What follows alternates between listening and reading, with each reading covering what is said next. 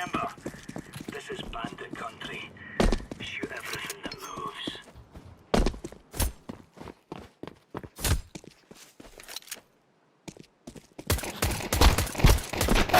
I'll be clear.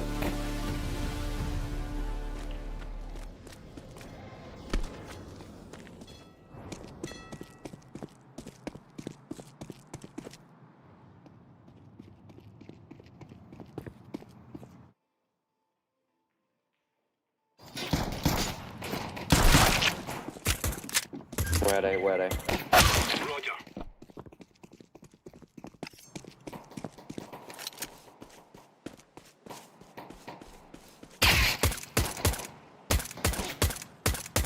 One long. Bomb has been planted.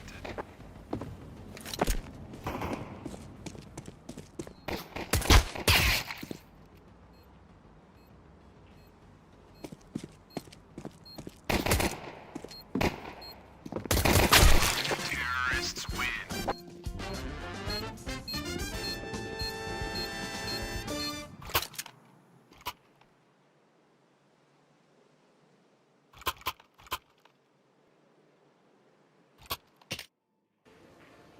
Pulling this one back well with these capabilities, although this is a little tricky now.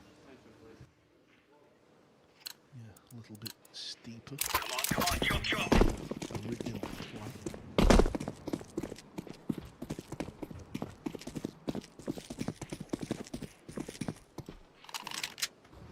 Flashback. Careful, B.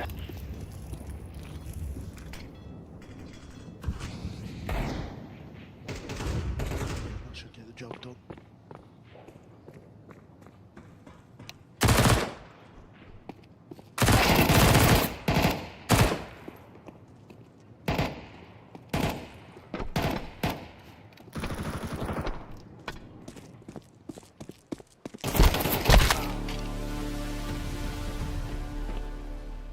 After that totally ineffective tactical shot from Sebastianov, Sanderson makes the most of it. Was 9-5 down at his lowest ebb. It's 9-7, and this is massive. Oh, it's a piece of cake, so it is. Now 8-4 adrift against Cancelin. Emil Gangflow on the hill against Flavian. Bomb has been 9-2. planted. Terrorists win. Paris Tokovac now on the hill against Ralph Suke at 9-7. Naoki breezing through against Nick Malai, it seems. Over on table 6, Oi leading 8-1. Herson Martinez 4-2 up on Georgi Georgiev. Mark Foster 5-1 over Jonas Suto. Let's move out. Oliver Schonbach is 7-2 against Fraser Patrick. That's on table 5 and on the TalkSport YouTube channel.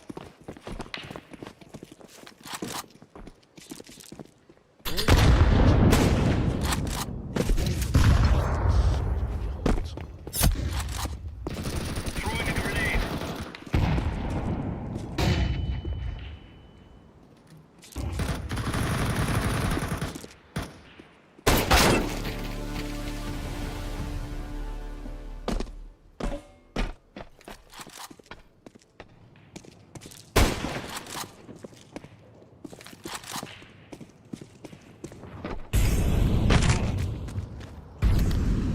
Bomb has been planted.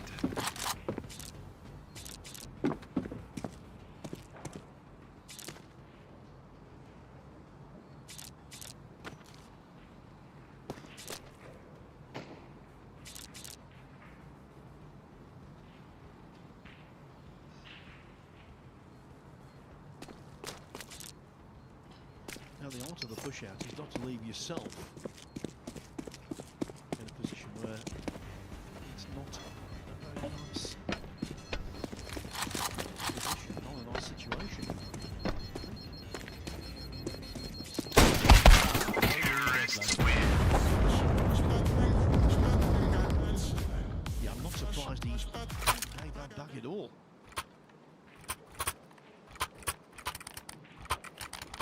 Weird, innit? You know, when you used to play back in the day, you'd think 9-5 in a race to 10.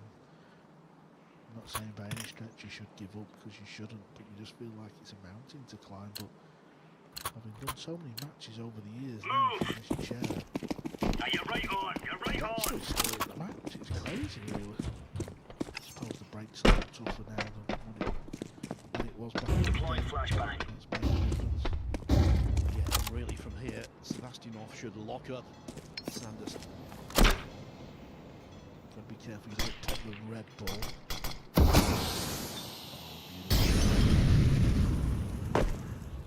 Maybe a long rail kick. And if Elliot hits the top side of the blue, he could scratch Mid in. the top. It's a danger. Throwing flashbang. Grenade. Too long. Laying down smoke. 1 mid. Wants us to keep going to the rail.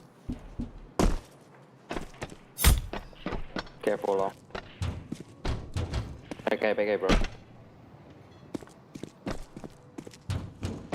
The neutrals will be urging Sanderson on to set up a really tense and tight finish. We've just had a finish somewhere, a big burst of applause. Suke is out. He has been deactivated. Landing B. Bomb has been planted. Set by 1 A smoke low. to Tovac. The Serbian is through to play Francisco Sanchez Ruiz in the last 32.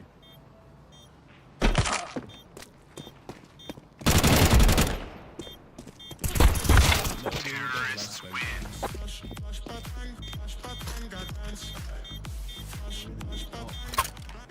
The overhead shows you how thin this needed to be.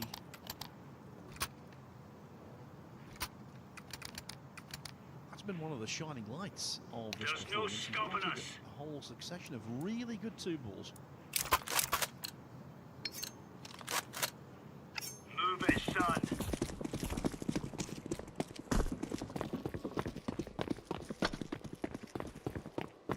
Throwing flashbang. Smoke.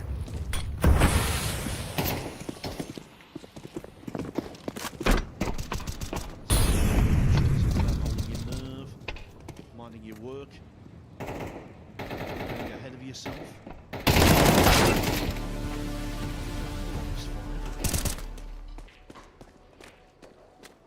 Yeah, have to accept distance there, Bob. Yeah, take what the table.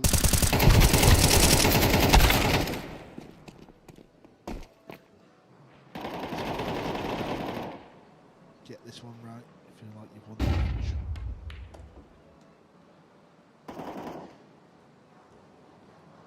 Roger that. Gaining fans, event by event, participant, just by the style of game he brings to the table. Elliot will know the end is near, but Deploying he's back. flashbang. So we'll be playing the soil. Terrorists win.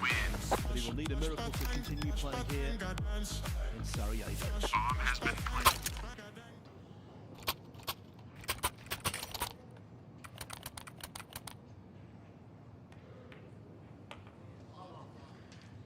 The Flying Finn comes through by 10 racks to 7.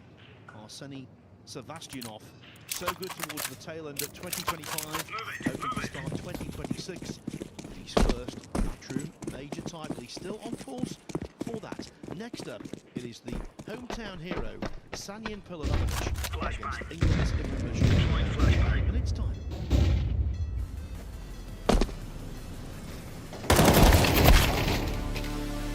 Flash. Flashbang.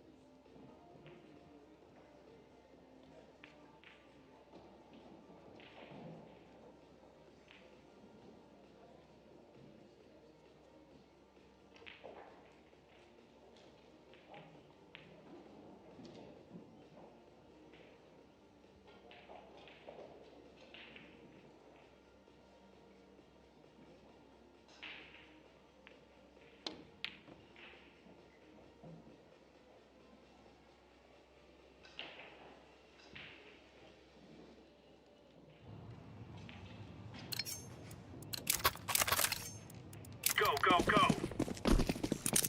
Deploying decoy.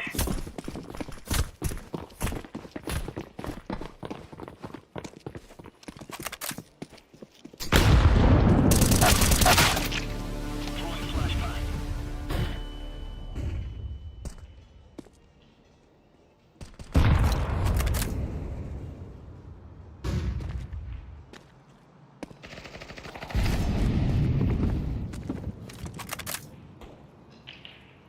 A long.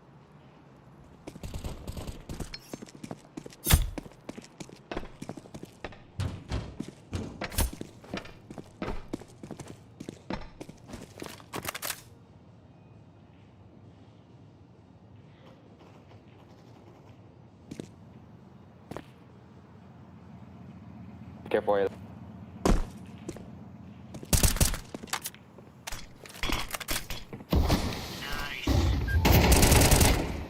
Hey. Counter-terrorists win.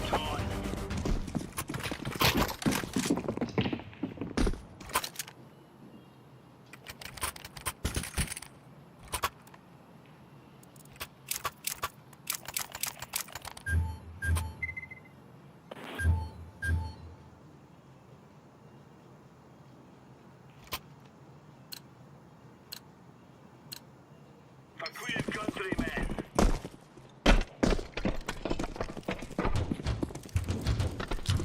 Throwing smoke. Deploying flashbang. Now we'll get stuck. Reporter.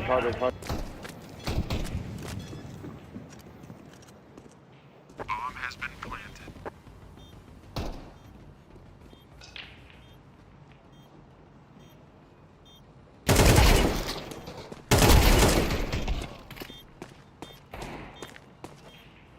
Last ABC. Grenade out. Defusing bomb.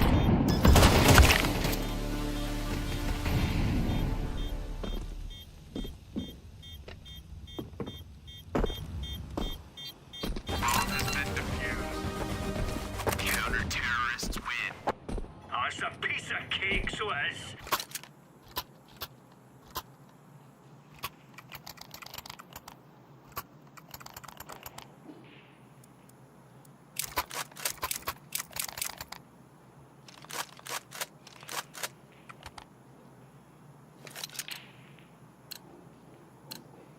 Let's go.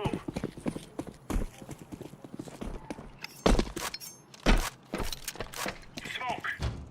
Flashbang. Incendiary. Throwing flashbang. Good stuff.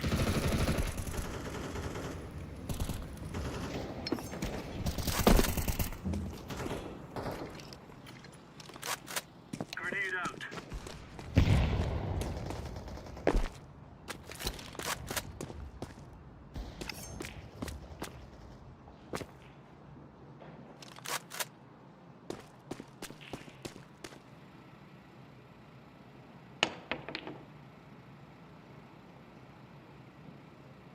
Flashbang.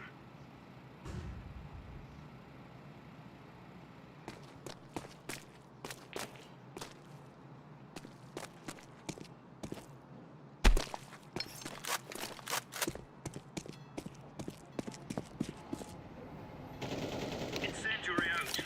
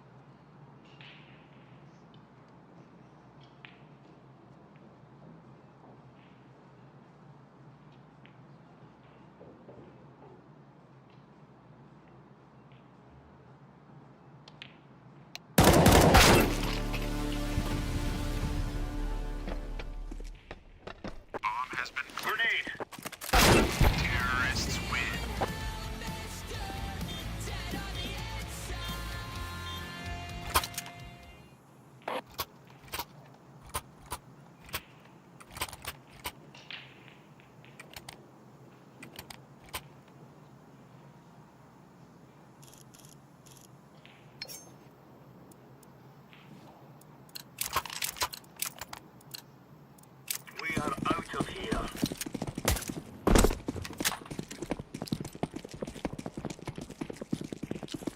Deploying flashbang.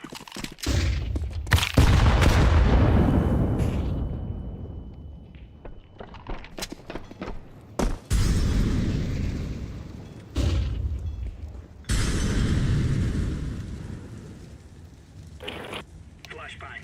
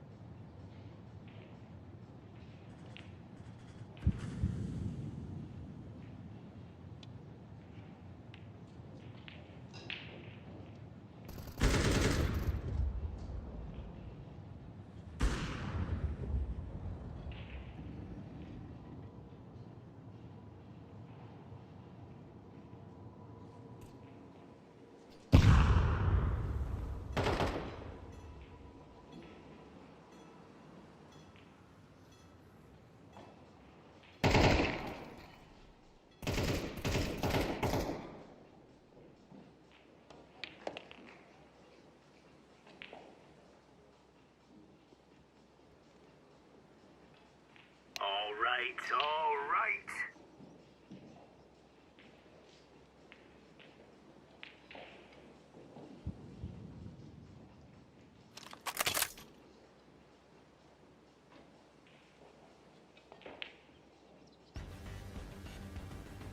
Bomb has been planted.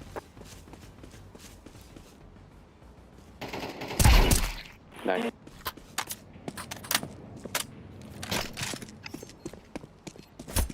Defusing.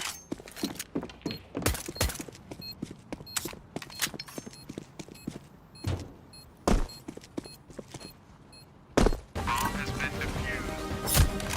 Counter-terrorists win. Ah, we're getting stuck right into them.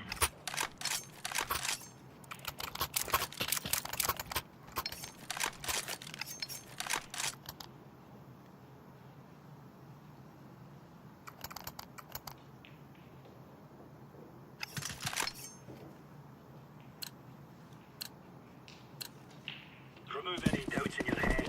It's us or them.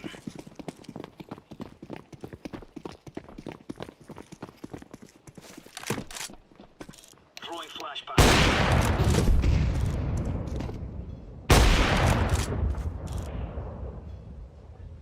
Laying down smoke. Flashbang. B. Deploying flashbang. Roger that. B long still. Throwing fire.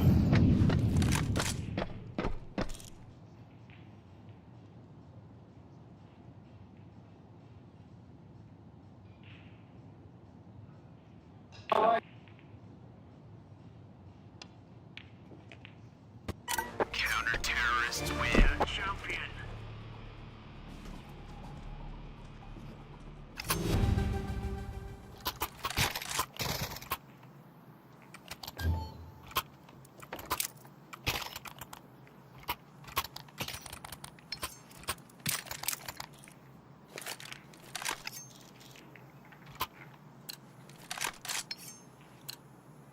Gear up. We aren't going on a windy walk here. Throwing flashbang. Grenade out. Throwing a grenade.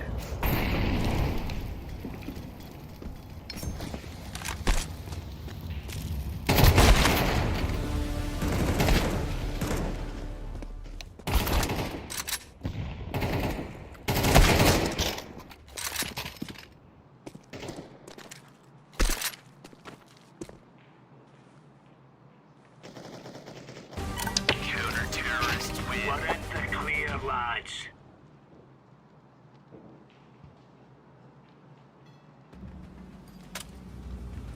Come on, let's go.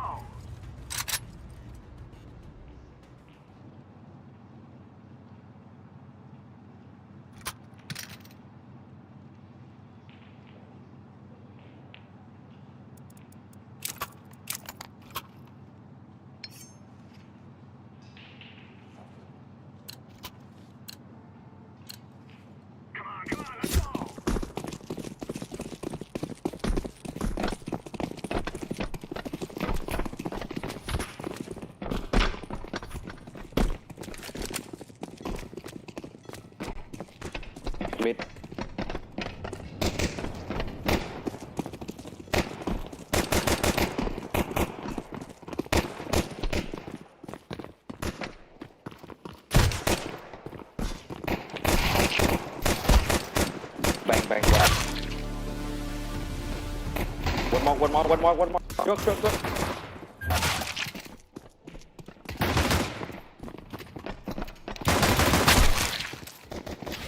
Counter-terrorists win.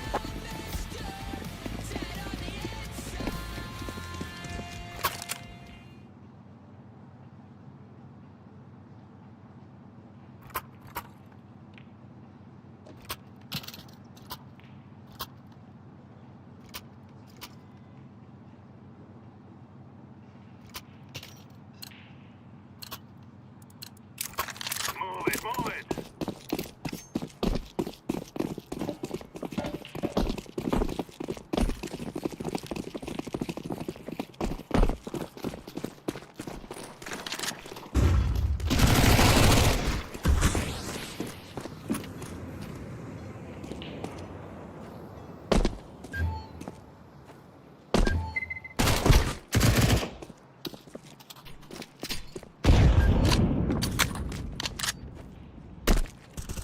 Evan, AV.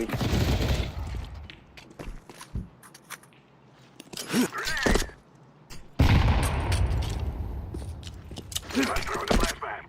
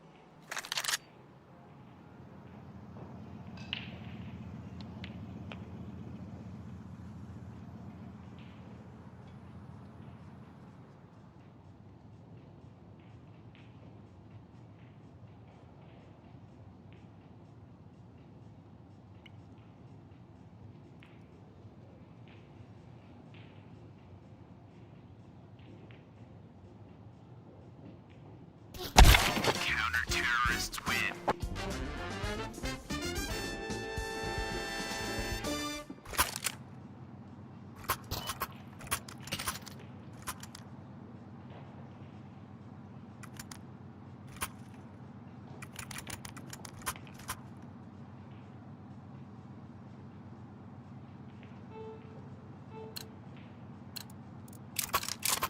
Let's go.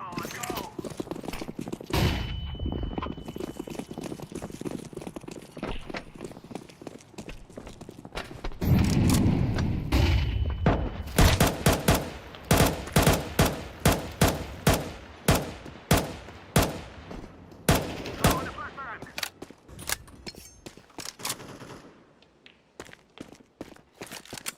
Short.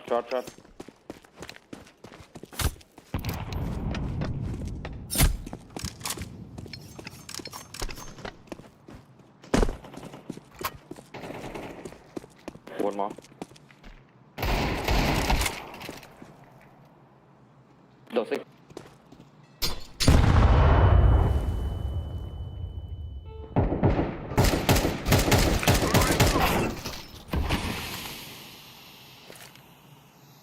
Landed. Counter-terrorists win.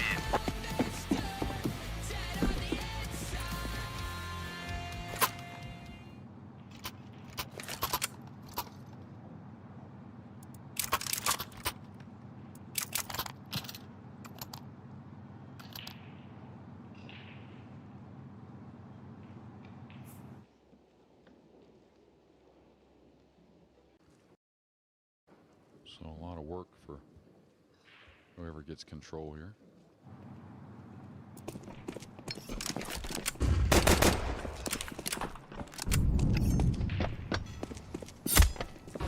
Flash me. Flashbang.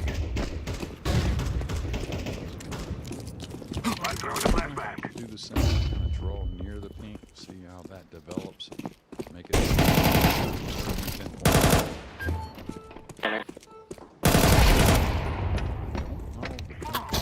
It does go by the purple 5, and he's gotten in a great position to do so, but it is, he can play it and go forward. He's got perfect to get on the purple 5 and get back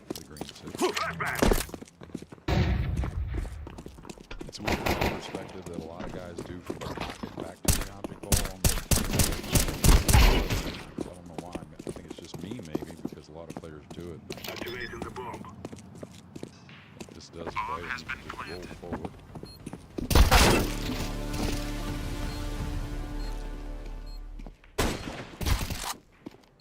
Terrorists win. That doesn't set the tone. Be a bit laboured, can't he, Pelovanovic? Carl was talking to me the other day about how he came over here for some exhibitions. I think it was with Jason Shaw some years ago when Pelovanovic was just a kid. Thank you, brother. He used to race round the table. Maybe sometimes now just needs to get back to a bit of that. Yeah, well. This is what we have been working for. Trying to find, figure things out. That involves things Throw in the decoy. that slows you down. I'm throwing a grenade. A little bit. That'll do. You'll see a little more compact stroke with them, Ron. Throw in the front man.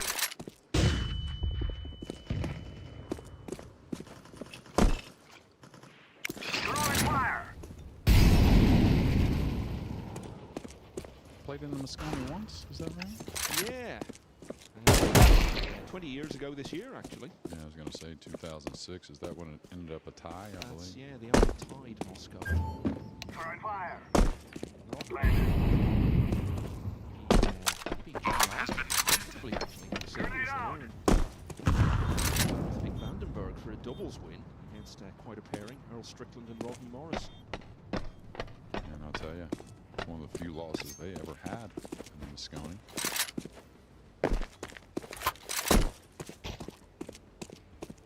Pelovanovic missed the attempted pop from distance. In the top right. Sat down for the rest of the rack. Imran Majid.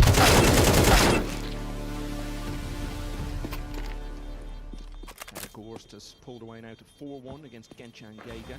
George Antonakis 2-1 up on Victor Zielinski, the winner of the Terrorists win. We're on the story. This real is the British man. player Mark 8-1 up. He was runner-up in the UK Open last year.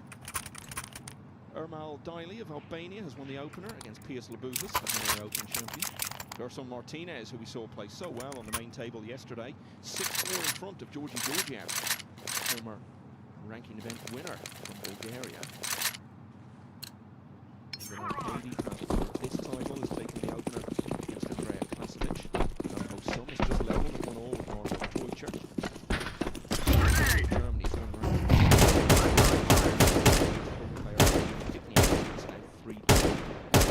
The other match going on at the moment. 4-2 now in favour of Kachi against Marios Greece. So Majid is dry off his first break. Once again at the start of rack 2.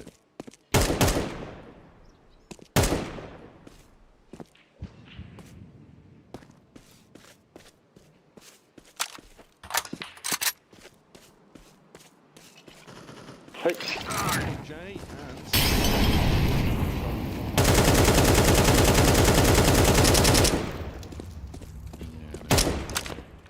Just kind of heard it, right? It kind of sounded not that great. Doesn't get as much power, of course. So again, you're going to get some racks, some dry breaks, and some layouts that are very difficult, which I think is just fine. To be fair, I think 338. in his first couple rounds, Sanjin, all these, you got to be a little crafty with the brain, and it's kind of hard to get that arm moving. That's exactly what he needs at the moment. There to open. Got pretty perfect on the 2. Counter-terrorists win.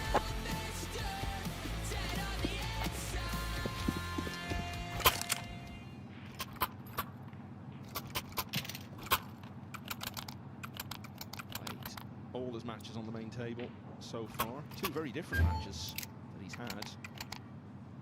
Pushed to 9-7 by Case Mansour of Afghanistan, and then back on the table yesterday against Erman Bogdanovic. The match in the round 1-2-8 between 2 players in the host country. A little bit of a gamble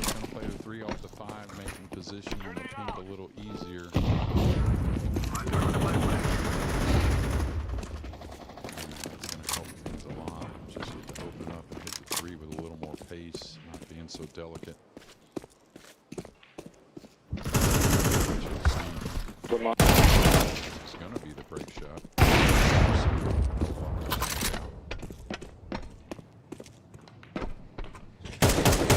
It's quite a bit. It's just be more about the head thing.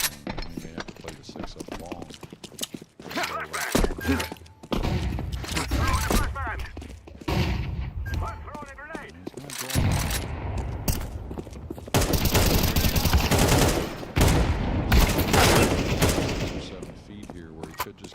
Forward and play the 6 in the lower right. I planted the bomb. Certainly not saying it's shot, probably more often the correct shot.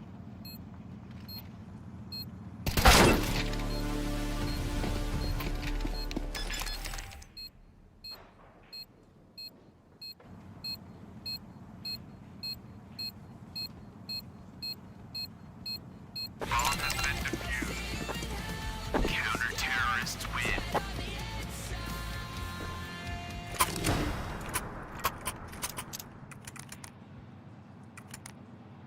Okay. Very, very important rack here.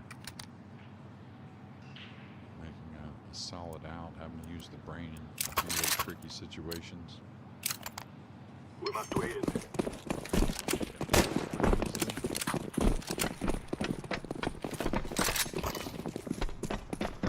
Grenade!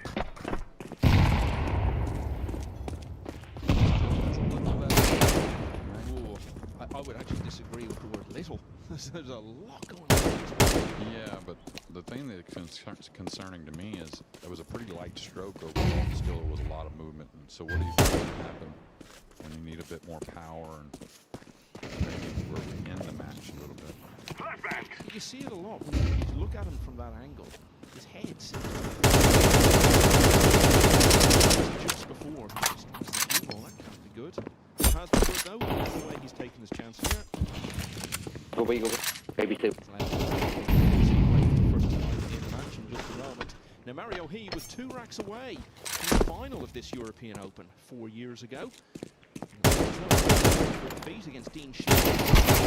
Counter-terrorists win. But battled back, took a hill.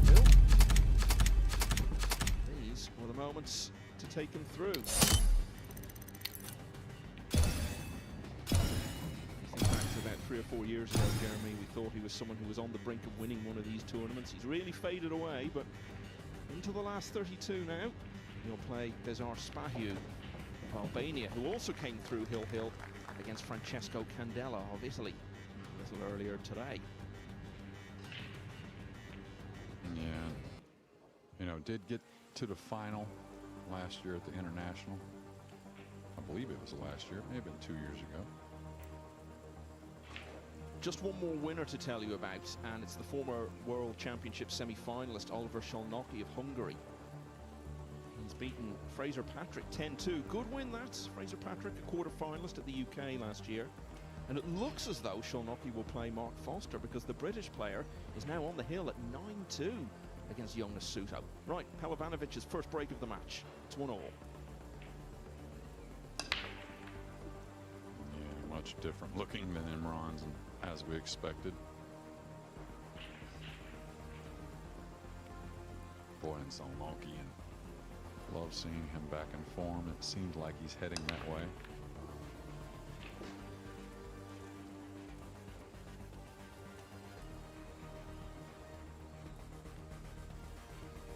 Should be a safety. He's got some options. Dress up behind the 3-4 with the cue ball. Maybe kill this with a little right spin. He just went straight through it. Very good. Imran pretty handy with the jump cue, even though I don't know if that's the play here.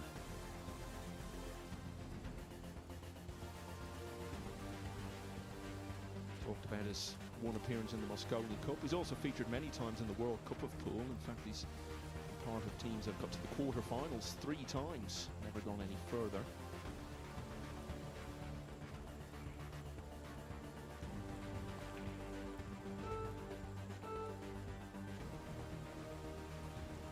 53 now? 54? 53 years of age, yeah. I knew I had him by a little bit.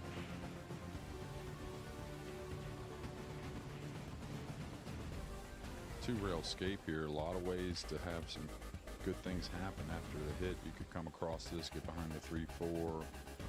2 could do some good things for you.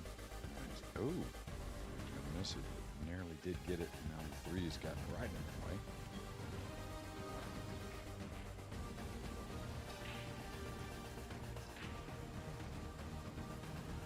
I have to look at the draw, but talk about it from the start. I think we all like kind of the favorites this week, the chalk, you might say. And I don't know if it's possible, but I think it very well could be something like Gorst, Filler, Kachi, and FSR in that Final Four. Wouldn't that be amazing?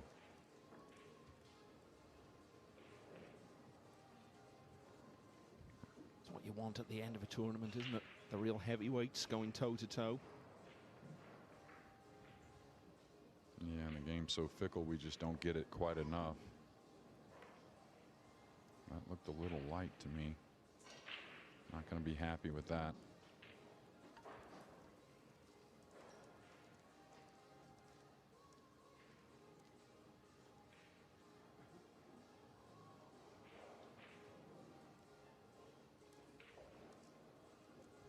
I think out of all the tournaments the last few years, the U.S. Open is the one that's given us the big names come the end more often than the other events. Well, I was just thinking that back in 24, it was Gorst, Van Boning, Filler, and Niels Fyen were your Final Four. I mean, it's 4 world champions there. Yeah. What was it the next year? Or the year Vitali, I think Shane. Was it Gorst also had to be? What, in last year's U.S. Open? Was it last year they were all there? I know every U.S. Open the last several years really hasn't been too many shockers. I think Paselge is maybe the one that got to the semifinal that you may not expect. Yeah, that was in 23. Well, last year it was obviously Yap won it, beat Gorst in the final. The beaten semi-finalists were Chua and Ko Pin Yi.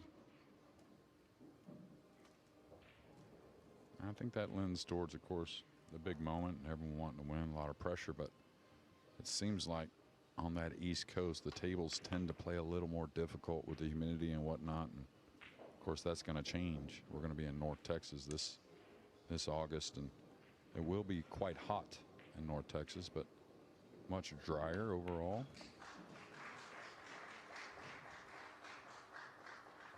Was that the winner of the Eklund-Kachi lookalike contest we saw there in the crowd? It can't be Eklund himself because he is playing at the moment.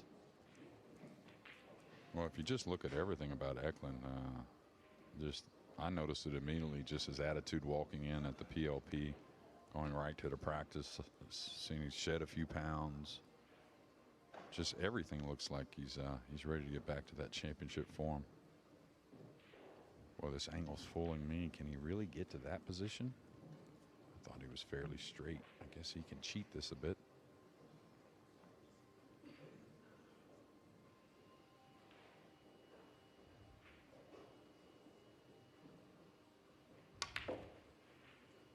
This is going to get a collision and going to end up fairly okay, a little awkward. Talked about maybe having a bit better of opponent, a lot better of opponent than Imran Majid. Could serve a good purpose for Sanjin. And not only serve a good purpose in this match, but if he can win it, right, moving forward, it could help a lot.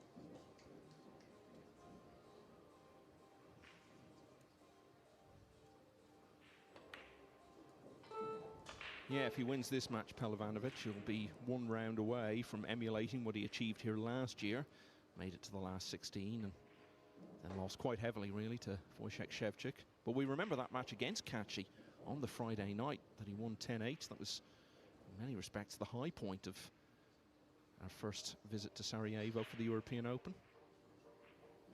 And you can kind of see it there. I don't know if it's like dialing in the aim, excuse me. The whole body kind of goes back and forth like a ½ inch until he settles, and then it gets a little more still before contact. But The one thing he's got to make sure of in this match and moving forward, if he does advance, is if he has a mistake, you can't get in the mindset like, oh, here we go again. I start making a bunch of mistakes, you know, because it's 9-ball pool, race to 10. You're not going to be perfect. No mistakes there, though. And that's 2 in a row for Pelovanovic. He leads for the first time in the match at 2-1. So we need to keep a close eye on the match between Viktor Zielinski and George Antonakis, because the winner of that will play the winner of this one. And at the moment, it's Zielinski leading 4-2. Fedor Gorst is really asserting himself now. He's streaked away to 6-1 against Genchan Geiger. Pius Labutis, the Hanoi Open champion, and a Mosconi Cup winner now, but 3-0 down to Ermal Daily of Albania. 6-0 between Georgi Georgiev and Gerson Martinez. So the Bulgarian has come back in that one. Yannick Pongers, who we saw on the main table last year, collapse from a very strong position. Out on table 24 at the moment. He's won the opener against Lung Duk Tien. David Al-Kadi 3-1 up on Andrea Klasovic. Marco Teucher leads Lo Ho Sum by the same score. Aydin Pikniach from the host country is 4-2 up on Hermann Hoy of Germany. And the Kachi brothers are both playing at the moment. Cledio level at 1-1 with Antonius Kakaris. Eklund has a 5-2 lead over Marios Komnenakis. 2-1 here to Pelovanovic.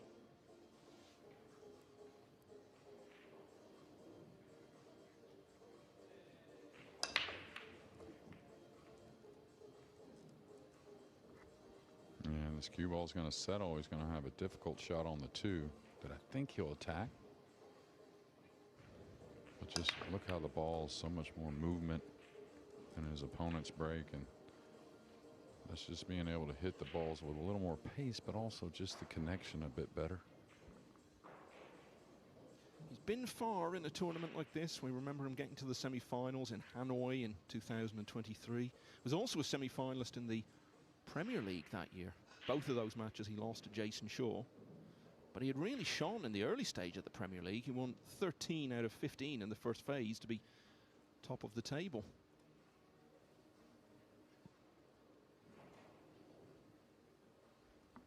Yeah, big shot here, I'll tell you. Wants the cue ball somewhat where at the 2 is, coming off one cushion. One of the best strokes I've seen from him all week. He's okay here. You can't worry. You can draw off the purple.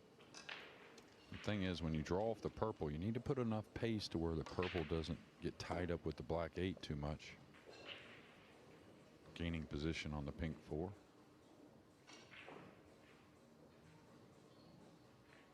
I'm going to contact about half the 5. Oh, he was able to avoid it. So he fooled me with his mannerisms there, Michael.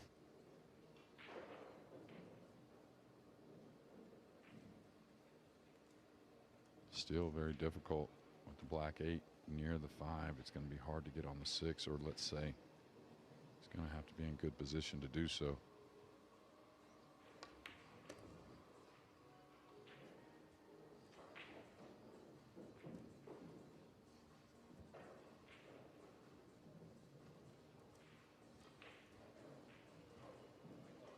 What an extraordinary result this is. Mark Foster, the British player, has defeated Jonas Suto of Spain by 10 racks to 2. Foster goes through now to play Oliver Szolnocki in the last 64. But just when everything seemed to be going so efficiently for Pelovanovic, that is about as easy a ball as we've seen missed on this table all week, Jay.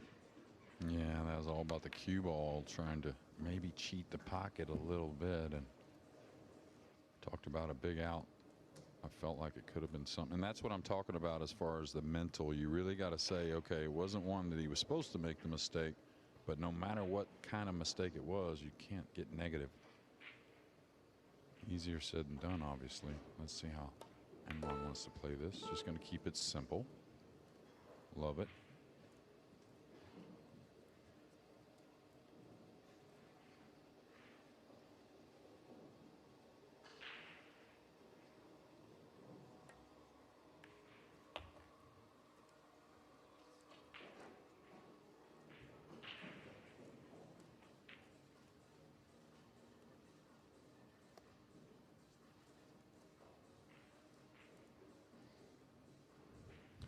watching Federer down here on table 8. We have a good vantage point, and I'm pretty convinced he's the best breaker. And there's a lot of great ones. He just repeats it a little more often, I think, than the other guys. And not necessarily the one. I'm just talking about everything. The cue ball, the spreads. Seems to get a shot on almost every ball on the table 50% of the time. So don't take your eye off these anytime you're near the cushion. Yeah, and you could just sense he was giving that little bit of extra care. So Pelovanovic looked like he was going to make it 3 in a row, missed the 5 unexpectedly, and Majid did the rest. So we're level at 2-all. Federer-Gorst has just made it 7-1 against Genshan Geiger. Viktor Zielinski starting to pull away against George Antonakis. It's 5-2. Winner of that plays the winner of this one. Pius Labutas has won rack 4. He needed to. He'd lost all of the first 3 against Ermal Dili. 1-all now between Long Duc Tien and Yannick Pongers. David Al-Kaidi 3-1 up on Andrea Klasovic.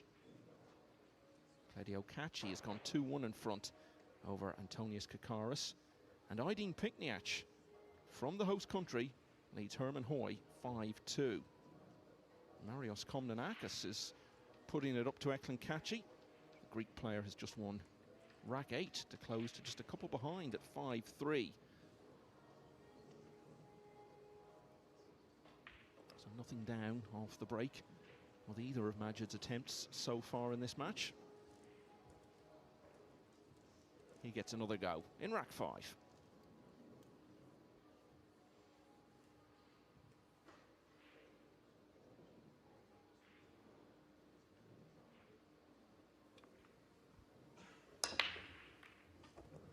Much better timing there. Look at the spreads compared to the first 2 breaks.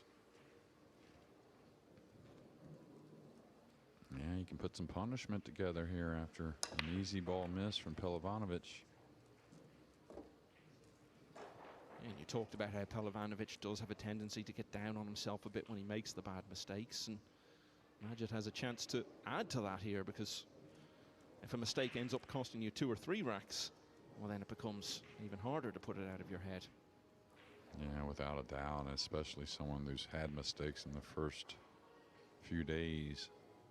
Easy to be a bit more negative. When you're playing great pool, you shake off that mistake so much easier.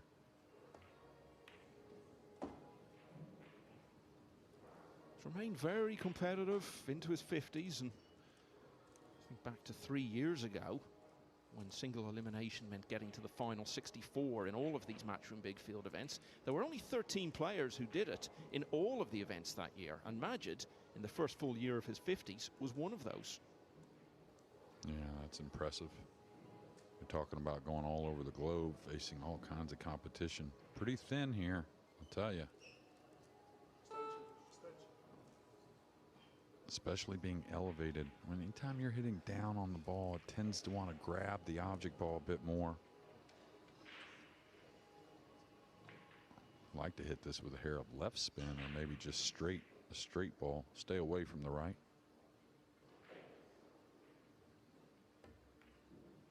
And just like there, I just can't explain it totally. I know a little bit why, but just see it over and over anytime you're hitting down on the cue ball.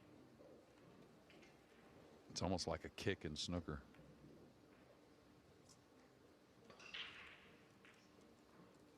We don't get those anymore since the new chalk came in.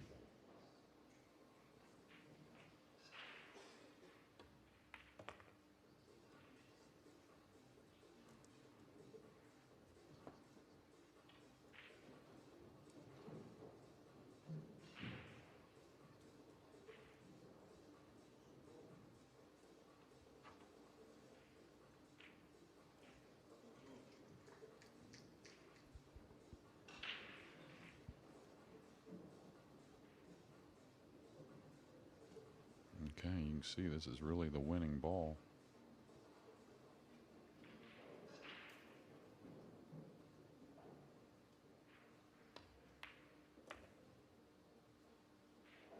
Overall, the delivery looks a lot better today.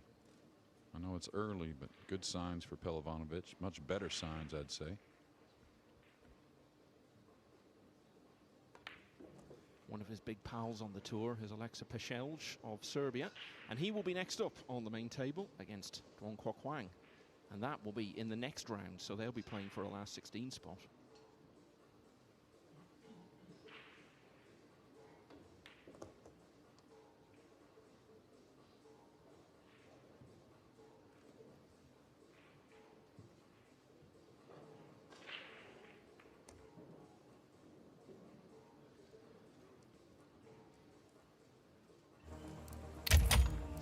Miss on the 4 in the side. Ended up costing Majid. Ivanovic hits the front again at 3-2.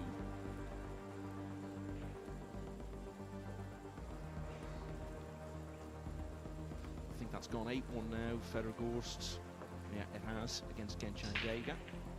Victor Zielinski starting to pull away a bit at 5-2 over George Antonakis. Pius Labutis has got another one back, so just one behind now against Ermal Daily. It's 3-2. Slaven Kozaric, one of 3 players from the host country in this round, has taken the opener against Mohamed Soufi. Still 6-all between Georgiev and Martinez, so no change there.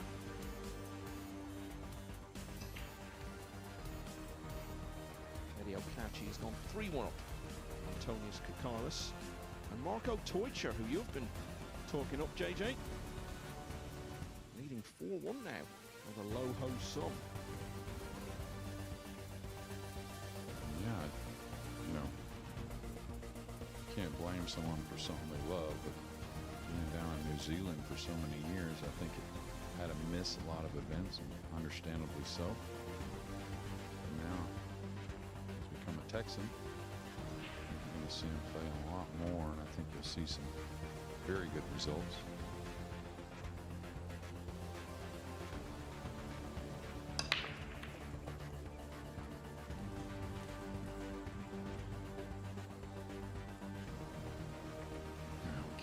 Broke the balls, awesome, and has a great chance to get that 2-game lead. Can he finish it? Can't ask for much more here. This is what old my buddy Phil likes to call a road map. They really connect. The 3 goes to the 4, the 5, 6 near, the 7, 8, 9 on the bottom. Doesn't really even have to threaten a missable ball, like need an angle to get to another. Never come near the 7. I thought there was problems there for a moment. A while, wasn't he? He had only just turned 16 when he got to the quarterfinals of a Euro Tour event in Austria. And it's 4 years ago he had that breakout year on the world stage, last 16 of both the UK and European Opens. The last 16, as I was saying, in this event again last year.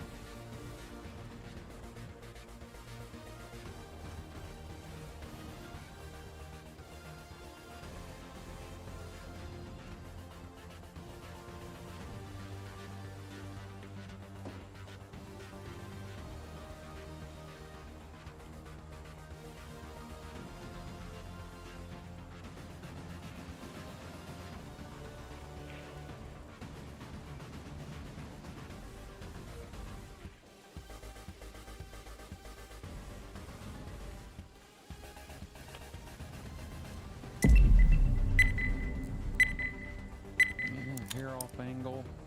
I think he can draw back. Is he going to go all the way to the top rail and back down for the 8?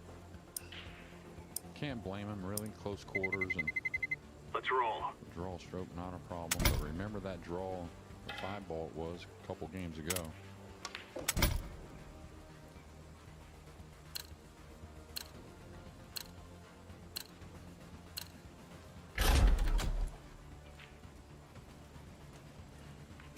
Finish here though. Well, they've both had the lead in this match, but neither of them has been more than one in front. Until now, Pelovanovic goes 4-2 up.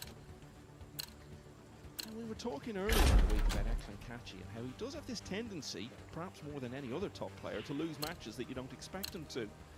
Well, he's having it put up to him again by Marius please. Greece, who's close to only one behind now. Man, 5-4. I'm Fugu Fishman. The other They call me the brother, Dustin Medio, Gottman. 3-1 up on Antonius Kakaris. Hermann Hoy of Germany has got back to 2 behind against Aydin Pikniak at 5-3. Marco Teutcher 5-1 up Let's on roll. Rojo Sum. David O'Cady just ahead of Andrea Klasovic at 3-2. Yannick Pongers is 2-1 up on Long Duc Tien. There's been a long 13th rack between Georgi Georgiev and Gerson Martinez. They're still at 6-all. I think Federgorst has just got to the hill at 9-1 against Genshan Geiger. We always talk about the two Kachi brothers, Eklund and Cledio. This is the sort of thing you'd know, Jeremy. Is there another brother? Or is it just those two? Well, no, they do have an older brother, actually, that I don't think he plays, but he actually came to the U.S. Open a few years ago in Atlantic City. Also, big guy. Bigger than Eklund, actually, seemed like.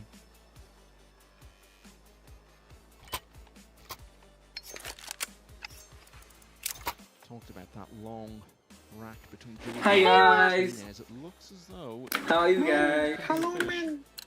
Just as I say that. Shut up, man, shut up. ปูต่างอีนะโอ้โอ้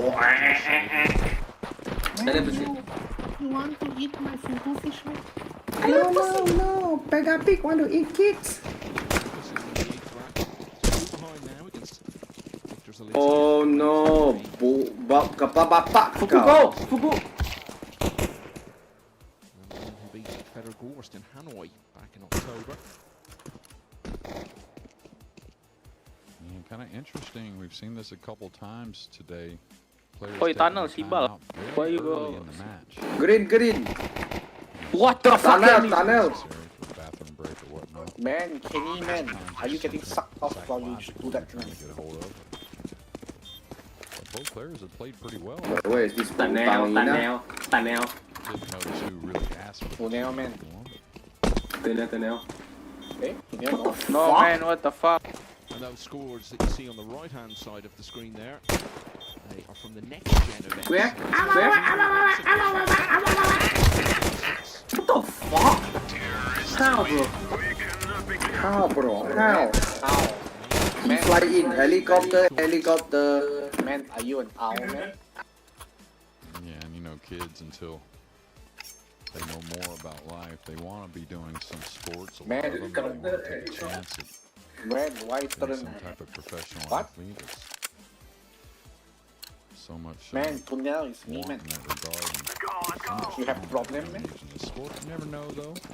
no don't be a pussy bro fight him we support you kepala bapak Tougher than this now. Great junior. Sure. What the fuck? The big difference here Basement. B is here B is here What the fuck? stars. You're playing basement across one of the Yeah, best half teams HP. in the game. basement got clicked I'm AFK, sorry. Joining team. Nice. maybe One mid. Even if you play junior Fuku, help, Fuku! What the fuck, man? Fugu, bro! Man, you say Fugu one more time, I slap your head against the table. Fugu What are you saying? Yeah, Man, it's almost like that's your, most people that's the sound of your play head or get on the to table watch and if be you're so not careful, near man. These players, what you want you green don't realize what's rubbing off. you, brother. Man, Green wants thanks, no fucking thanks, no things. thanks. Eyes see what Man, they're Green, doing, why how still they zero get kill, around man? the Fuck. table. We must work shut the fuck up you fugu fish It's a big plus. Man, I'll fuck your ass so hard until your ass Junior, oh uniform, get 'em in the next For Kyron Wilson, world snooker champion. Up in Telford, he had his hi silver kau bapak kau there that ran green slowly Counter-terrorists win. green take your time it's okay slowly aim Well, I heard one shot by Ron. holy shit No, we can't Don't do believe that. him. There's two don't different take your entrances to life two for sides, wait, and what fuck? Shut up. Man, you shut up. You shut up. Cheek Man, back. you shut up, Peppa Pig, man. awawawa You chicharron, man. The chicharron. It's a real pleasure to get to stop by such a legendary place. awawawa What a neat town, also that little area where Crucible.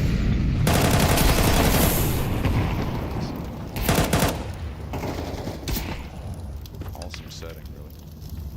It's changed a huge amount. Shot, Been man. going there since the 90s.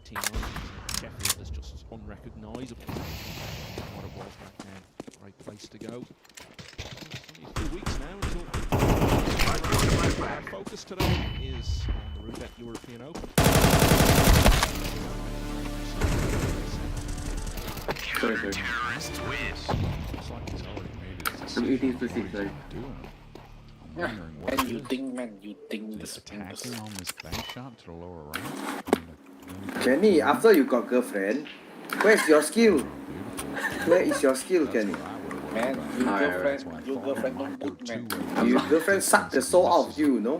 Man, you tell your girlfriend, man, you come fuck. How good. Okay, Whoa, whoa, whoa, whoa, whoa, whoa, whoa, whoa, whoa, whoa, whoa. Chill, bro. Chill, chill. I'm not sure what score it'd give you from the first. Kenny, our fallen brother.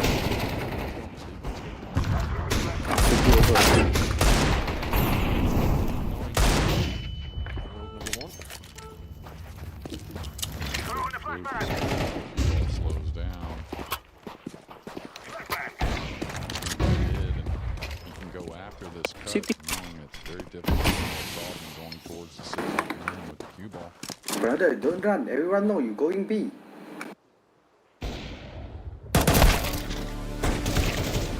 He repeats the break, the cue ball and whatnot every time so much. Is speed Oh shit. with It's not dead. body movement. Look for me. Just a Watch for me, bit watch for me. doing Oh, both. Planted.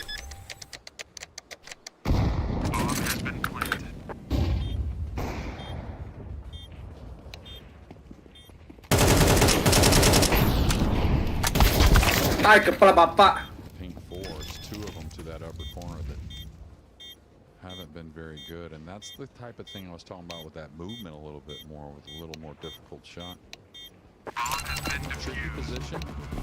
Counter-terrorists win. The fourth, a little more hanging. You can cheat this and hit more of the left side to come down the left side of the table with the cue ball, but this one here, Kenny, buy me AK. I buy you you up. can cheat it, so the cue ball movement could be a hair hampered. Huh? Huh? What? Buy me AK? What the fuck? Okay. You want me girlier? You want up?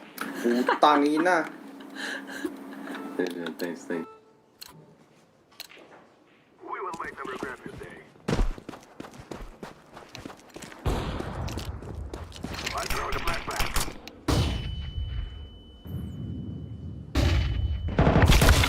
Fuku, come B. Man, I come your head, man. Fugu, buy me up. So that's all about Kepala bapak, can you walk? Come. Is that gun? Come. No. Door coming already. At least two there. One pushing.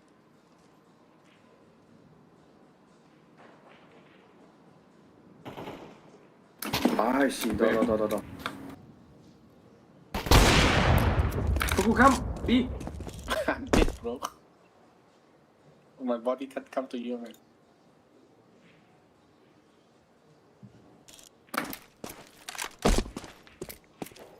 Huh? Shut up, man. Leading a charmed life. It's been attempted 3 times now between the two of them. Oh, I made one.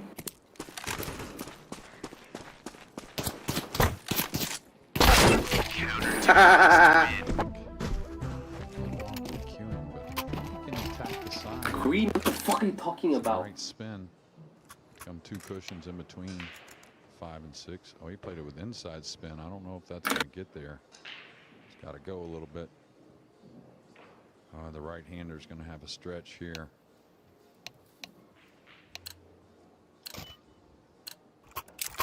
We can do it.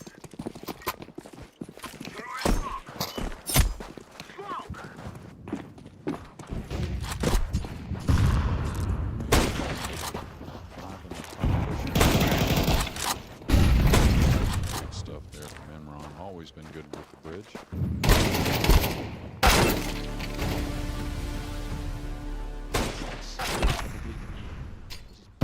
Split now. More custom. Counter-terrorists win. Just proper training with it.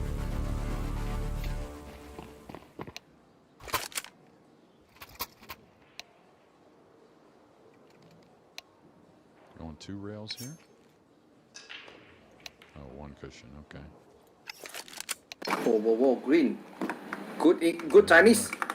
Chao ni ma. Unmakeable ball, but not Johnny. easy from distance. No, you chow your girlfriend, okay? Fuku, you have to buy only shotgun, man. Man, And object. saving money for No me. problem, man. Ask and you shall receive, man. No worries, man.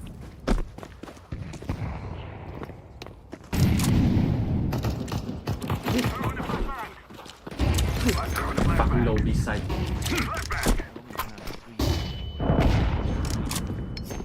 In all 6 of the Matchroom Big Six went on to the last 32 in 3 of them. Got to that stage again at the US Open the following year and at the UK Open last year. Care long door. Getting through plenty of rounds, but oh, what's gone on here, JJ? Yeah, I was just looking. It's almost like he fooled him. Right spin, and put him towards the screen. If he plays left side,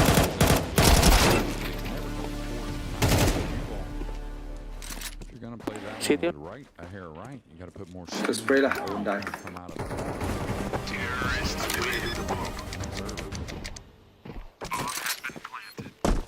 Good with the jump cue though. So Bismillahirrahmanirrahim. Fuku, up. Man, up your mother, man. Hit me. What the fuck? Okay. What? What? Man, what you want? I buy for green, then you guys took it. Okay, whatever. Man. Green, why you hand so slow? Why? Green, Man, tell me why. Green, man. Don't listen to them, man. You are a special person, you know. No, man, shut up, Fugu. Man, you special enough to not shoot anyone in the head. Use special ed. Yes. He got in a bit of trouble there. Jumped his way out of it. Special ed, man. And closes to 1 behind. It's Man, now why are you even in this 4-3. elo, man? Well, when we first looked in on the match between Fedor Gorst and Genshin Jaeger, it was 1-all. Gorst then streaked away to a 9-1 lead, but the Albanian has prolonged it a little further. He's just won rack 11 to get back to 9-2. Viktor Zielinski has made it 6-3 now against George Antonakis, playing for the right to meet the winner of this one. Ermal Daily has won a couple in a row to start pulling away again over Pius Labutis. It's now 5-2 to the Albanian. Slaven Kozaric from the host country, leading 2-1 against Mohamed Soufi. Gerson Martinez won that lengthy 13th rack against Georgi Georgiev, but the Bulgarian has levelled again at 7-all. Yannick Pongers 3-2 up on Long Duc Tien. David Al-Kaidi has won rack 6 to go 4-2 in front against Andrea Klasovic. Marco Teucher 6-1 up on Lo Ho Sum. Teddy Okachi's got a 5-1 lead over Antonius Kakaris. Aydin Pikniak from Bosnia and Herzegovina just 1 ahead of Herman Hoy now at 5-4. And Eklund Kachi has won rack 10 to go a couple clear again against Marios Komnenakis. That one is 6-4. Back here, Majid breaking in a rack where he's looking to level the match again. He's 4-3 down.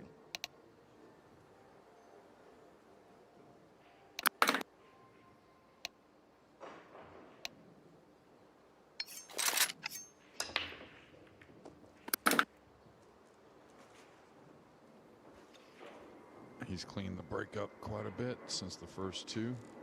Been much better connection. You can hear it, you can see it.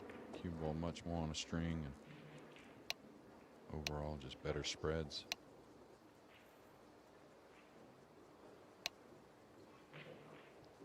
You know, Imran, of course you can't be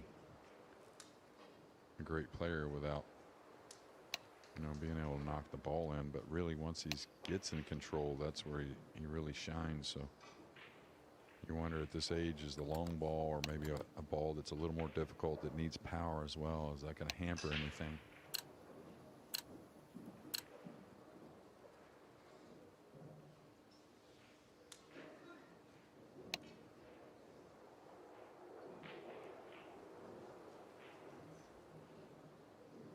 Looks like he's going to try and deliver a big draw stroke. Watch out for the side, the left middle.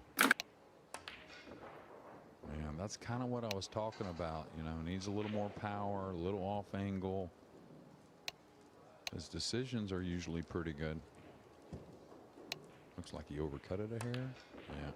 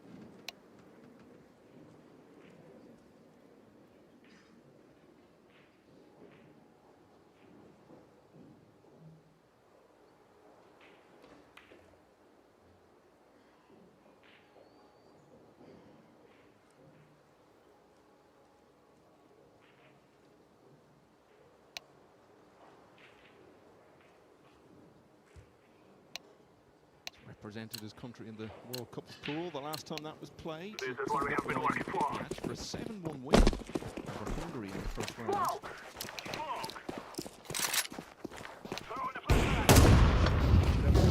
World Cup, we then lost to Austria in 2016.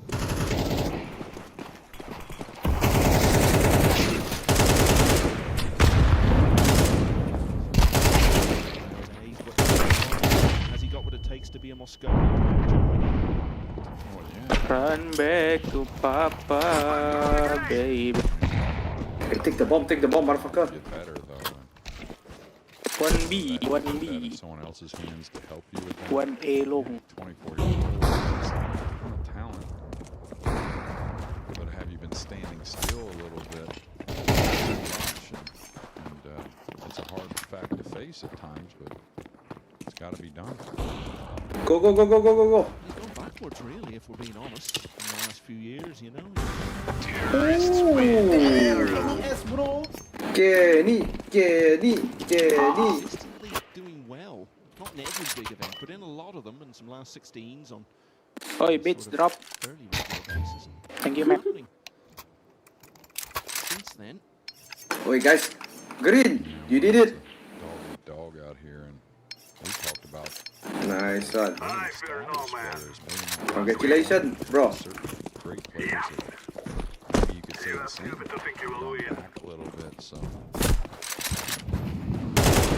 I throw the flashbang. we don't talk about a lot, but the slump of Albert Ocean, Flashbang. when you consider a few years ago, he was clearly the best player in the world and was one match away from a record-equaling third world title. He won this event, of course, later that year. and Give me flash, give me flash. Hanoi the following year, but he's really particularly Shibal. Mid, Take the bomb. mid. Shot one. Nice, sir. City, get first. Albin's such a great position player. Once he got control of the cue ball, you know, he rarely ever had a miss because he was always so in line. I thought he was adapting to it. You know, had a final at the Hanoi Open, right? But that defeat was crushing. Now these look like being the last moments of Fedor Gorst's match against Genchan Geiga.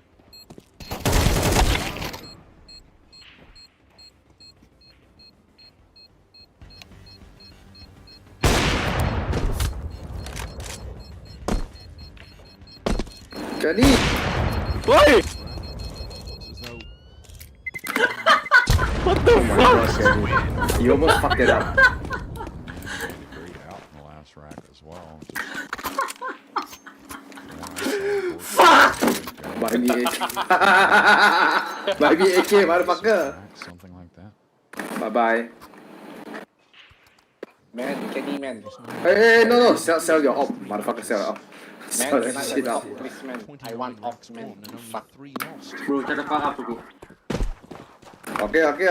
How to support you? Holding your I ass. flash. First time.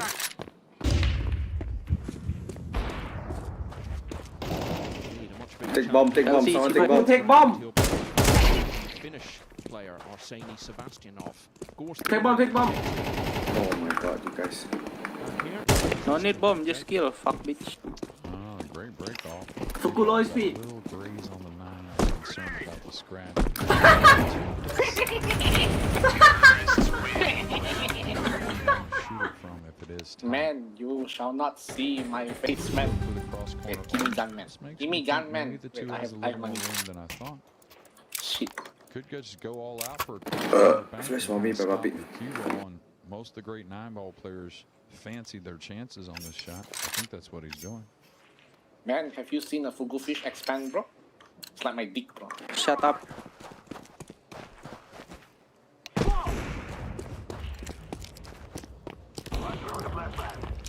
Two play shotgun. Mid rush.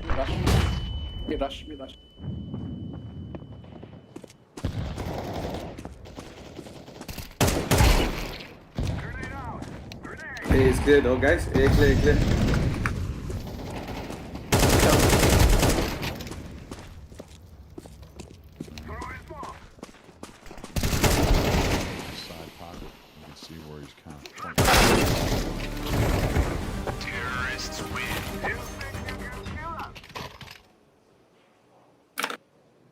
was looking at Green, maybe you the okay, corner, Green, which man? I would Holy shit, Green, prefer. 6 kills now, what the fuck?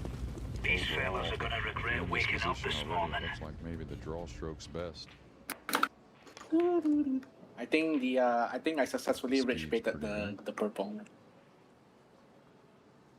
3 players from Bosnia and Herzegovina involved in this round, and they're all leading at the moment. Obviously, Pelovanovic with a chance to go 3 clear here. Slaven Kozaric is 3-1 up though. Let's go. Sufi. Riding Picniach 6-4 in front against Herman Horn. So, Meta, players I made. from this country in the last 32 later today. Alright, could get a little tricky trying to get on the To edge. now. He's going to put this with a little high left spin, trying to come across to where he can get a little past the 7. Fuku! Oh boy, he let up on it. Kick. Yeah, I think that kick. To be said. He certainly seemed to think so anyway. Yeah. Wow, what can you do? Side left. Oi, what the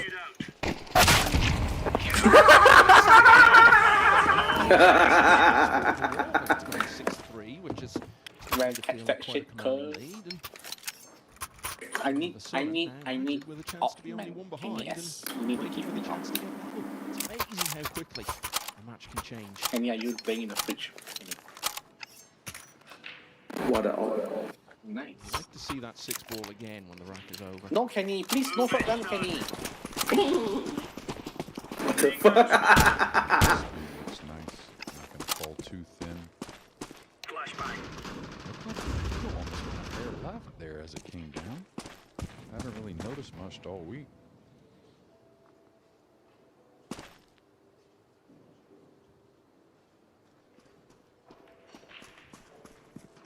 Well, feels like maybe a big moment here. Instead of being 3 behind, Majid to just a single rack in arrears. 4. 3 in a row now for Ekman Kathleen. He's pulling Marius Kondanakis. It's 8-4 there. And his younger brother, Claudio, 8-1. Ah? Marco Torture. A long in it. Fuck lah. My bad. He got my F4. Katie, the winner of this title 3 years ago, 4-2 up on Andrea Klasovic. Pongers also leading 4-2 over Longdup Tien. Georgi Georgiev has won 2 in a row now. 6 down. Gerson Martinez, but he's just missed the 2 ball in the next rack and left it on for the pro.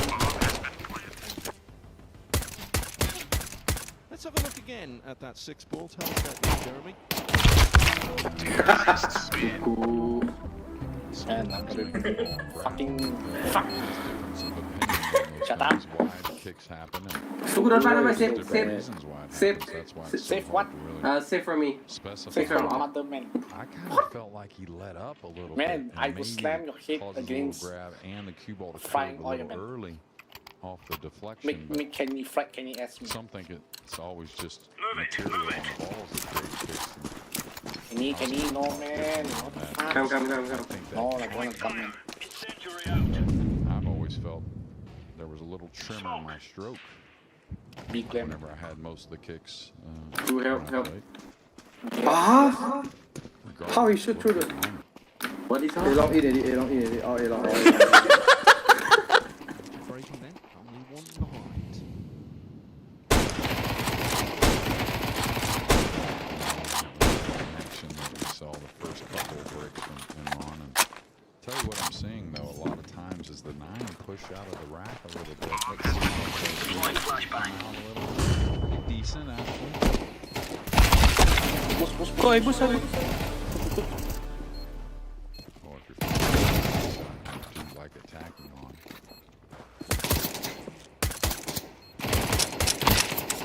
Oh, fuck. Terrorists win.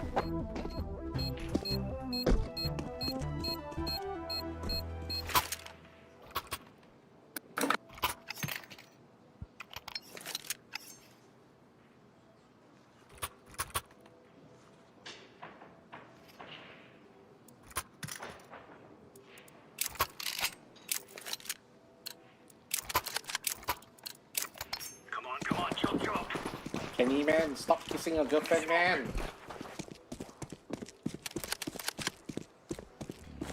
Threaten that too much. No. Hey, I paid for you. Another look at the layout here in a moment. No, it's not here, it's not here, no say. Just go away. Short. Goes by the 8, certainly doesn't pass Long. the 6. That's the purple. Man, Few shots. Is there anywhere? I'd try to get close to this. I'm surprised he didn't come down the rail there and get really handy 3-ball. I mean 2-ball to get on the 3. Surprised. Look at this. There's one gun at high mid. Nice recovery. Talking about kicks there, I know we've all but eliminated those on the snooker tour with using this new tool.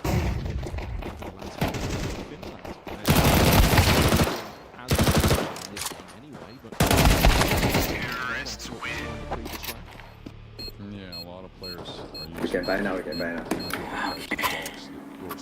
I got as much, but I it's got funny, the. I just was watching a snooker replay a week I or two go ago. fucking I wrong. came here oh yes, Kenny, man, Get hold it. long, man, it's kicked good, on a it's good. shot. Okay. I think who was quiet. Yes. Don't go too long, just hold from side. Man, you hold long, man. Man, you're not pussy, right? Man? You hold my long dick.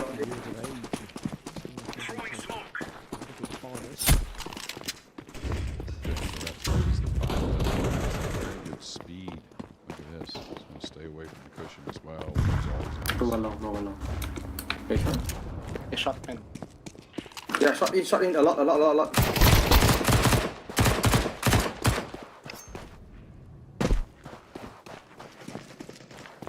Ding. Josh Filler warming up on table 4. He'll get his round of 64 match going pretty soon. Yeah, he's playing another of the Albanians. We got the Mr. Johnny.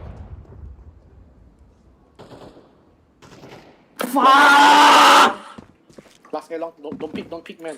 It's good. We talked about, I think it was me and you asked me about what have I witnessed that's been crazy, right? I think it was SVB. Ram. World 9-ball champion. Throwing I thought flashbang. about it again last night. I want to have him. Car. Oh shit. Bye, Oh man, full of Bro, can you don't op, Fugu. okay? You say Fugu where? buy me. Sell.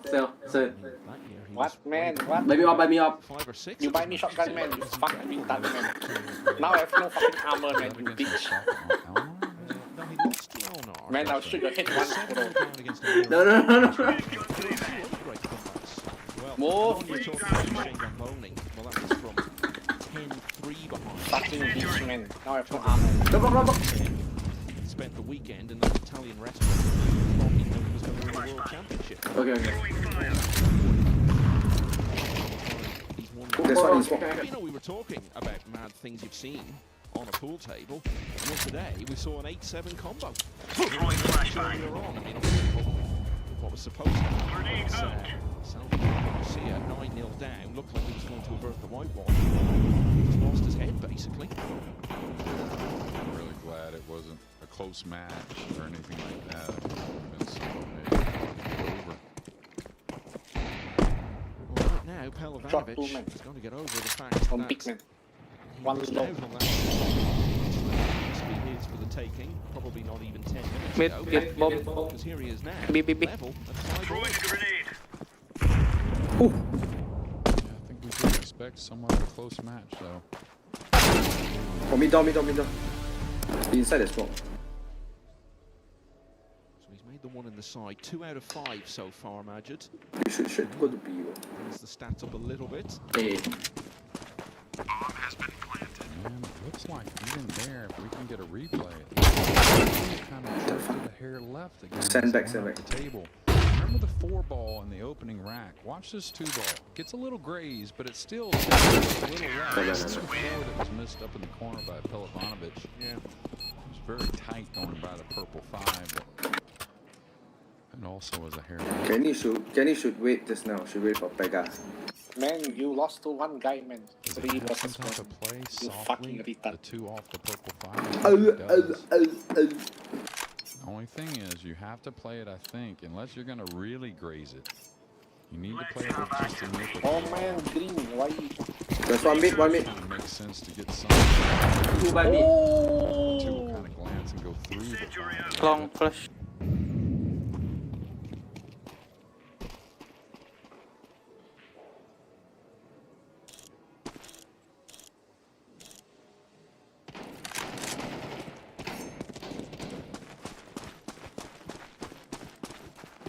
One of 5 Long dog. British players.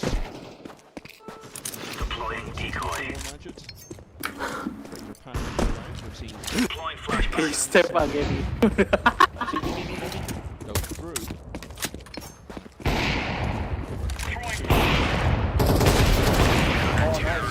Right on. Good job, man.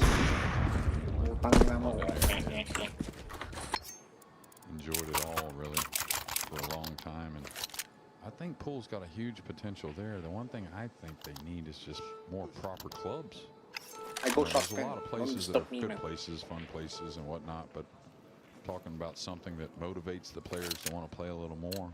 Who go long? guys and whatnot. Watch out. Be advised. Kenny, go side, Kenny. Hill Hill by Mario B. Throwing fire. Kenny, go A side. Just gotta give this back. KLT. Especially Throwing smoke. Throwing fire. Inside the smoke, inside the smoke. these guys.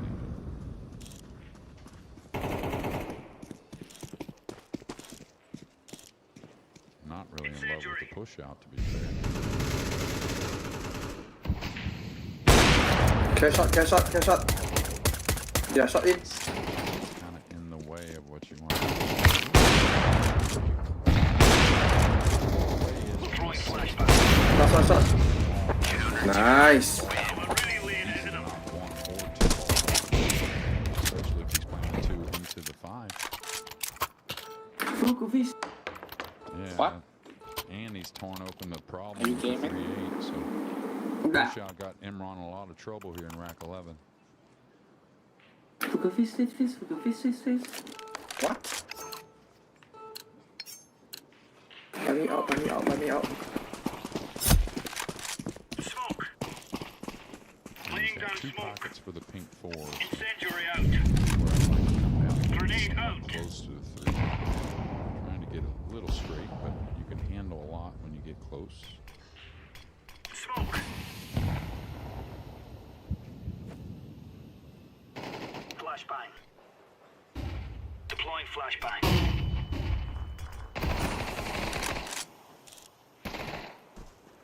Shot, 2 big lower man. decisions, I thought, got away from Imran a bit. That push out there. One he got away with when he shot the 6 and snookered himself behind the 9. Made a great jump shot to recover. Tried to recover with the jump. To there, the but man. wasn't to be. Good.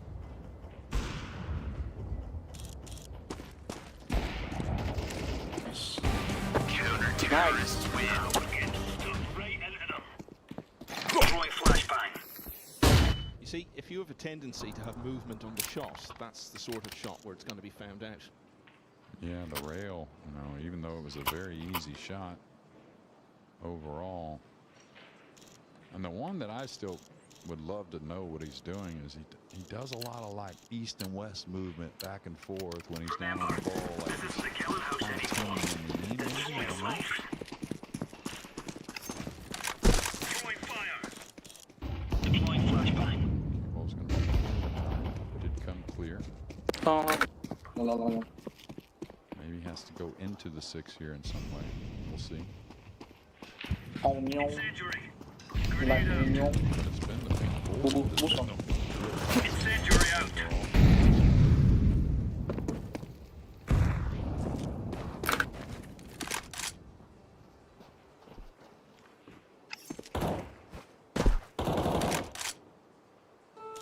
They might go B though. Won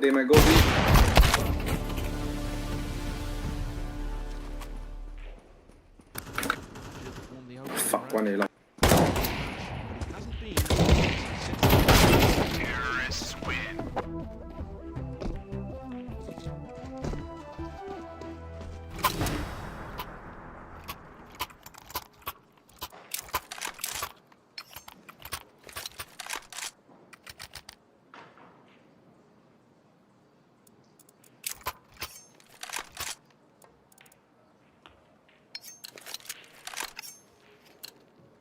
Let's move out. Let's get the break down.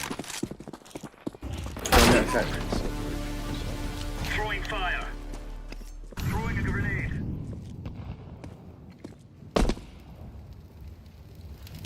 Grenade out. Middle tester here. Oh fuck, he's waiting for me. Hit with a Fuck. left spin, maybe a hair. One outside tunnel. Like near T base.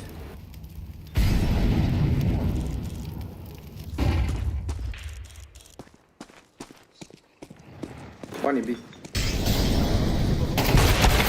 Quarter of an hour ago, it looked for all the world like he was going 6-3 down. Now 6-5 up. Bomb has been For a little break. Flashbang. I tell you, Georgia is first to the hill in that real close tussle with Gerson Martinez. 9-8 now in favour of the Bulgarian. George Antonakis is clinging on well against Victor Zielinski. Only one behind now at 6-5. Ramal Behind. Albania could be 7-2 now. And Mohamed Soufi has turned it around to lead 5-3 over Kuzaric. Yannick Kong Can someone drop me way to up something? now, and Long Duc Tien. Can someone drop me Miller, the something? defending champion, is on the first against Ernesto Joni. No, you can. Albanian. David Al-Khadi has made it 6-3 Fugu drop, now Fugu against drop. Andrea Drop me Kostic. something. Drop. Marco Torture still in a strong position at 7-3 Go, now. go, go. Will Patchy just looking for a kick ball, Throwing smoke. victory up on Antonio Paris. Long. His big brother still has work to do. 8-6 in front now against Marius Komnerakis. And Aydin Pikniak is 7-4 up on Germany's Hermann Hoy.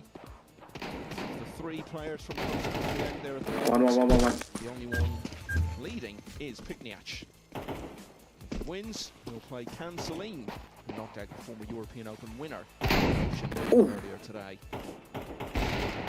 Oh, here. The matches we do Laying down Yeah. smoke. know will be coming up in the last 32 against Arseny Sebastianov. It's an intriguing one. Alexa Pichelge against Wong Huang, that will be on the main table. Robbie Capito against the youngster Colin Coming. Nassberg. And Moritz Neuhaus, the Vietnamese player Phuong Nam Pham. So we've already had the Premier League tour. Green left side, tunnel. Nice. Sarajevo now for the European Open. UK Open coming up in Brentwood later in the spring. Back there with the World 9-Ball Tour for the first time in 3 years. World Masters was staged there back in 2023, won by Ko Pin-Yi. And it's all about America, isn't it? In the summer, the Florida Open for the second time, the Arizona Open for the first time, and then a couple of weeks after that, the US Open, which celebrates half a century this year. Reyes Cup for the third year in a row in Manila in the middle of October. And that will be followed immediately by the Philippines Open. David Al-Khadi back there to defend his title. As ever, all roads lead to the Mosconi Cup over the last 4 days of November this year. Back to Orlando, Europe, bidding for 7 in a row. And of course, there will be more dates added, not least the World Championship. Still waiting for details of that to be confirmed.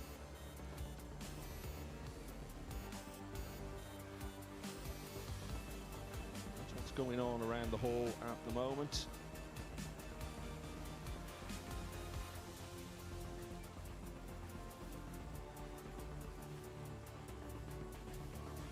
Wait for the two players to return.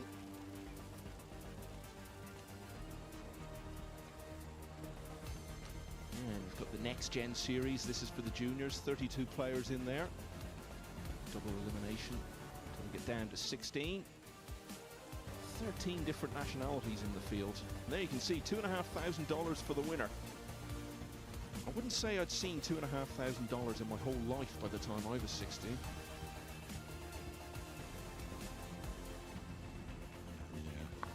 I'm sure you were like me. You started working probably at a young age, but I think minimum wage was about $4 when I started, somewhere around there in America. Or in Texas, rather. You're looking at me like I knew what the minimum wage was in Texas when I was... No, well, I was just curious if that sparked what you know, any thought on what yours was back then or how it works? You know, I don't know how it works in Ireland exactly. I remember having jobs where I was getting maybe £1.50 an hour. Yeah, and I used to. That's when I was very young now. Yeah, I used to do some stuff for my dad. Give me $1, you know, change this. He was in the car business. Do a little bit of this, move this around, change a tire on a car, whatever you might need. That's how long I've been around. Started working, I was being paid in a currency that doesn't exist anymore. These are the picks we've had. The more obvious ones, I've gone for Gorst, Phil and Carl, the two English guys, both went for Filler. You went for FSR. More interesting to see the outsiders, though. Well, Suto's gone. But the other three are all still in it. Teucher, Pongers and Sebastianov, who'll be playing Gorst. Georgi Georgiev has just won. We were very impressed with Gerson Martinez on the main table yesterday, but today his run has ended. Georgi Georgiev has defeated him by 10 racks to 8 in the last few moments. We'll now play Naoki Oi later today in the last 32. Okay, so Majid back in front here at 6-5. Yeah, good connection here, and he's going to get his best shot of the match after the break. There hasn't been many for Imran, but this one will do, especially with a 6-5 lead.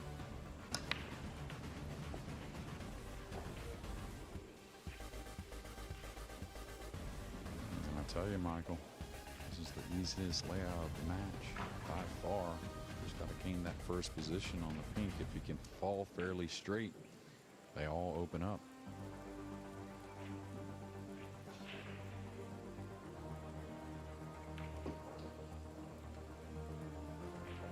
Smart there to broaden the cue ball, handle a little distance, that way your speed control a little easier to command.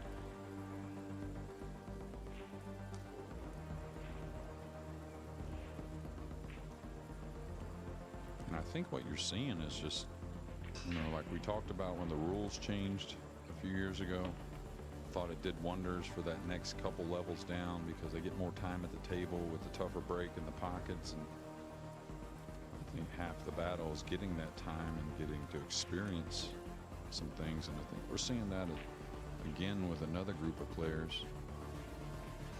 Who was it earlier that got beat badly? It was really, really unexpected. An English player that won it. Oh, Suso. Oh, over Suso Sudo. lost 10-2, yeah, to Mark Foster. Yeah, but you got to believe as good as Sudo's playing, that's Foster doing a lot of incredible things. You know, like Gerson, we saw him play so well. You figure he didn't fall off that much. He just didn't let his opponent shoot in the match yesterday. But obviously, Georgiev played a real solid match, especially trailing early. So I think without us getting to see matches, sometimes it's easier for us to think that maybe the favorite isn't playing his game, but it's not always the case. What a nice time to pull out your first break and run of the match. Just gone in front.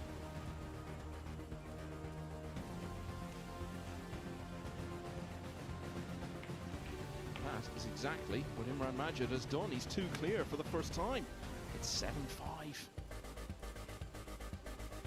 Still 6-5 for Viktor Zielinski over George Antonakis, playing for the right to meet the winner of this. Ermal Daily of Albania, only a couple away from victory now over Piers Labutis, 8-2. Joshua Filler has just added the second rack against Ernesto Johnny, so that one's 2-0 now. Yannick Pongers has made it 6-2 over Long Duc Tien. David Al-Kadi looking good at 7-3 against Andrea Klasovic. Marco Teucher is even further on, 8-3 over Loho Sum. And Herman Hoy is back to just one behind now against Aydin Pikniak. That one is 7-6. Eklund Kachi is leading 8-6 over Marios Komnenakis. And another winner to tell you about is Kledio Kachi, who's defeated Antonius Kakaris 10-3. Kachi will now play one of the two Estonians, Dennis Grabo or Mark Maggi, in the next round. And news on Eklund Kachi, he's just won rack 15 to go 9-6 up against Komnenakis on table 3. So just needs one more to set up a match later today against Emil Gangflow. Majid just needs 3 more to knock out the local number 1.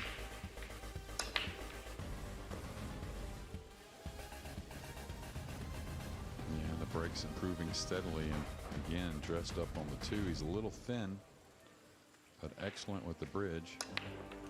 He had a look at something that he didn't like. Maybe the pink 4 doesn't pass anywhere, but that's okay.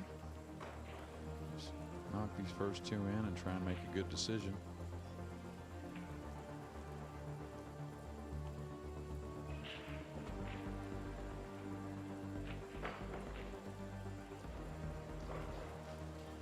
Of course, Filler has won the first couple racks. I don't know his opponent, never really watched him play, but I watched him warm up.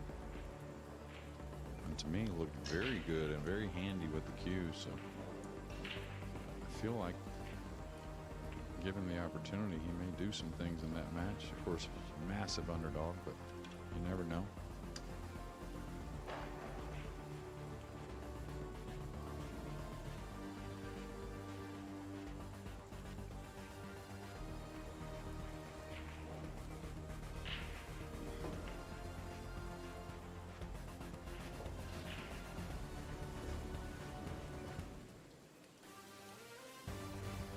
Some matches not even started yet in this round, and we're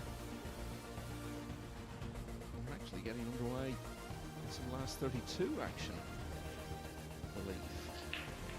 Daniel Corriere and Mika van Berkel warming up ahead of their match.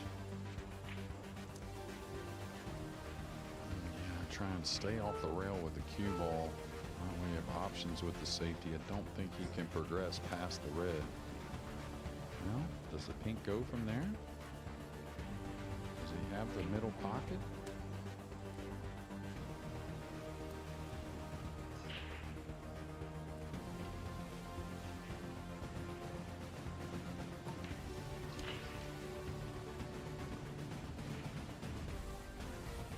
Well, he certainly got the bank.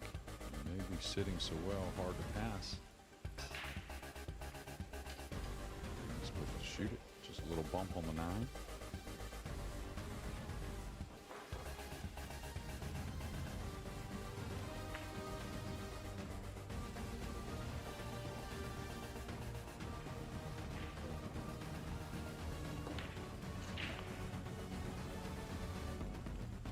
Great chance now. You know, very often moments in matches that look like being a turning point, but very often don't turn out to be. I think if Magic goes on to win this, the turning point will be so obvious. Galovanovic closing in on 6-3. That missed 6. Thought he had a kick. You also reckoned he let up on the shot a bit. There's no doubt that has completely changed this contest ever since. Yeah, I know you feel it as well as I do. Imran really feeding off this and getting stronger, loosening up a bit.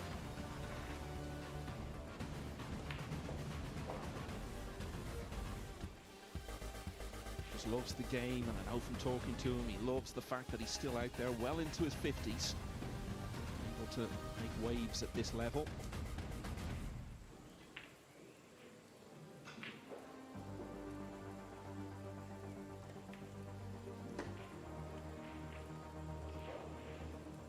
Just watching him here, you don't feel he's going to do anything silly, do you? He looks very dependable. You don't see a bad mistake in him the way he's playing. Yeah, and I'll tell you, something he's improved on is the shot clock. You know, there for a while on the outer tables, he would have some really long matches and a lot of wins doing it. When he got in the shot clock situation, it was much different, and so were the outcomes, really. Really, you have to say his level is going up and up as we move towards potentially the end of this match. It could be just a couple of racks away now because Magic leads 8-5. Now what about the other home players who made it to this stage? Well, Slaven Kozaric has won the 9th rack, so he's only one behind now against Mohamed Soufi at 5-4. But Aydin Pikniach has been caught at 7-all by Herman Hoy. Marco Teucher is on the hill now, 9-3 up on Loho Sum. David O'Cady leading 7-3 against Andrea Klasovic. Joshua Filler's got another one on the board against Ernesto Johnny. Filler has won all of the first 3 now. Nick Congers is 7-2 up on Long Duc Tien. Matt Diley one away from a famous win over Piers Labutus, really. It's 9-2 there. And every now and again, Piers has one of those matches where he just misses a few balls you don't expect. And then it can get a little heady, but like I said before, I think it's probably his opponent just playing very well. Cue ball. What a moment. Oh, thought it might hang up, but tough 7-8 on the right side rail. No 8-7 combination on offer. Craziness we saw earlier. Salvador Garcia. Yeah, I went in to have a sandwich after our first match. Another one with Salvador. And he was in there with a few of the Spanish guys and Fran, and they were having a laugh about it. You could tell. I couldn't hear the conversation, but I certainly knew the material. Yeah. You can't laugh about it when you were 9-0 down anyway. Imagine doing that in a match that you still had a real chance to win. All right. I don't think he can really get ahead of himself here. He's just got to realize that he's probably going to have to play some type of safety on the 7.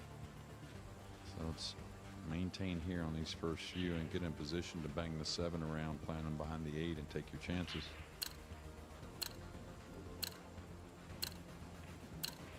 I mean, technically doesn't have to win this game, but I know we all feel like it's a must.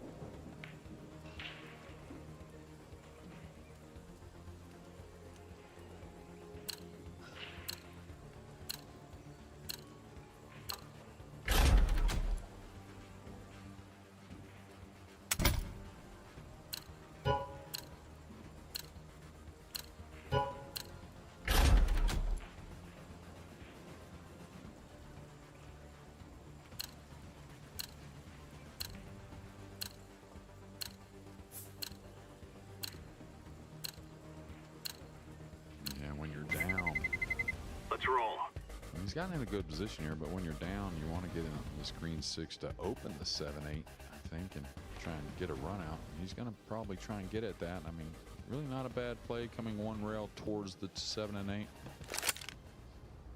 You don't figure too much bad can happen. The only thing that could happen that's not so good is kind of bump the balls to where he doesn't have a shot, but the safety is much trickier than just laying up here. And yeah, that's what he's going to do. He's just going to lay up and kind of bang the 7 around. Maybe he can get at it. I guess he can. This must be a little more space between the 7. We must win. Oh, yeah.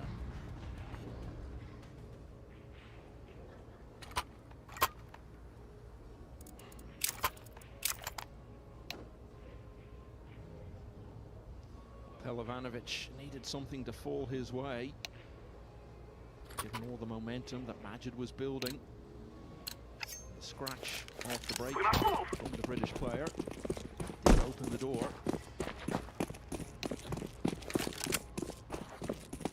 But still, a lot of work to be done here. This is horrible, Jake. And left spin is really the friendlier way to pocket the ball, with the 8 being, I think, on the rail. It doesn't help the position, so he's got to hit this very going back and forth.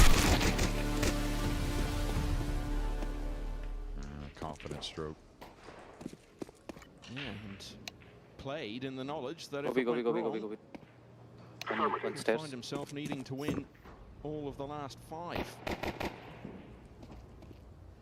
Okay, so we talked Balls, about bro. that Two, missed two, 6 two. being a turning point. Back in rack 9, Majid's Got this, Eric. Mark it. Planted. could turn things back in the other direction. Pelovanovic really needed that one, didn't he? He's back to just a couple behind now at 8-6. Lost 5 in a row prior to that. Loho Sum still has 13. 6 9-4 down to Dutchman Marco Teucher. And Marius Komnenak just a couple behind at 9-7. Terrorists win. We are the best. Joshua Filler 4-0 now. Ernesto Joni. Yannick Ponger's going well, 8-2 against Longduk Tien. Mohamed Soufi has a 6-2 lead over Slaven Kozaric. And whoever wins that will play Ermal Daily of Albania, who has beaten Pius Labuzis, member of the winning Mosconi Cup team in North London just before Christmas. 10-2 it finished. Together we can do this. Throw it block. Flashbang. The one in the side on all 5 of his breaks so far, Pelovanovic. Block. I throw the flashbang. And again, now where's it going to take him? Throwing fire. That's what covered him up on the 2. It's going to be a difficult push out.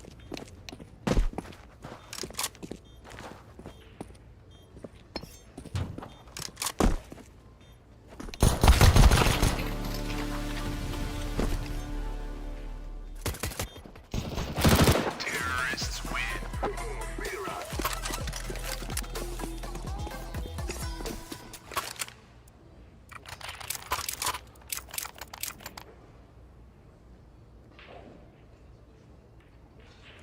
Yeah, pushing out for a kick shot on the blue 2, and there just wasn't a whole lot there. Has a little insurance with the 3 being fairly difficult. Let's go. I'm not sure Imran's supposed to take this kick though, and the reason why is kick behind to get the 2. Get the stuff. Play a return safety, so I think we need to pass this up. Go big. For it. Come big. Green, orange, copy. Affirmative. Yes.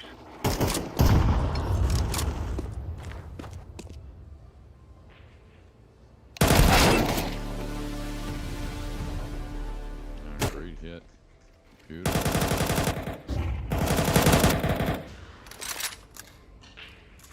Little F and S there, Okay, sure. Michael.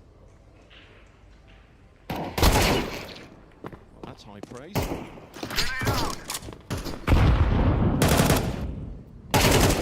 That stage of the match now. Terrorists win. Hopefully back to only 1 in front. Just keeping an eye on table 7. Victor Zielinski has won at rack 12 there. And the significance of that is that it means he goes a couple clear against George Antonakis at 7-5. The winner of that will play whoever comes through this match we're watching here. Let's go, my brother. I'm watching table 4, and Filler's won all 3 or 4 games to start that match. Throwing smoke. Boy, he's fluked 2 balls already, and the other guy can't get a shot after beautiful safeties. Yeah, Filler 4-0 up on Ernesto Joni. Hard guy to beat, even if you get the rolls against Filler, but let alone him get a little the best of that end.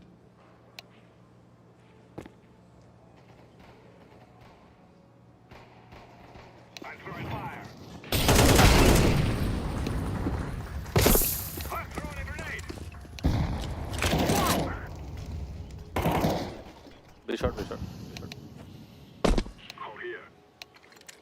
And he's gonna get a safety behind the branch. 1 central, 1 be short. Grenade.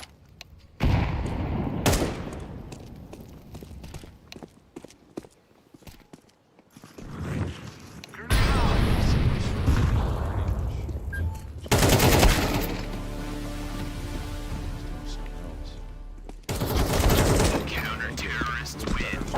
That had a lot more gamble, in my opinion, than just simply getting behind the ground.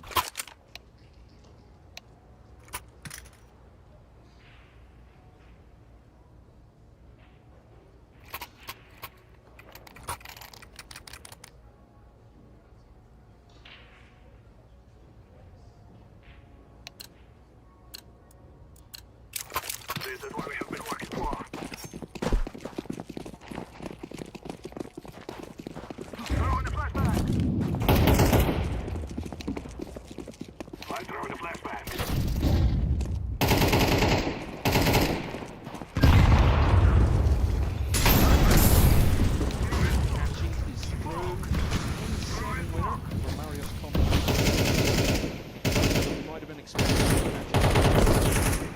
play Emil Gangflo of Norway later today in the last 32. Go B, go B, go B. Only one B, only one B. Go B, go B, go B.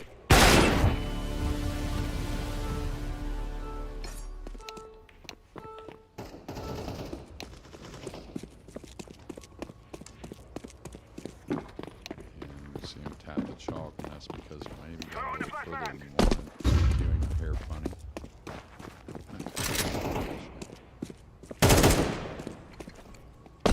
I'm planting the bomb. I'm throwing a grenade! Just 2 wins away. Quarterfinal.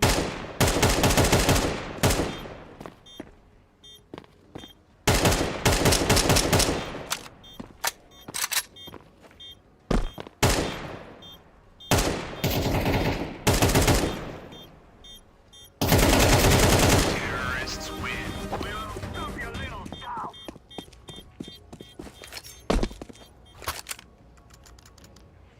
Just simple pull from here. That should be good enough.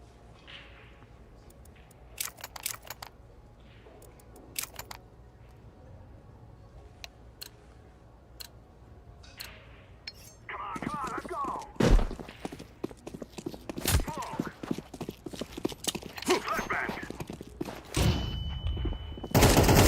Scratched break from points.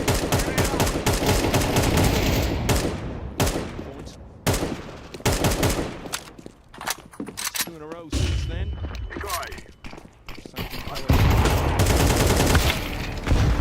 I'm planted.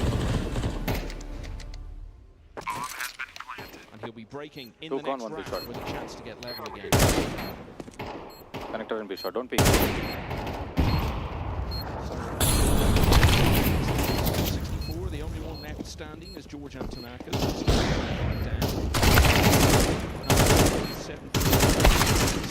Kozaric. Still just looking for 2 more with that 8-3 lead over Longduk-Tien.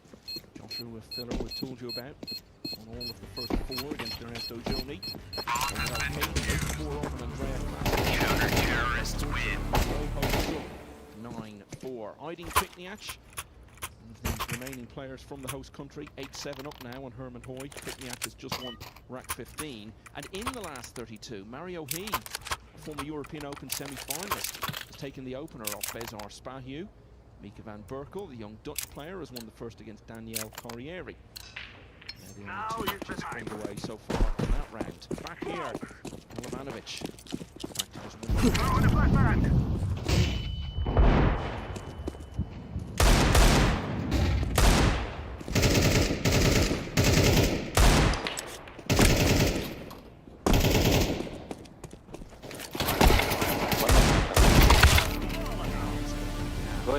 Go ahead.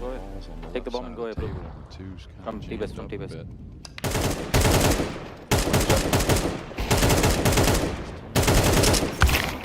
One jungle. Connector, watching connector now. Orange, go A, bro. Yes.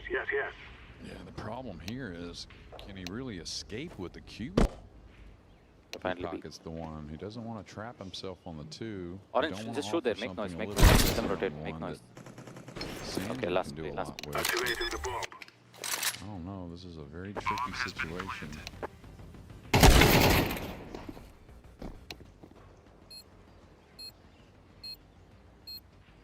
Yeah, even though it's a make of a ball, I don't know how much the 1 is there. He may give this up just because no future.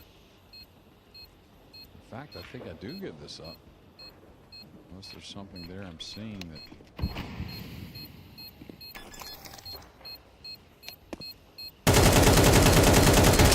Terrorists win.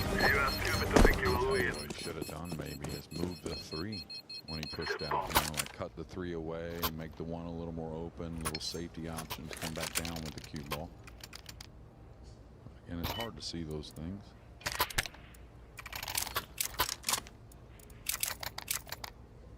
Look at table 4, Michael. You can see it pretty well from where we're at. Look at the jump shot that Ernesto's about to try and play with the bridge. You see it? Yeah. I think the bridge on its side. Yeah. Just to get that. I'm throwing a grenade. The guy's down. You should have seen him break the ball. Throwing a It looked flashbang. like excellent break. His foul there, I think, 95. Yeah. No, it's 4-1. Yeah, he made a beautiful out and broke the ball. Last B. Straight in on the 3. Nice ball rolling. Keep right in front of the cue ball. I'd like to ask Ekman what he thinks of that man's game. It's on top, Alright, just bro. lay this over. Wow. Maybe try and come behind the pink. It's there on the A wall. little thick, so watch out side pocket. Just boost yourself up on top.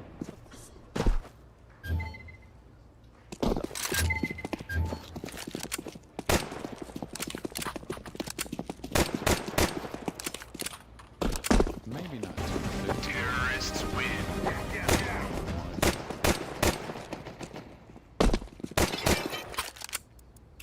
Sanjin gonna plant behind the 9. Doesn't want the odd ball to go in up the table. Blue, AK. Oh, he rolled it. Okay. Did get the Thank snipper. you.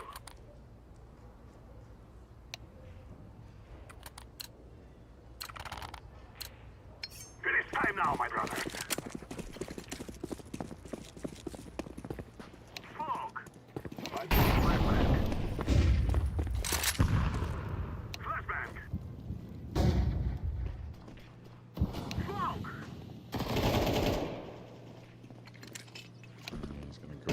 I'm throwing fire.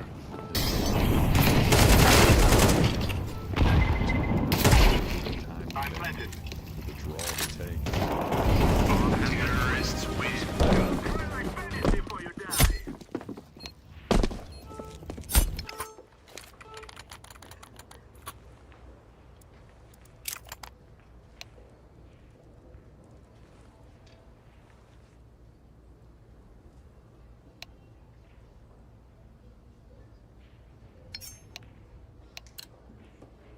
One of those where he's got to make a bad mistake. Let's go, Really. let's go.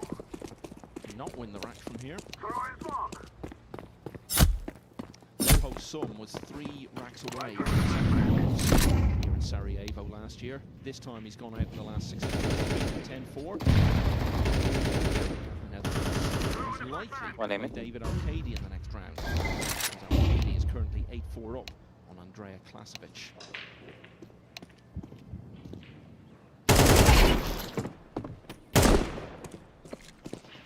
I'm throwing a grenade.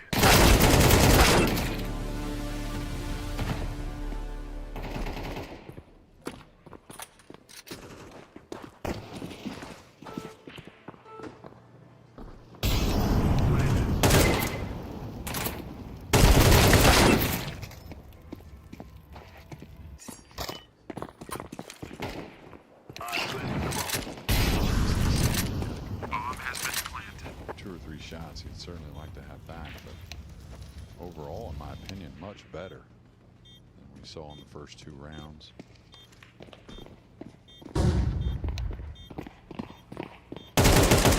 Terrorists win. We will dance on your grave. Big momentum swings.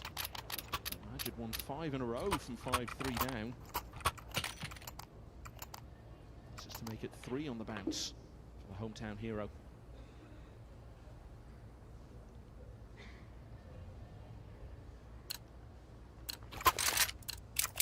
Guys, I tell you, we kill them all. Smoke. I'm throwing a flashbang. Throwing a flashbang. Flashbang. Throwing a flashbang.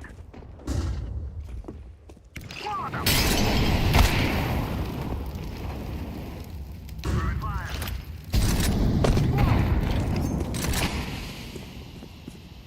Guard. Swallow. Bomb has been planted. Small enough.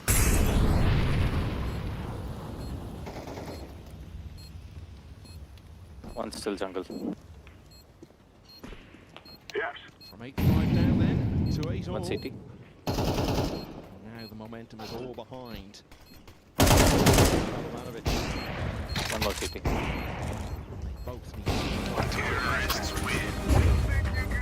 all three of the players from the host country who made it to this round are in action at the moment.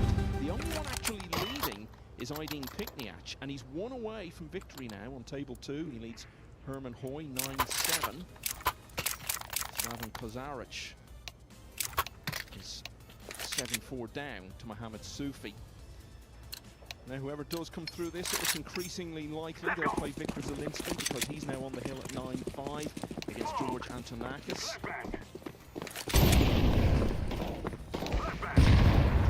Get the bomb, Is Blue, now get leading bomb, 5-1, took full advantage of ball in hand in rank 6 against Ernesto Joni. Close. Leading 9-4. Two connected. Mario He is one of the first. Vika van Berkel as well.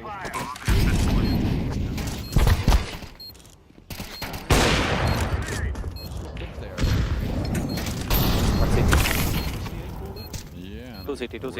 And especially for a 15 shot in this. Kind of, that was like, yeah, I don't know Ernesto. Never seen him play really, but I've liked what I've seen so far. Counter-terrorists win. Offense just has 0 roles in this match to start. Not sure if we're going to be here for the break, but also watch the break shot. Very effortless, and the ball's just flying around the table.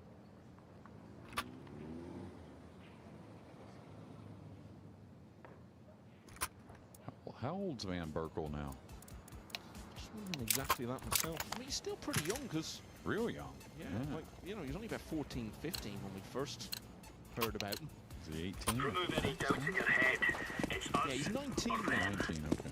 Never entirely sure when these people's birthdays are and when their ages. It sounds. Such a Dutch heritage, isn't it?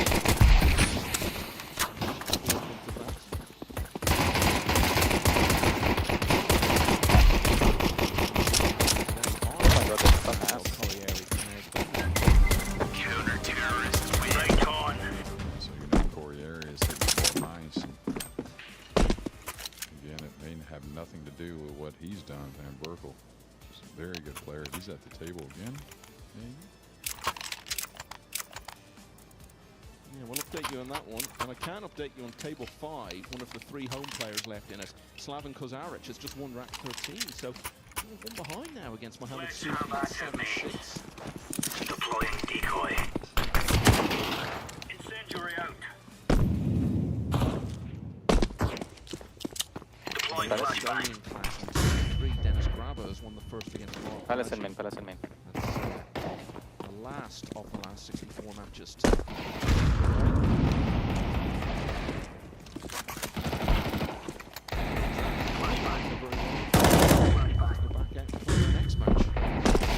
Deploying flashbang. Counter-terrorists win.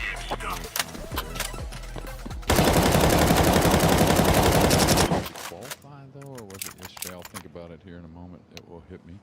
Michael will probably have that information. Well, he lost to Sholnocki and then beat Sergio Lagunas 9-2. So I'm not sure which match you're referring to. Okay, back to this one. We are out of here. Two. Laying down smoke. Oh, I think it was Nathan. Flashbang.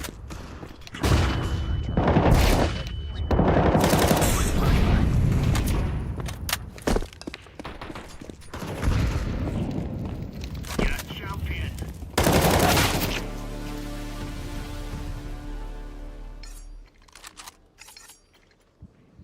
Grenade out.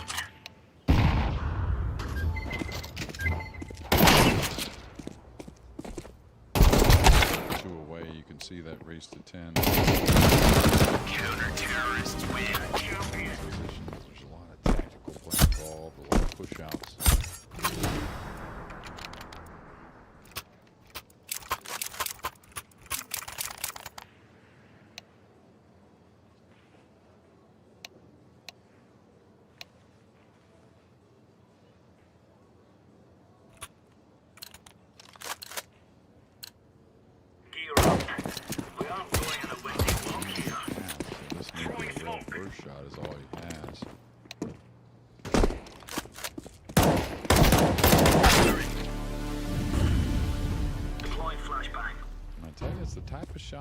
hard to hang.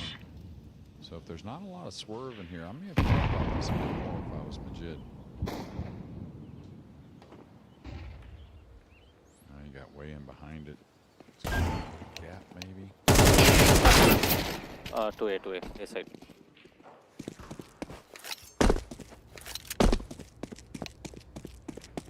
Bomb has been planted.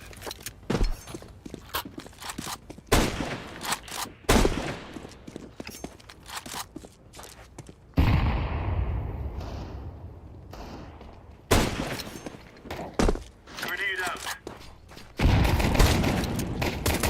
It's now from Majid. Almost all of the last 3 racks. Seems to be winning this. He'll be first to breaking in the next rack. Terrorists win. Looks like it might be a liability. And yeah, the guys that aren't the best breakers, it seems that's pretty common. First couple, I know I was like that. If I could get through the first couple, it usually got a little better.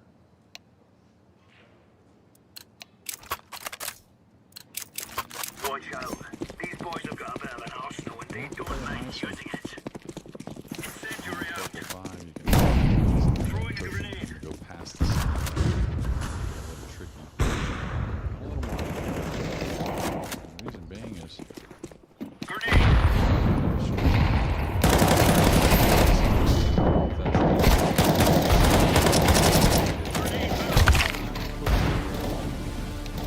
top knuckle of that left side pocket. And always felt like that shouldn't be something that's allowed, really.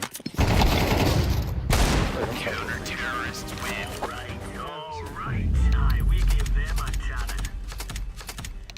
Then you could say maybe if it's a bit out of shape anyway, should it be allowed to just put it back to what it's supposed to be, or is that not what he was doing? Yeah, but I think that's addressed in between matches or prior, you know what I mean? Rather than something you get to do.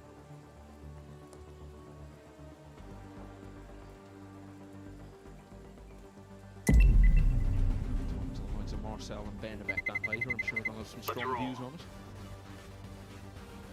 Okay, and this is why I thought he would lay on the rail a little more, because a little more natural to get from the 6 to the 7. Now he's got to get through this. This is where you got to trust the bed getting you there. If you overhit it, it arcs. Not quite what he wanted. Still pretty good though.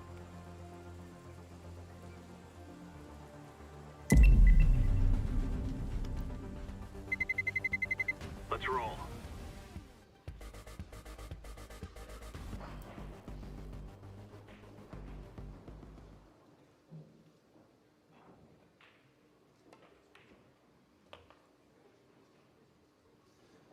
Should be his now.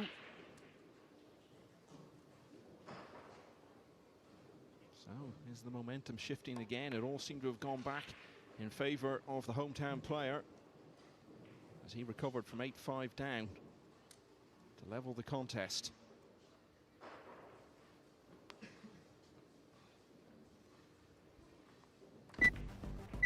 Majid has shown good composure there to be first to the hill at 9-8. Mohamed Soufi 8-6 up now against Slaven Kozaric, another of the home contingent. Joshua Filler, last year's winner, 6-2 in front against Ernesto Germany. Katie still looking for that one more against Kozaric. That is 9-4. Nadine Pikniach to ensure home representation in the next round. 9-8 up on Herman Hoy. European Open winner at 4 against Andrea Klasovic. Katie will now play Marco Teutcher of the Netherlands. He's all in the last 64. The last 32, he's flying. He's won all of the first 4 with Cesar Verkel at 3-2. Ratchet.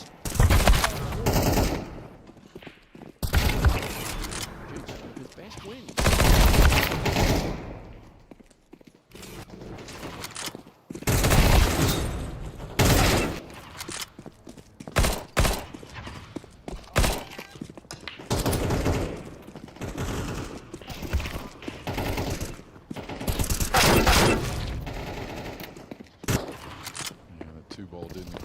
cue ball. It's going to be a push-out situation. And they've been in this match. Maybe he has an upside here. I'm not sure. I feel like he doesn't.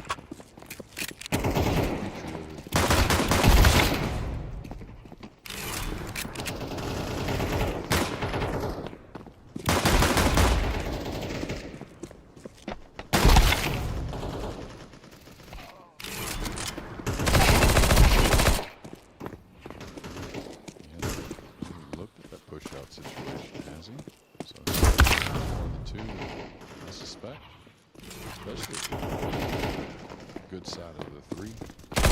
Still don't know where he's really going with the cue ball.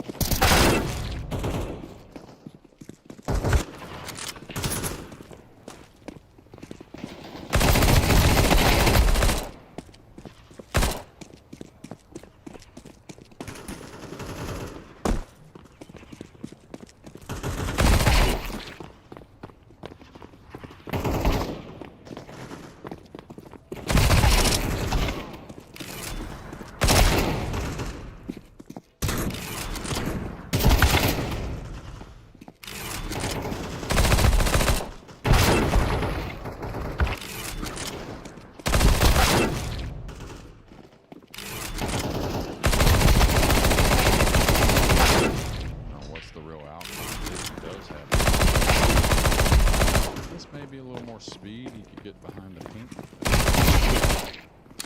Same difference on here. Makes the two a bit missable as well.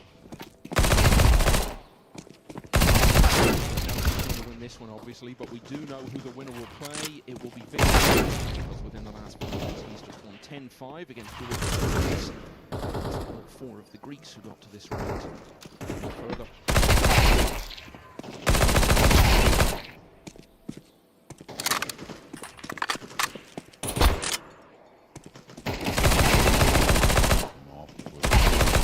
Now he can shoot the 2 and bump the 3 away. Maybe awkward queuing. It's a missable ball. There it is. Top inside spin.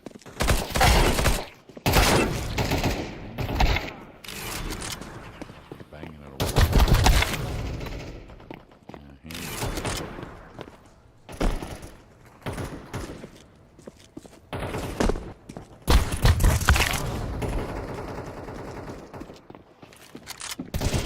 Players from the host country in this round. Niach one away from the other 2. This moment. Yeah, brutal kick here. You know you can hit it well and scratch in that side pocket.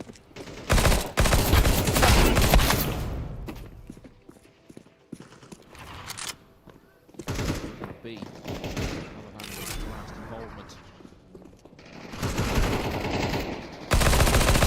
Of the road for Slaven Kozarik.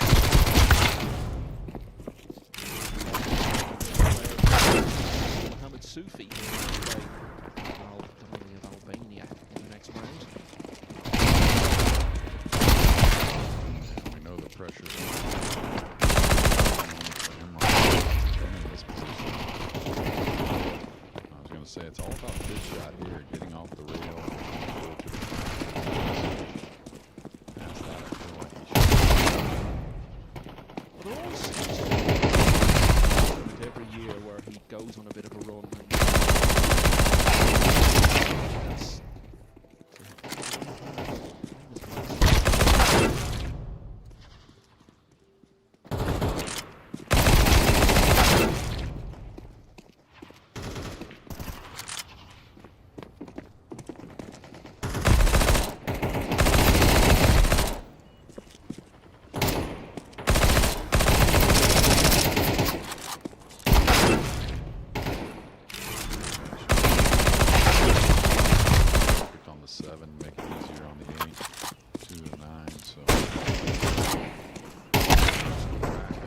kick on the right to go up 3 games at 16.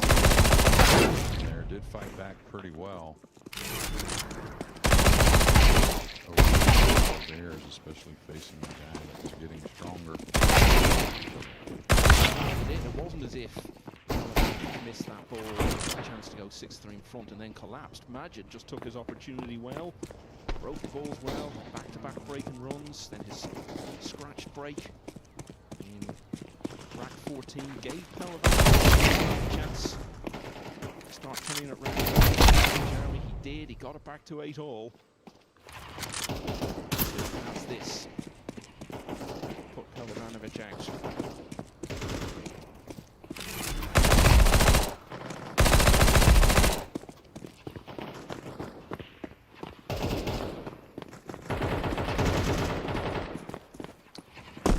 Believe that after all the good work he's done, it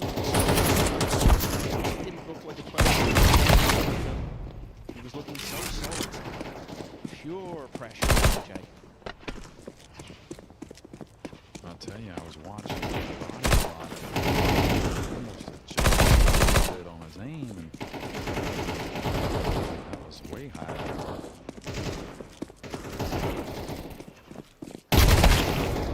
Take us all the way. And it just wriggles in. Look at the excitement of Evo. Man is still battling away. He must have thought his campaign was over. Found himself unexpectedly back at the table, taking this on. 100%.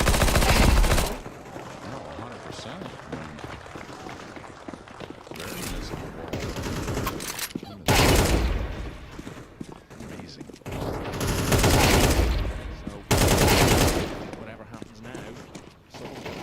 To look back on if Pelovanovic that 6 ball he was inconsolable. He had done so much good work and then has missed. 18-9.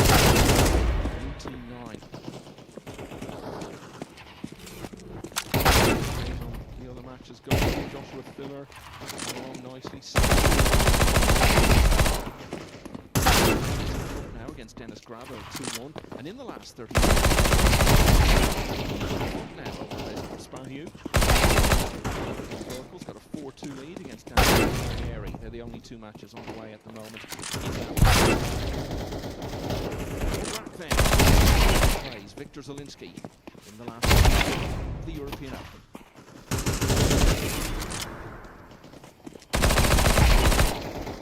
Put a little more extra into that. Cue ball's going to get near the almost very similar shot against in his last match. We covered the 2-ball down the line. This one a bit more difficult, but having to move the cue ball and make the ball a little bit. But he's certainly, I think Marlon he that come on right in the last round down 9-7 maybe. 8 racks in a row now. It's also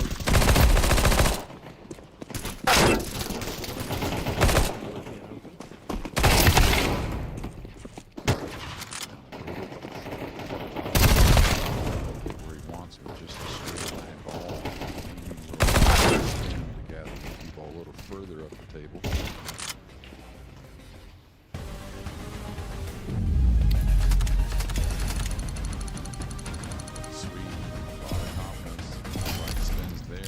A little too straight. Right. He's going to have to earn this rack, though. This is not an easy layout. 2 men who played together for Bosnia and Herzegovina at the last World Cup. Both at the table at the moment. Both on the hill. Leading Pikniach in play with a 9-8 lead over Herman Hoy. Table 2. This is touchy. This could easily get away from you and fall fairly straight or near the 7. The 7 is my worry. That's the one I don't want to go near. Oh my. I just thought he might get to the center of the table and take the cut on the pink. Just because anytime you're having to draw off that angle, Michael, you got to get into the ball. And if you just get into it a hair much, you know, you're over the 7 or even worse behind.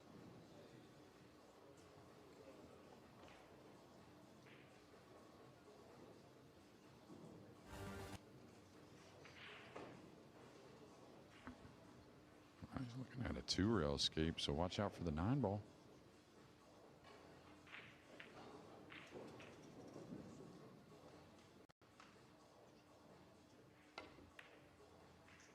Gonna give up something nice for Imran now. Can he close the door?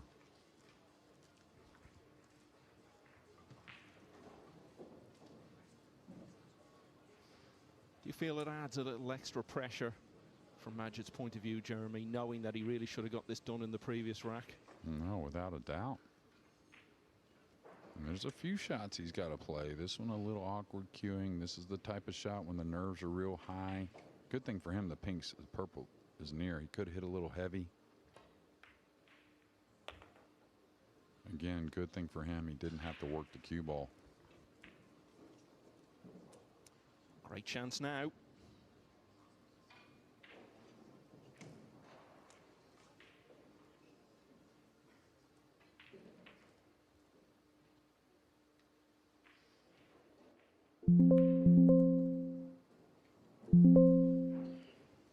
Well, that's prime position. It's really going to be all about the 8 to the 9, it looks like. It's the second Hill finish he's had already in the tournament. Came through his first match against Farouk Terzic, having been 8-5 down, won at 9-8.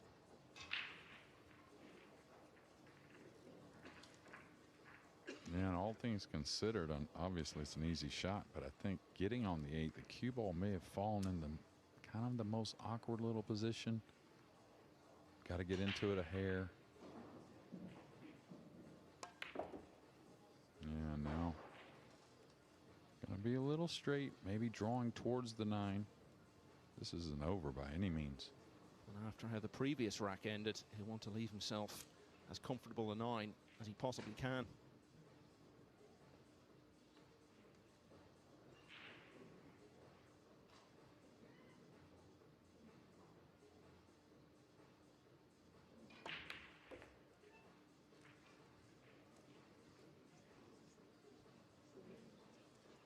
So for the second time, Imran Majid attempts the 9 into this pocket for the match.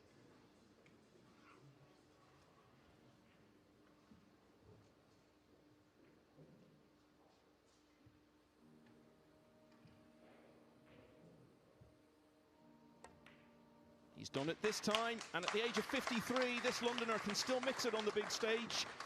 He's knocked out the hometown favourite Sanjin Pelovanovic by 10 racks to 9, and will be back to play Viktor Zielinski in the next round later today. So Aydin Pikniak is now the only home player left in the event. He's currently in action on table 2, leading 9-8.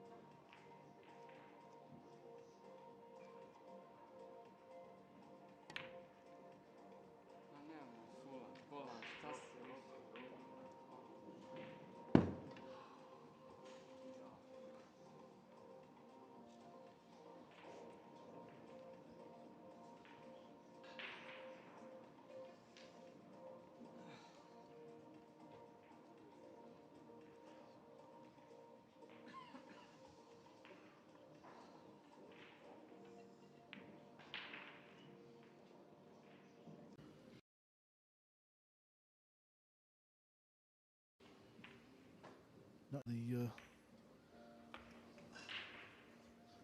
German, Herman. 2-0 to Duong. Of course, it's very serene over there at the moment, early stages of the match. Anything but. And it's not just any old deciding rack, this. These are two players we don't see that often in the latter stages of a massive tournament like this. It means the world to them. Yeah, I kind of like the bank shot.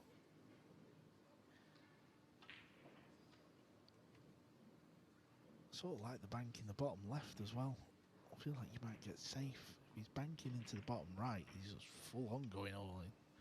Well, he's not, he's played safe. Again, there's nothing to say he should shoot the bank, but it looks like he's left the bank in the side now. There were over 20 Bosnian players. I think it was 22 of them in the last 128. Now only Ian Pikinyak remains. Can he keep the flame burning?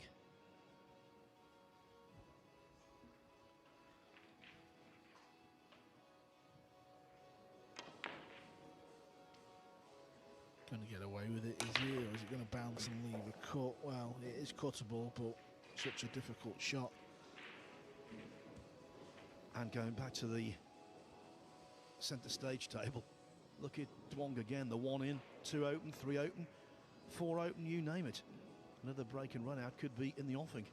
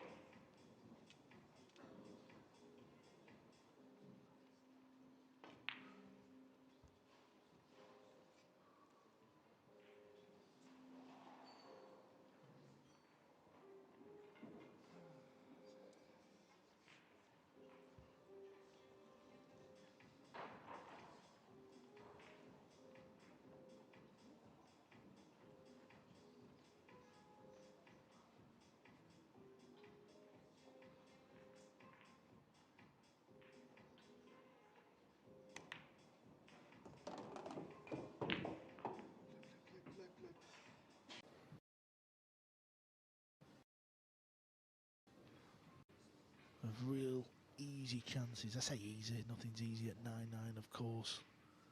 And when you're looking at the game of pool, it'll have felt easy, and he will be distraught. Herman, boy, he's through to the next round. Yeah, Aydin Pikniach missed the 5, he missed the 6, and now he's all at 6s and 7s thinking, what have I done? I've thrown the match away. And with that, Bosnian interest in the tournament concludes in terms of the players left in. Plenty of interest amongst the crowd, of course.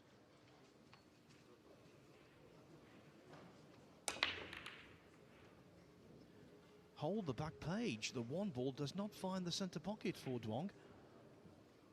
Not only that, no other ball finds a pocket. Sokol, after a lengthy spell of inactivity, Alexa Pachelj gets a go.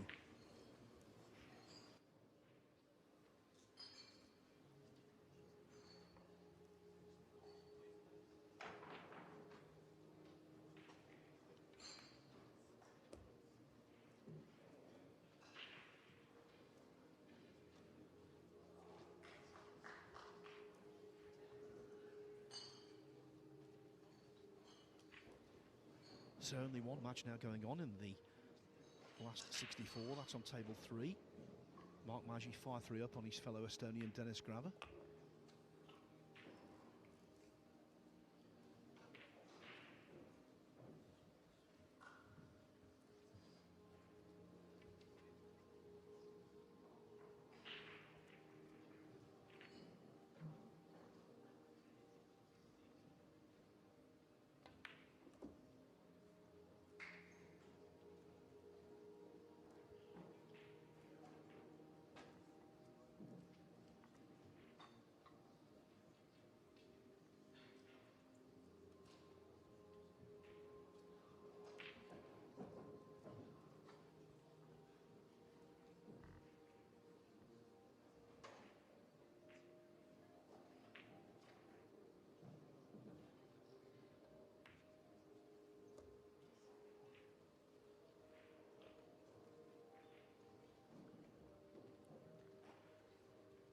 Yeah, the winner of this match will go through to the final 16, which starts tomorrow.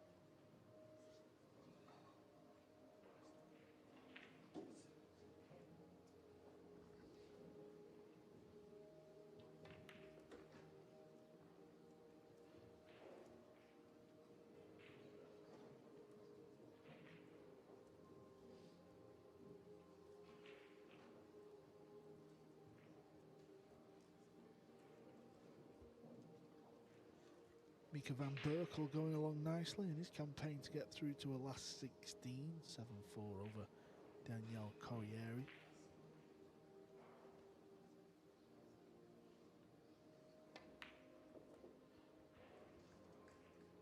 Just a response Alexa needed here.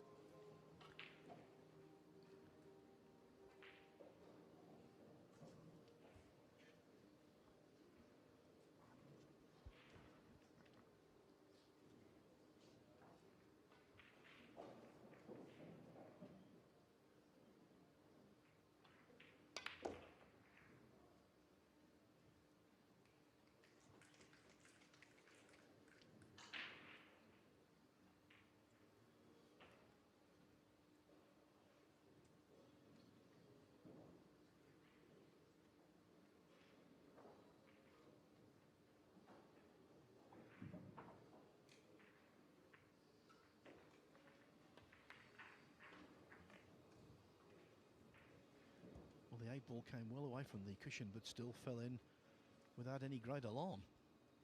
So Pachelj just about to make his first impression on the match.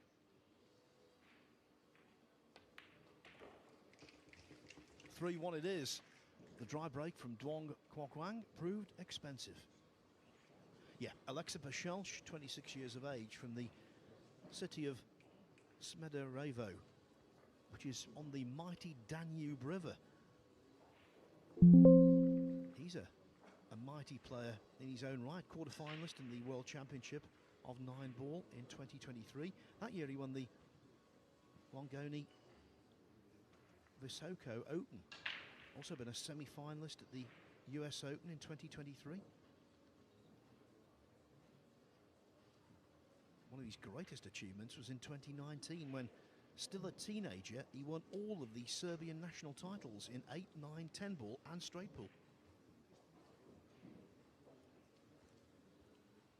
Quite a quartet, that goal.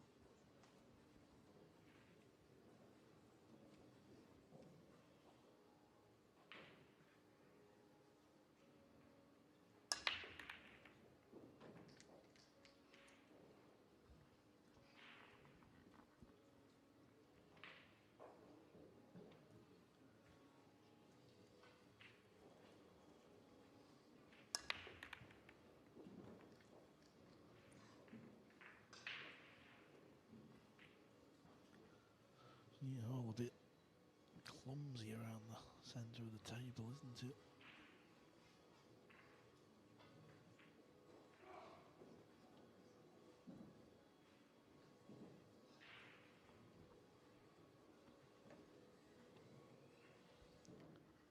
Trying to bank this past the 8. Doesn't want to bump the 8. Lovely. He's just calm and collected, isn't he, Duong? That's his greatest asset, apart from obvious skill and a great amount of table knowledge, table craft.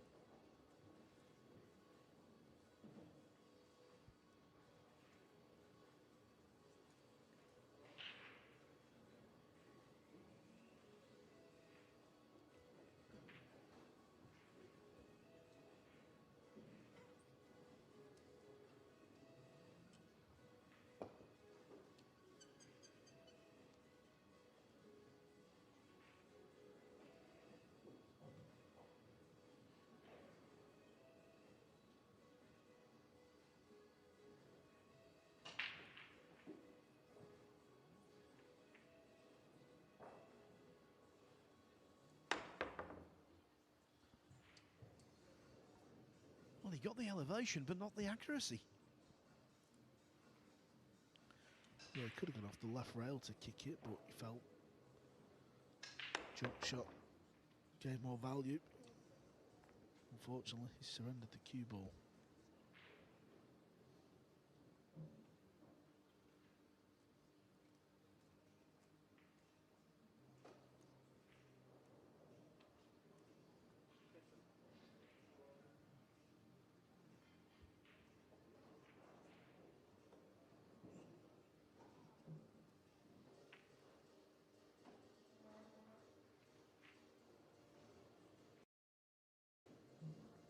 Solve the puzzle here, ease the congestion.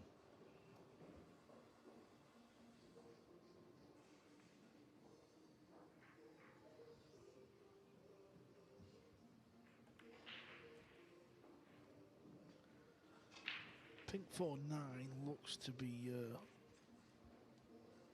going in that corner, doesn't it?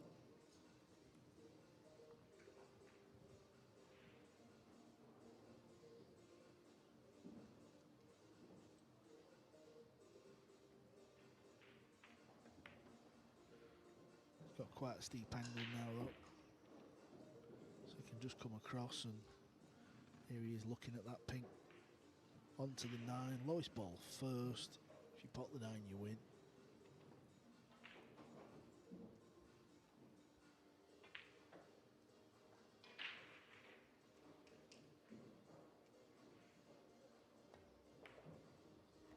Yeah, here we go, pink onto the 9.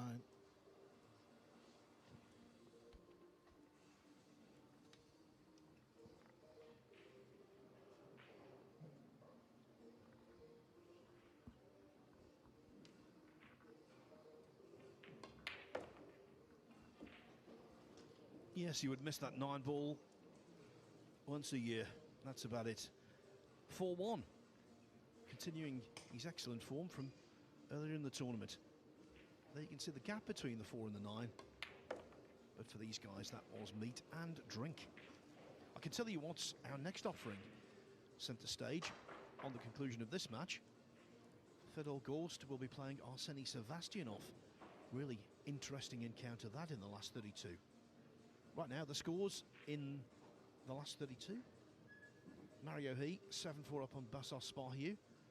Oliver Sholnoki and Mark Foster. Foster who beat Jonas Suto 10-2 in the previous round. They're just starting out on table 7. On table 9, 19-year-old Mika van Berkel, 8-4 up on Daniel Corrieri. Francisco Sanchez Ruiz and Haris Tatovac, 1-1. Carl Naderberg, the youngster from Estonia. He's improving all the time. He's played very nicely in this tournament. And down below our commentary position on table 5, which is available on the TalkSport YouTube channel, Naderberg leads Hong Kong's Robbie Capito 5-2. Plenty of other matches in the last 32 yet to go on. Just one match to be determined in the last 64. It's the all-Estonian battle between Mark Maggi and Dennis Grabber. And I can tell you Maggi now leads 5-4. I tell a lie, as I'm speaking, Grabber has just equalised.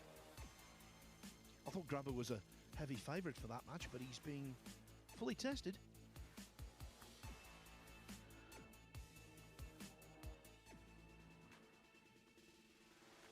On the other side of the scoreboard, of course, you can see the WNT Next Gen. It's the first in the series. 13 countries represented, a 32-player field. Just one junior match going on right now on table 15. It all builds up to Sunday's final. As of course does the main event, where the winner will receive a first prize of $40,000 and the same amount of WNT ranking points. You have to say, and I'm not dismissing the chances of the others, but Gorst and Filler, their shadows are all over this event right now, aren't they? But they can't meet in the final. Yeah, they can only meet in the semi.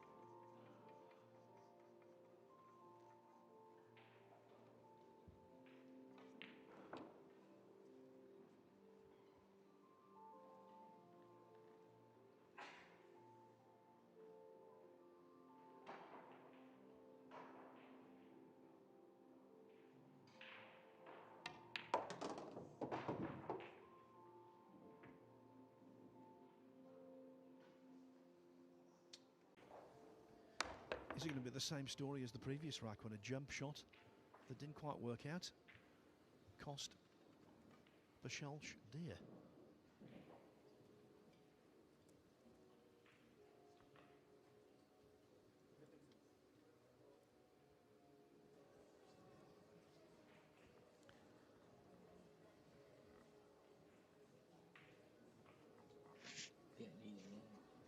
Yeah, just look at the cue. When he pulls it back here, it's just smooth. Everything's controlled.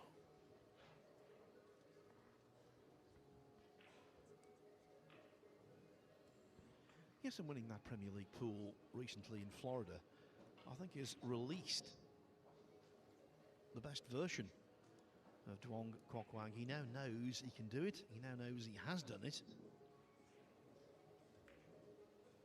Of course, he won the Scottish Open in 2024, but that was a smaller event, even though it carried ranking points. As we see a 2-9 combination there. Quick end to the rack. Francisco Sanchez Ruiz back on level terms at 2-2.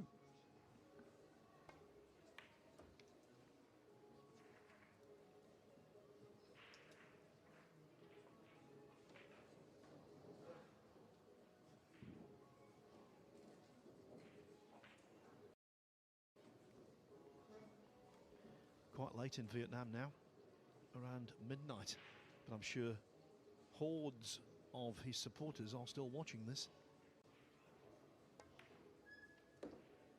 And the way this is going, I think they'll go to bed happy.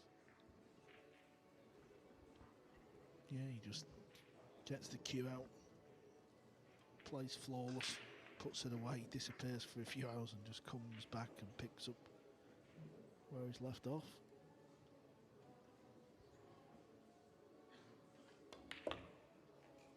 The way he plays actually reminds me of Ralph Suke in his heyday. Nothing flashy, just very, very effective.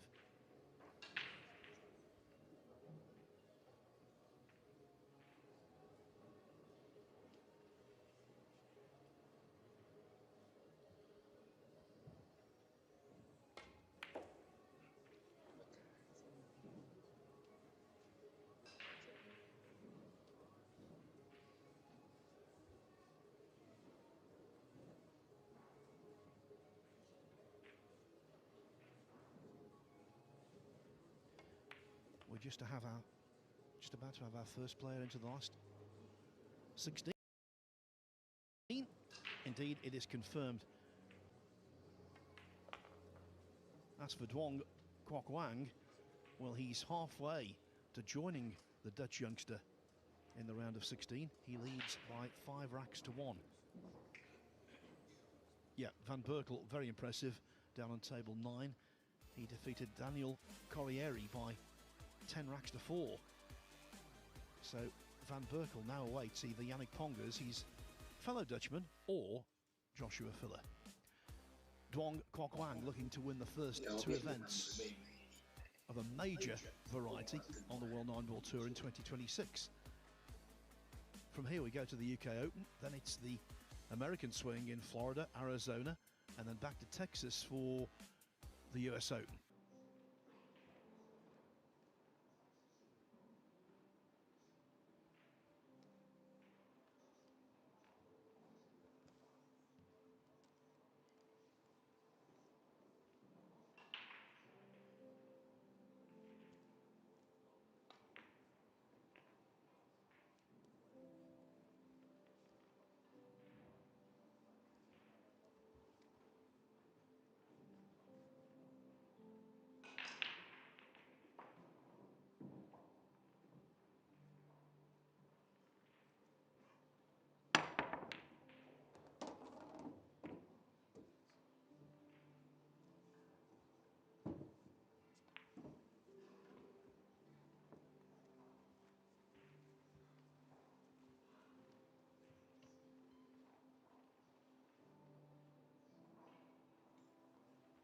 Đúng rồi bạn Hoàng ơi.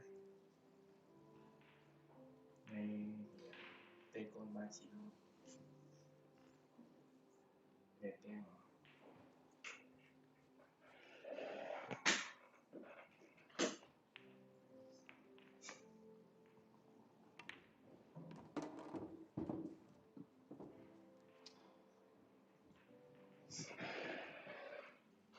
tay con 39 c'est fusil.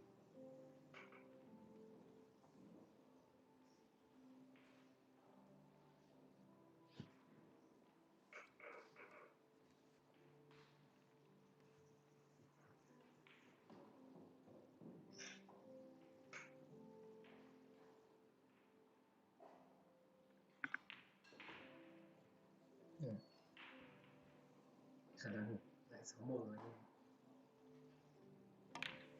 Ôi, vẫn trượt. Đúng vẫn còn rồi anh em ạ. Chúng con nhập rồi.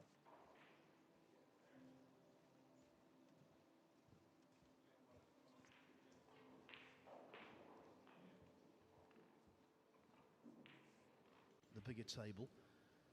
And when you won your first meaningful tournament, that must have given you a real boost of confidence, the kind we're seeing with Duong at the moment. Yeah, you feel untouchable, don't you?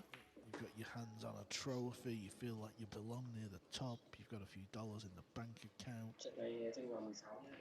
But he's got to kick on from it now, obviously. He wants to win more every time he pulls the cue out and enters a tournament. But you can just see the way he's playing, everything just seems easy. Really good with the cue ball as well, actually. He's got such good positional play.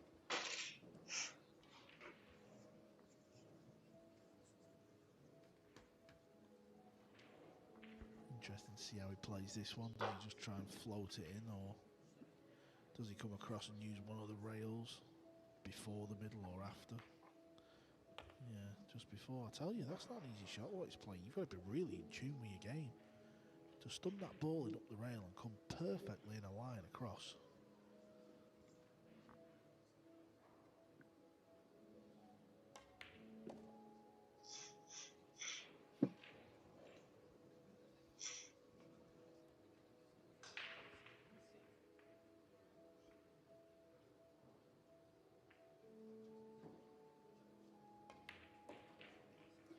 It's all very good from Duong Kwok-Wang. He leads 6-1, and we can expect more quality in our next match on this table because it will feature Fedor Gorst against Arseny Sevastyanov. I was thinking, you know, pool's been played in Vietnam for quite some time. If you look back at the World Cup, the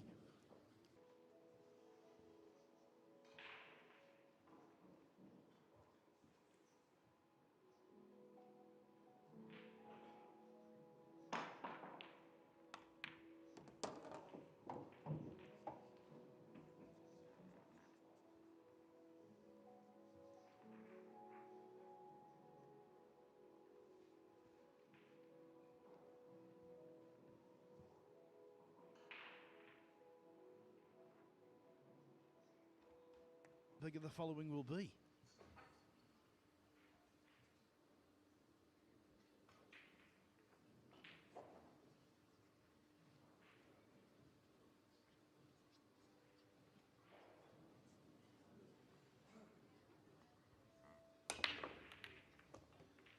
Yeah, one ball has gone again.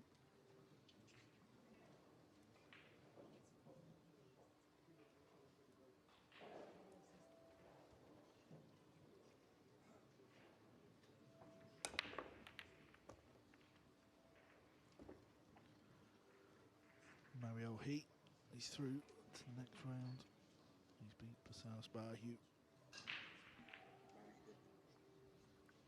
Yeah, 10-4, the Albanian succumbs. So he will play either Gorst or Sevastyanov in the last 16.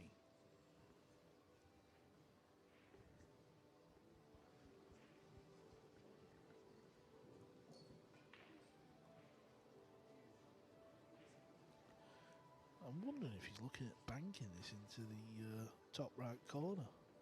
He'll be focused on the cue ball. He's going to pull it down near the red and the 8.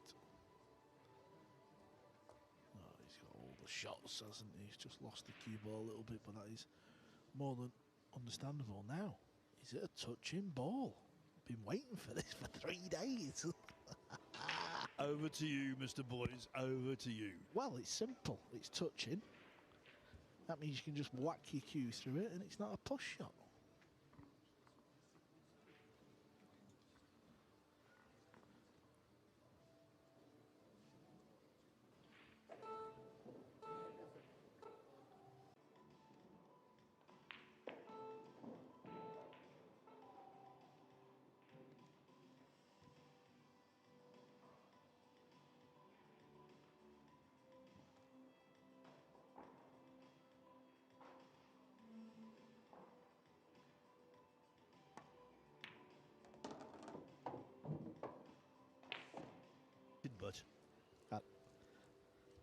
I'd have called a foul. Sod it. Why not?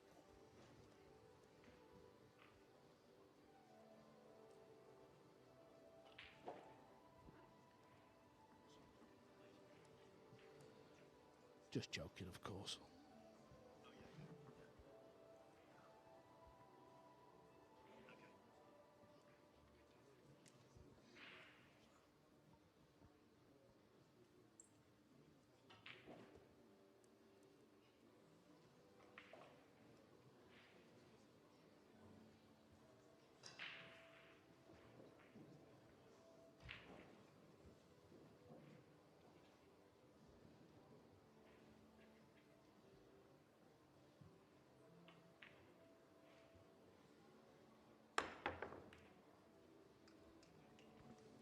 What a great effort. Of a jump kick shot.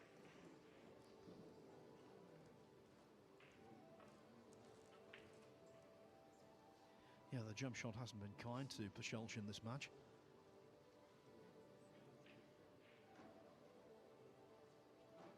Raised but easy to impart some unwanted English on the cue ball here, and the red three to go astray. Yeah, not surprised he missed that.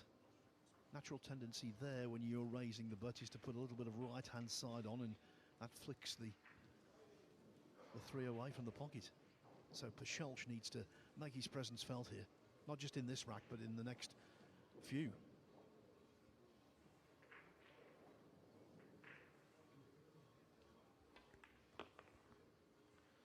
It's got to go a little bit.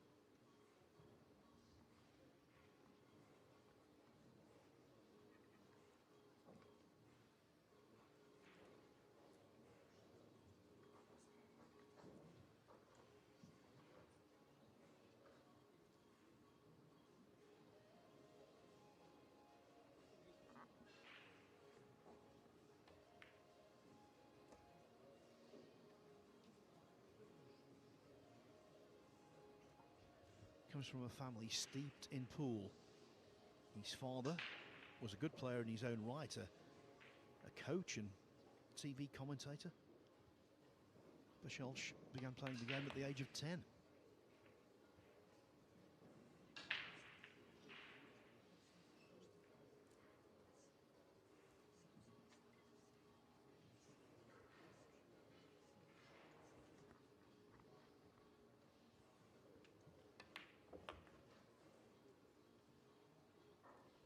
Well, by getting to the last 32, he's already done better here this year than last. Beaten in the last 64 in Sarajevo 12 months ago by Petri Mäkinen of Finland.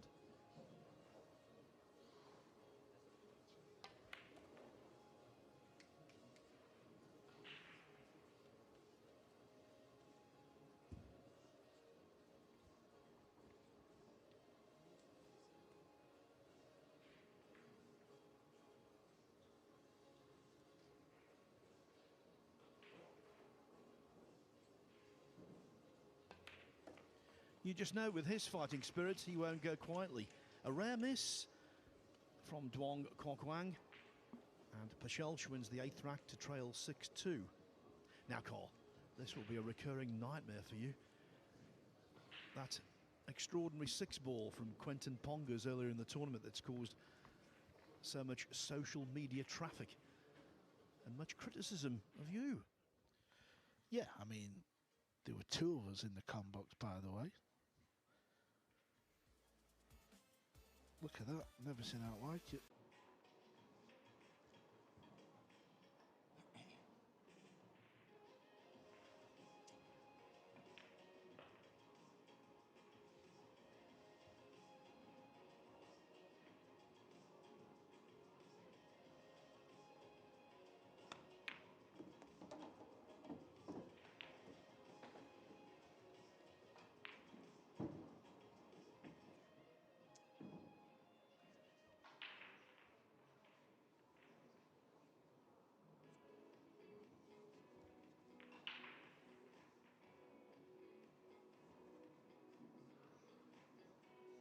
You just stay on the fence, buddy, where you belong.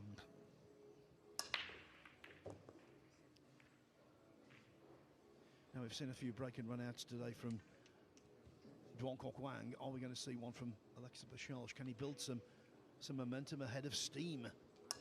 This match is not lost yet.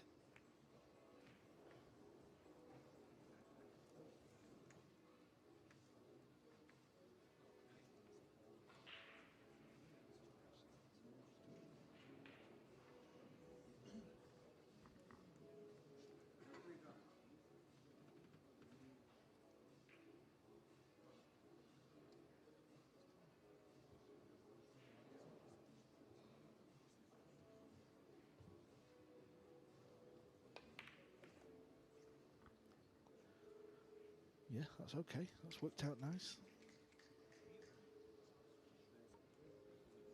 Arrived in this match having won 3 consecutive contests by a wide margin. He beat Martin Jovchevsky 9-3, then Ivo Panzar 10-3, and earlier today Ruben de Campo of Argentina 10-4. So he's playing pretty well.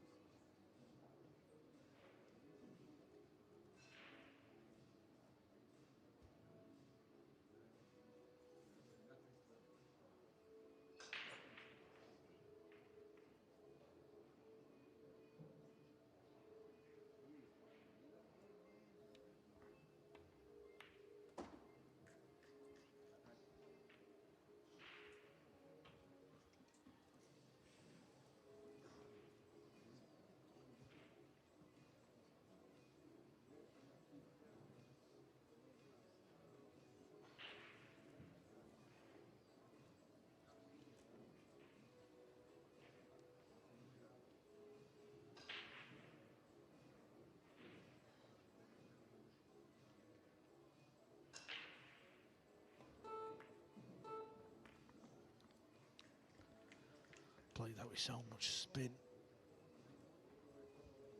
Got a nice angle as well, just come out into the centre of the table, and it's looking like going 6-3. He'll have the break, and only 3 behind in a win-a-break format. He's very much still in this game. Done well, really, because he's just seen his opponent just pretty much put a clinic on.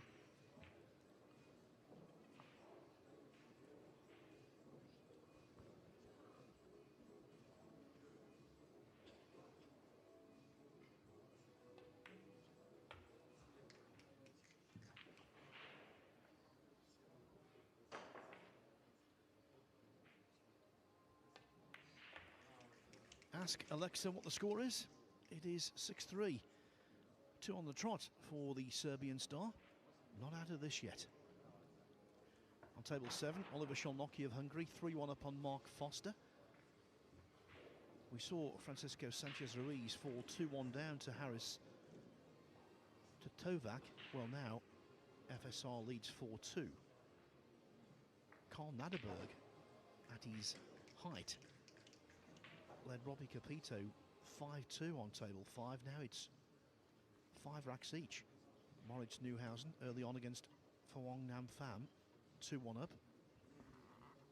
And they are the only matches going in the last 32 as of right now.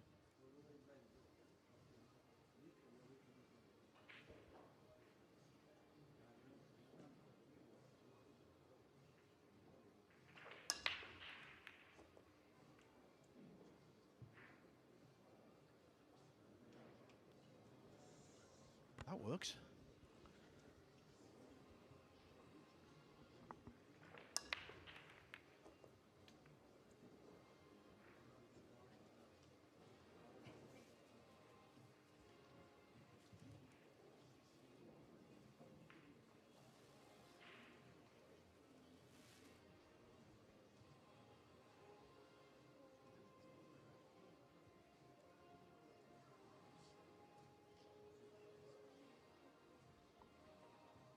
Yeah, it looks to be pretty thin, this, doesn't it?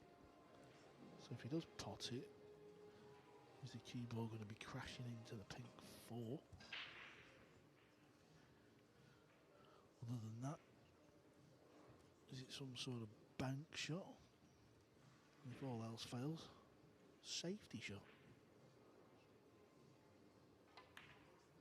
So it is the bank. This is going to go near the hole, not what he wanted. Yeah, the break was good in the sense the one went in and the balls were spread nice and evenly around the table. But now, the beneficiary might well be Duong. Should be Duong.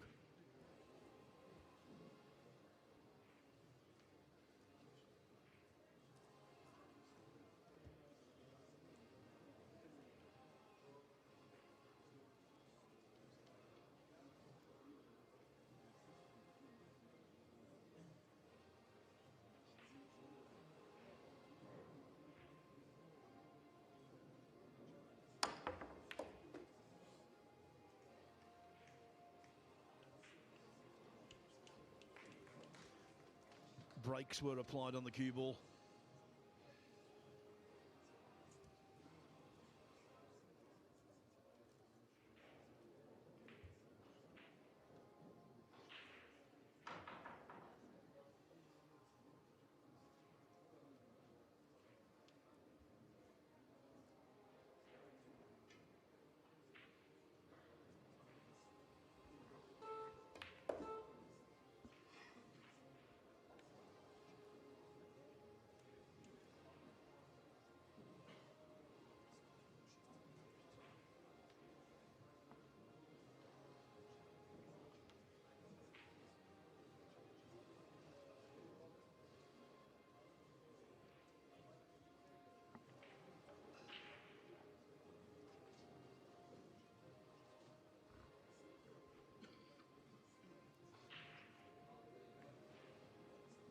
How's the pace?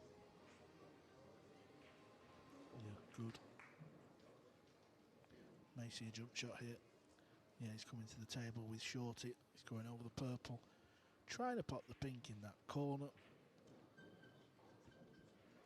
This is jump shot number 4 for Pachelch.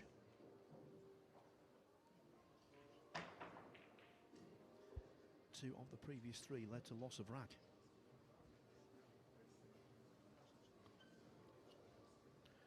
Yeah, and if he pots this, kind of feel like we might see a bit of 9-ball action. May see it now if he misses it and it hits the top rail. No, where's it going to end up? Oh, it's over the hole. Just can't catch a roll. Yeah, while Duong has played very nicely so far with just a hint of misjudgment here or there, one has to say Pachelch hasn't been blessed with the same amount of luck.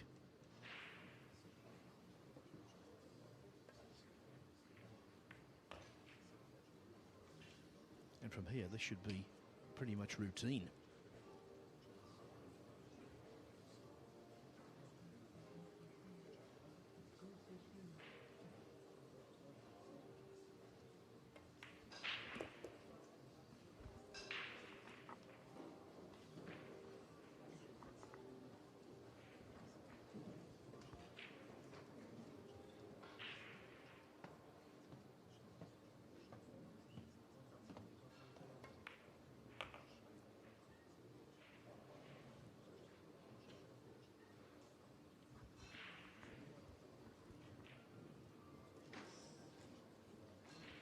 Just kind of keeps your opponent at bay, doesn't it, when you've had a big lead and then you lose 2 or 3 racks on the spin.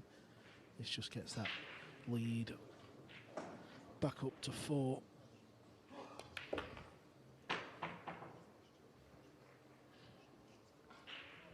Could have played for the combo, but wasn't for him. Nothing wrong with that, of course. Each to their own. Doesn't he just look so relaxed and calm and confident?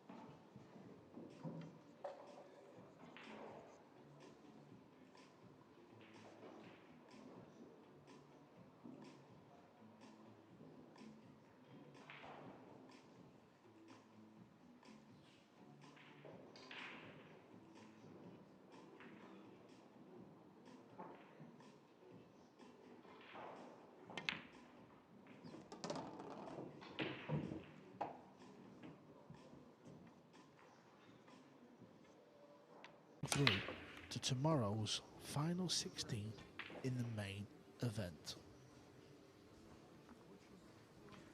Yeah, that was when the European Open was played in Fürth in Germany now. The 9 was going close, wasn't it?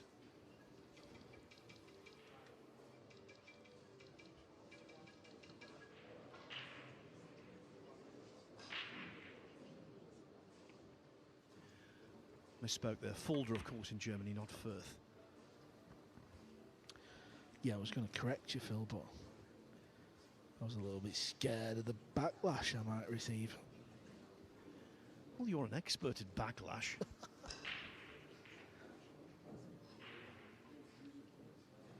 Yeah, one thing I have got very good at over the last couple of days is the old AI up. I'm a genius on there.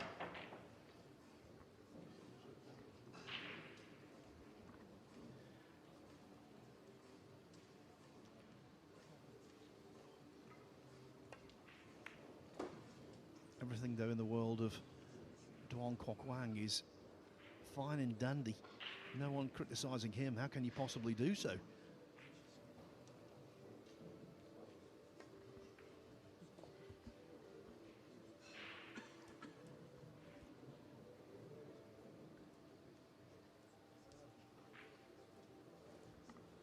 What score is FSR and Harris at the moment? Phil obviously kind of took my eye off that a little bit, but I felt like it was going to be a close battle. Yeah, still 4-3. The Serbian winning the 7th rack.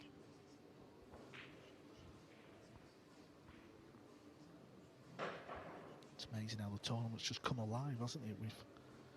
We have said this, it seems to be the case in these big open events, and it's not going to slow down. A certain Ghost, fellow Ghost, is up next on the main table.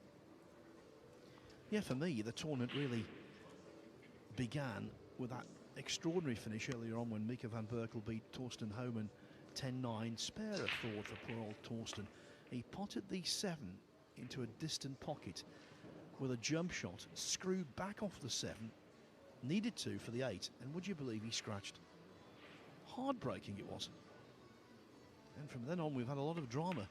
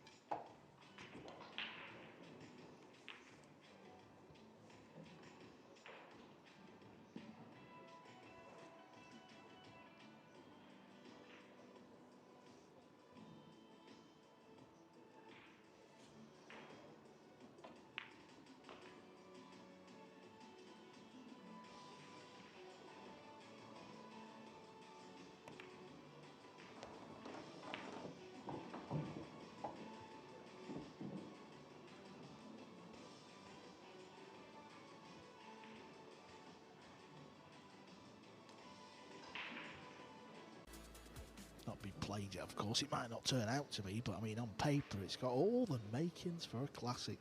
Styles make fights, and they are two very different styles. Duong has got the 9-ball moving. Don't feel like I've seen a golden break for a while. Yeah, I think we've had 3 in total on this table this week.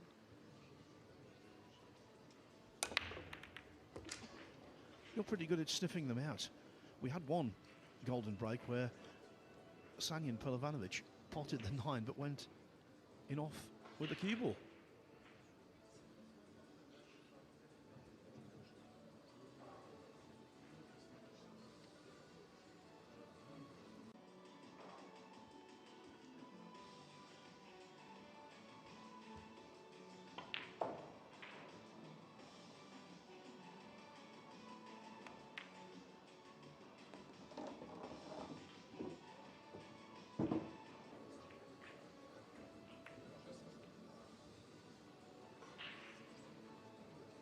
Again, you cannot fault the tactical side of Duong's game today. He missed that 3-ball when he was elevating the butt of the cue. Apart from that, he's been really, really reliable.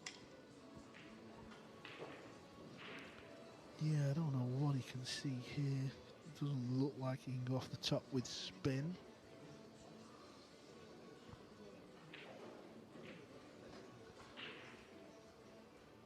Yeah, looking at coming off the short rail, the bottom rail, maybe a couple of rails as well as a few options, whichever way he goes. It's not easy, it's not nice.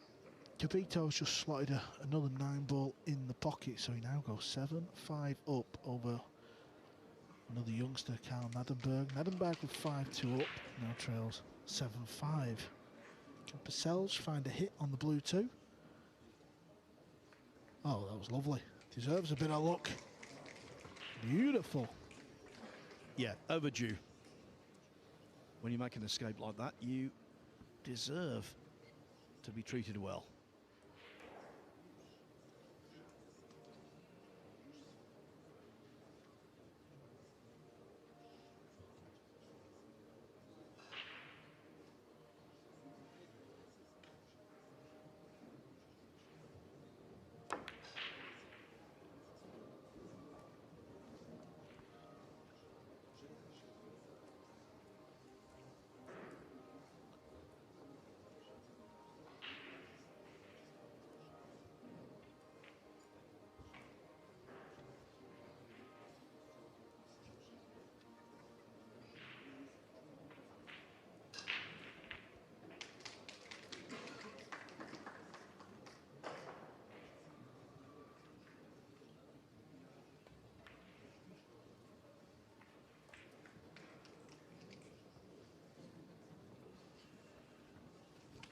By the way, Dennis Grabber came through after some early problems against Mark Maggi. He won 10-5, so Grabber takes his place in the last 32 to take on Claudio Cacci.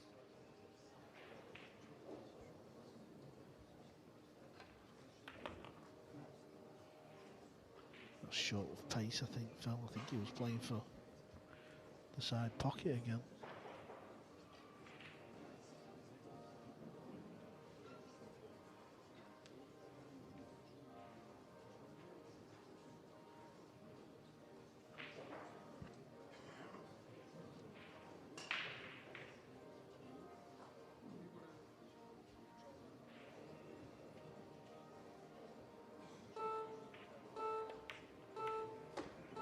Oh, really good combo.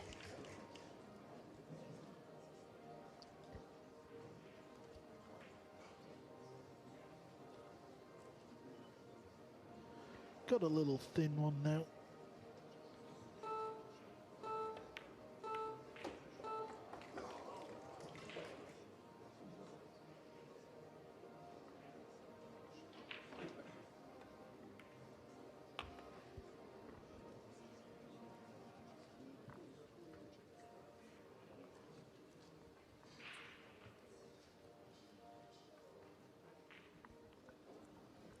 Game this from Purcell. The key to his success, that excellent escape. But of course you've got to pop the balls when you forge an opportunity.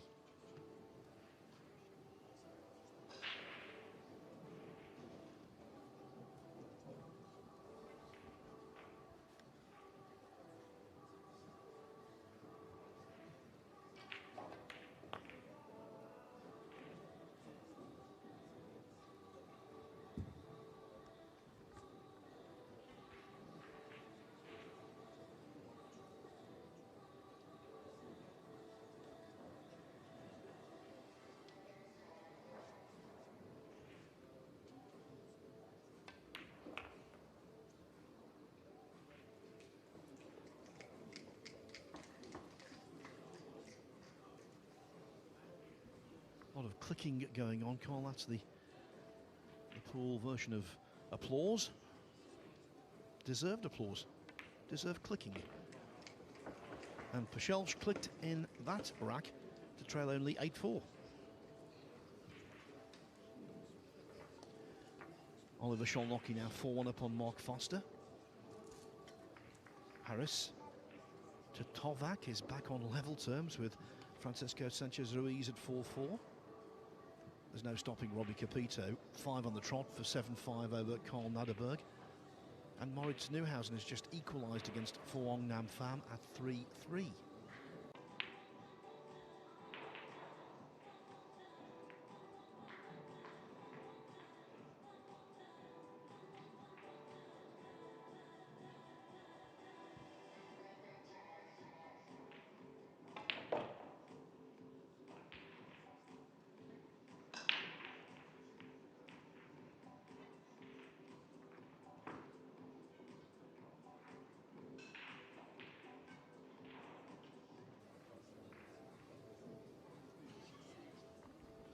Who was your outside pick, Phil, to do well, go deepish in the tournament?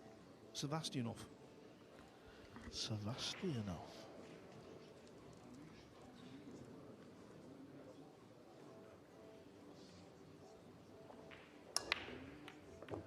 So yours call was?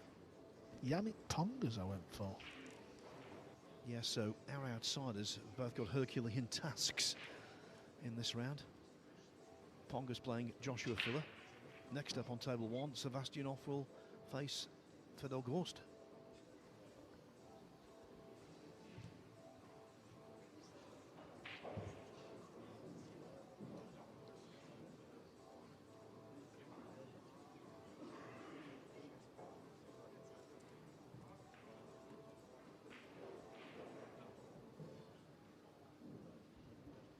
Just underway on table 3, part of the WNT TV streaming package. Eklund Kachi and Emil Gangflow.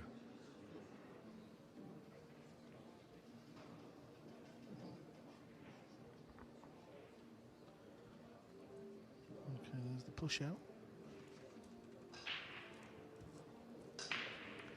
Can he pop this ball? Does it?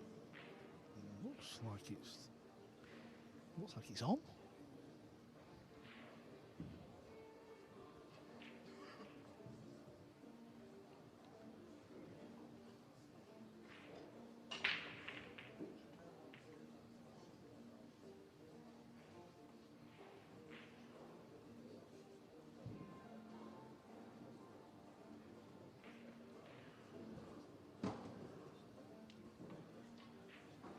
Mustn't be on because he's not playing it.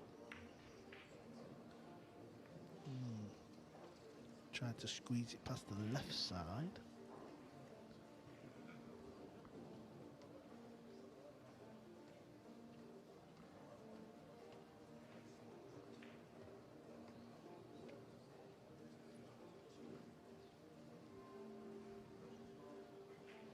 With the wide ball so close to the cushion, a pot on the 2 is high tariff.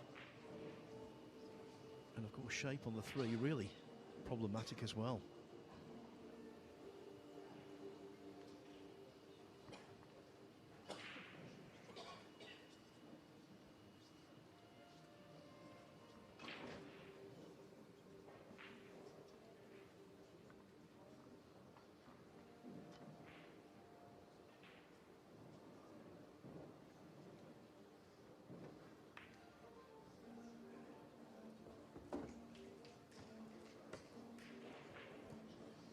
Just kept it simple.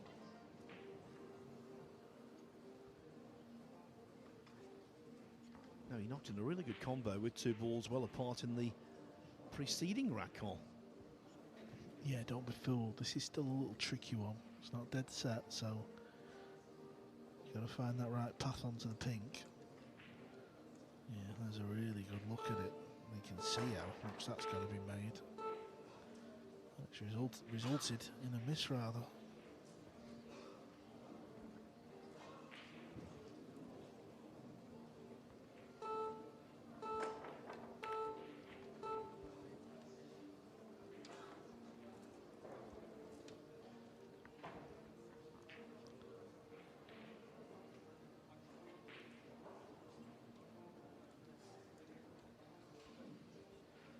Is he going full-blooded for the bank shot?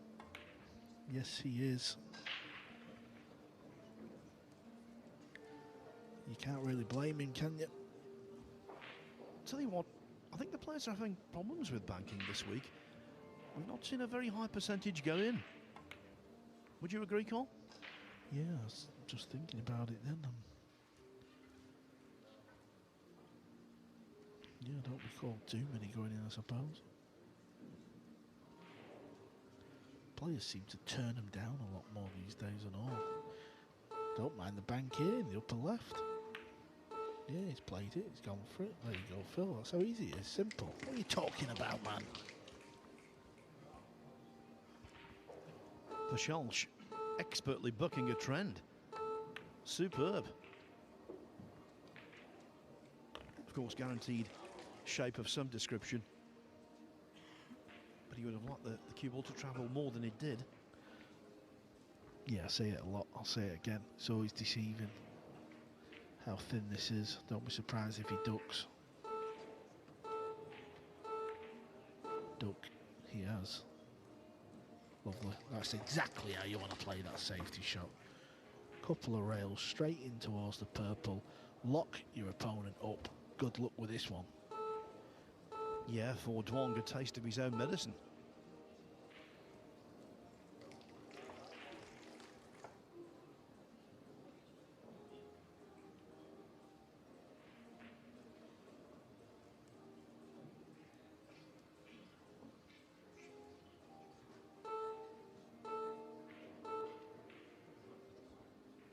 The 30-second shot clock was down to 3 seconds when Duong realised he had to take his extension.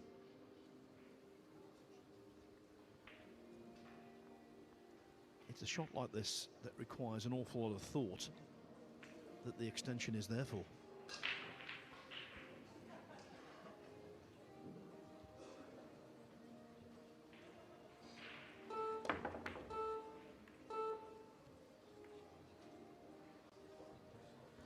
Well, Pachelch don't need things like this happening. Played such a wonderful snooker, and yet pays to hit, we know that. But he's left a full ball back, I think. Wow, look at that.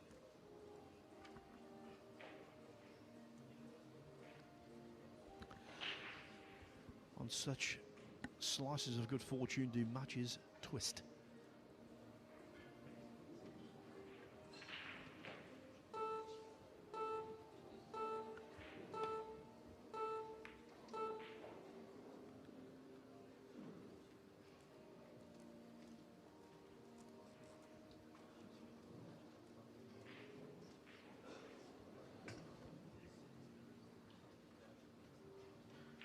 Well, it's either going to be 9-4 or 8-5.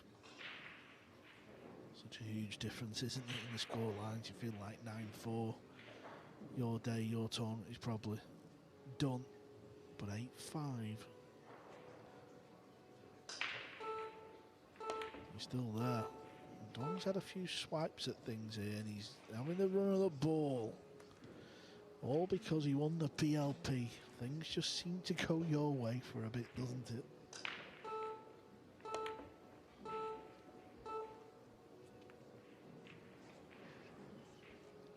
Waving that arm around like a traffic cop on one of those busy islands in Hanoi.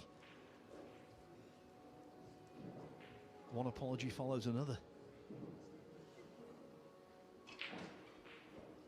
Trying to kick this ball in that corner.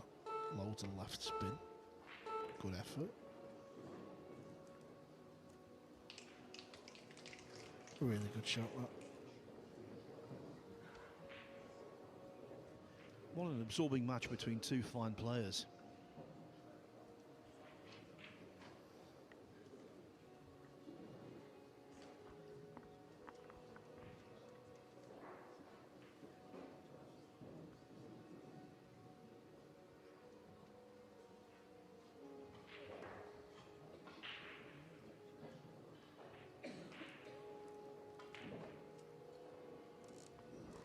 Yeah, he's just willing that cue ball on a little bit more.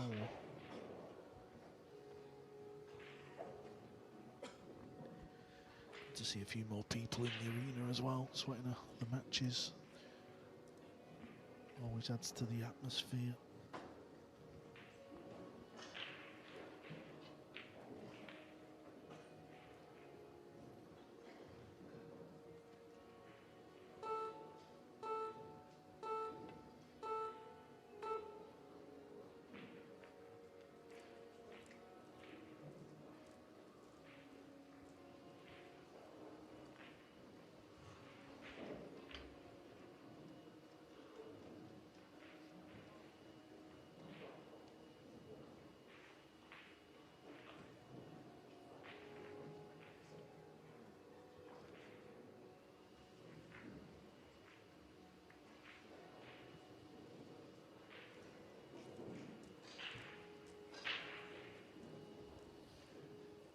Oliver Sholnocki now 6-1 up on Mark Foster. He beat a Brit earlier on today. Scotland's Fraser Patrick quite comfortably. Looks like a repeat performance.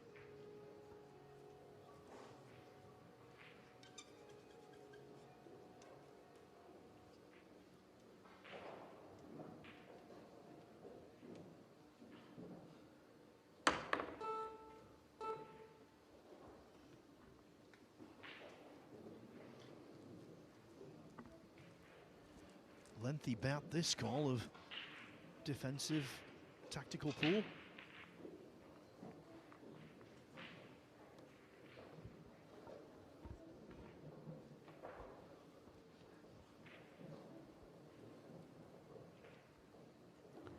Yeah, nobody can get that easy, unmissable shot.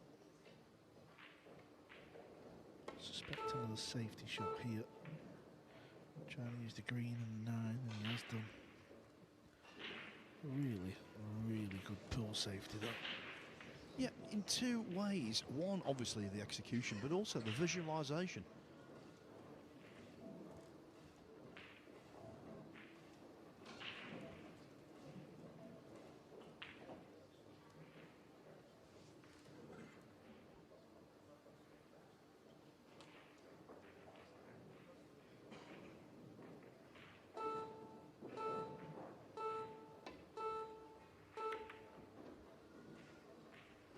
Yeah, and when the player's kicking out of it, they're just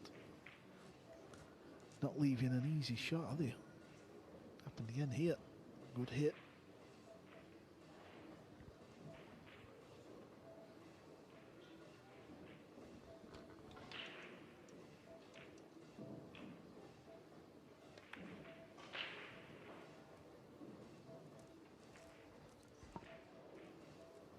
A selection of balls to hide behind.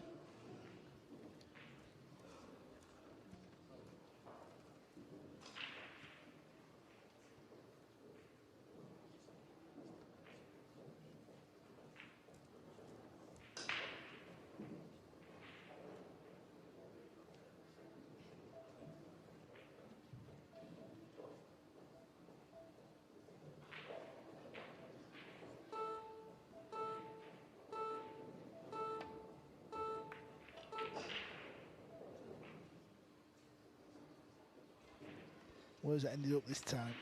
Oh, yes. Not got away with one here. Left him in. Yeah, Pachelch goes back to his chair looking really dejected. He was the first to blink. But when you've had a bout of safety like that, sometimes it can blunt your potting.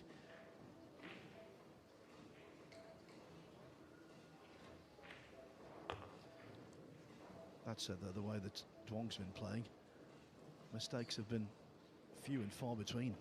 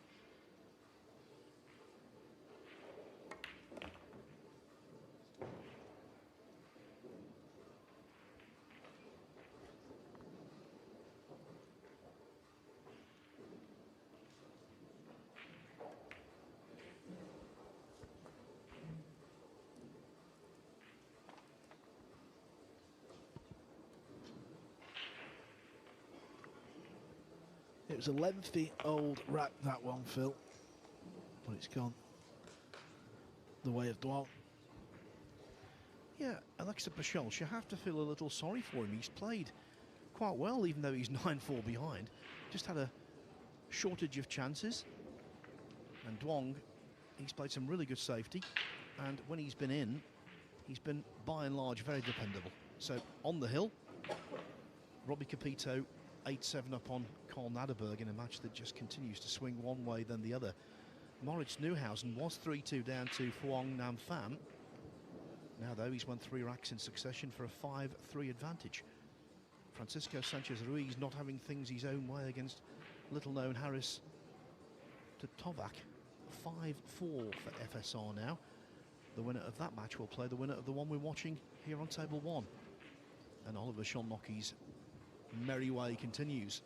7-1 up on Mark Foster.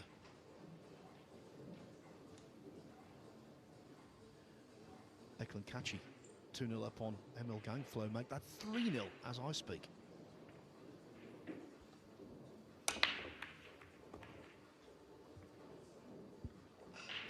Is the 2 going to fall? Yes. He'll take the cut on here.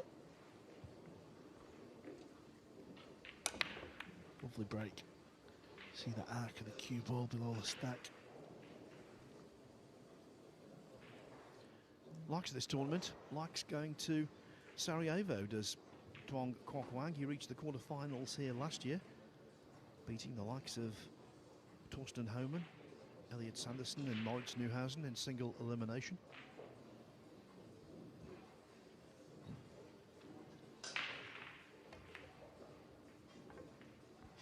Ooh, hold on a minute.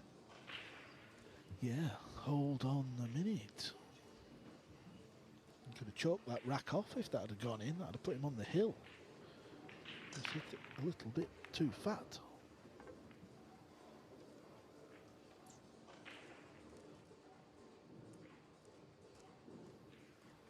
Yeah, my mistake for the match, rather.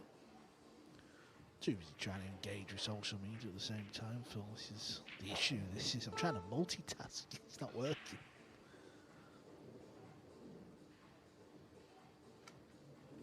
Often when you single task, it doesn't work all.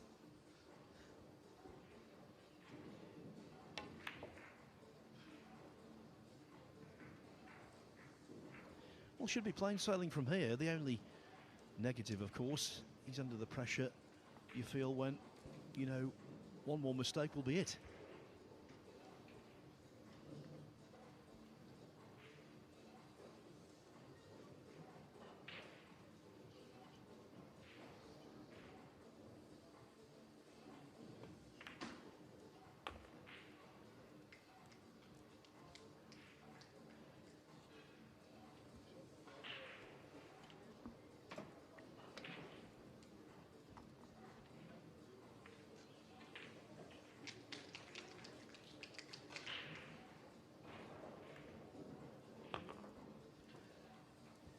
Duong is on the hill, and so too now on table 5 is Robbie Capito, 9-7 up on Karl Naderberg.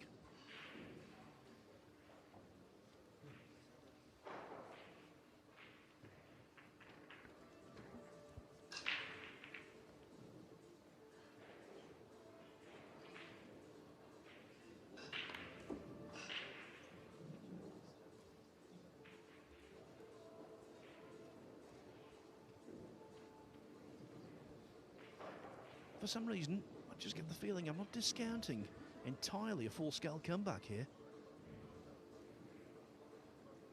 Pachelch is in this predicament, not because he's playing badly.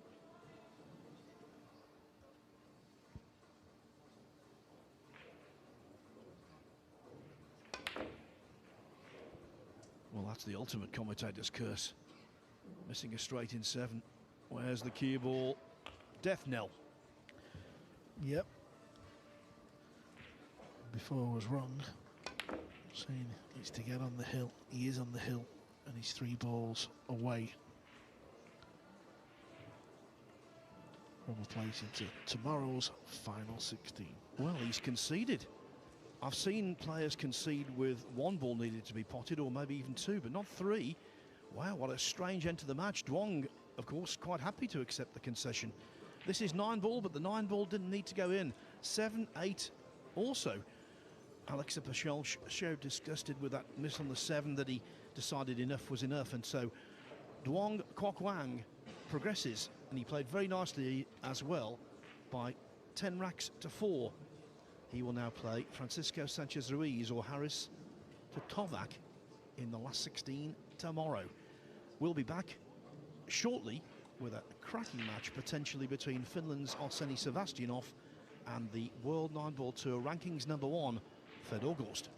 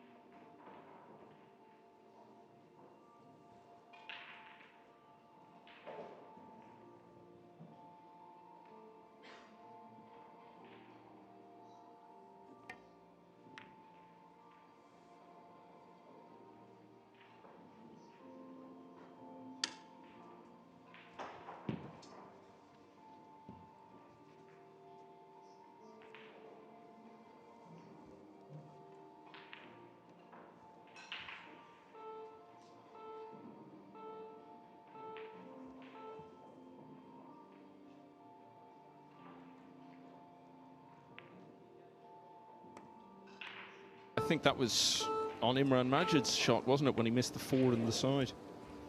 Yeah, and he missed it badly, so you know the pros aren't ever going to aim that poorly.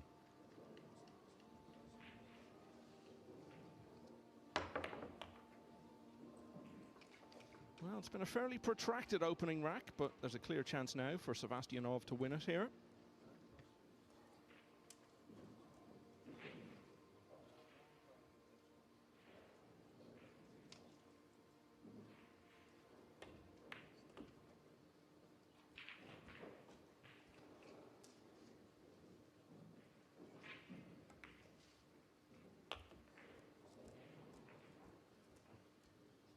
He has had a couple of close ones.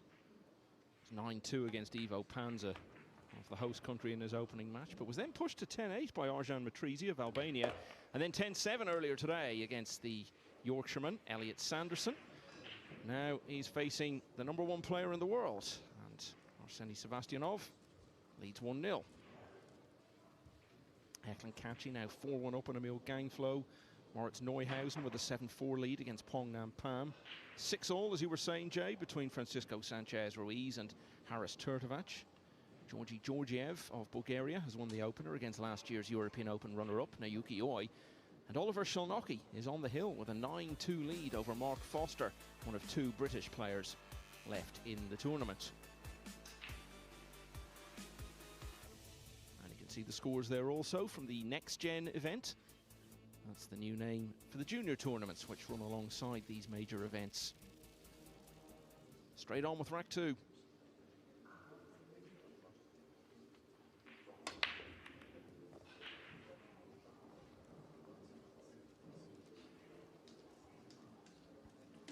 Yeah, everything kind of looked like it was going to get very congested. Kind of opened up, and you can tell it doesn't get the power. Not even close to a lot of players, but as long as you can make a ball and continually get some kind of control. He's going to pocket this 2 and try and play a 3-7 combo.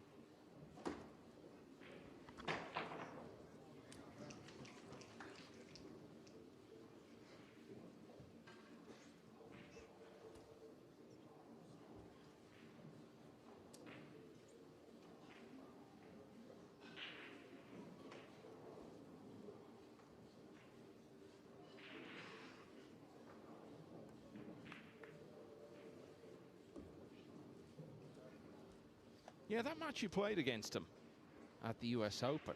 The thing was, he'd just beaten Shane Van Boening. Then he actually lost to Brandon Schuff after that. And then played you in losers qualification. As you said, it went hill-hill. So what was the story of that one? I started off really rough. And I was on one of the slicker tables. And I think sometimes you can say, hey, the pocket's a little easier. You kind of bunt the ball a little bit. I did that. Really gave away 3 or 4 games. He had a 7-3 lead. He broke dry. I think I ran out to the hill. I think I ran out and then broke and ran 4 more racks. And then broke dry at 8-7. He got out. He actually got a 4-9 combination, if I remember correctly. Nice shot there, pushing through on the pink. And if you want to see an incredible out, he made hill-hill. Now, there wasn't a shot clock. And someone told me he took about 16 minutes for that last rack. I know it was a long time, but the 6-ball down the rail, I'll tell you, I'll never forget that, the shot he made.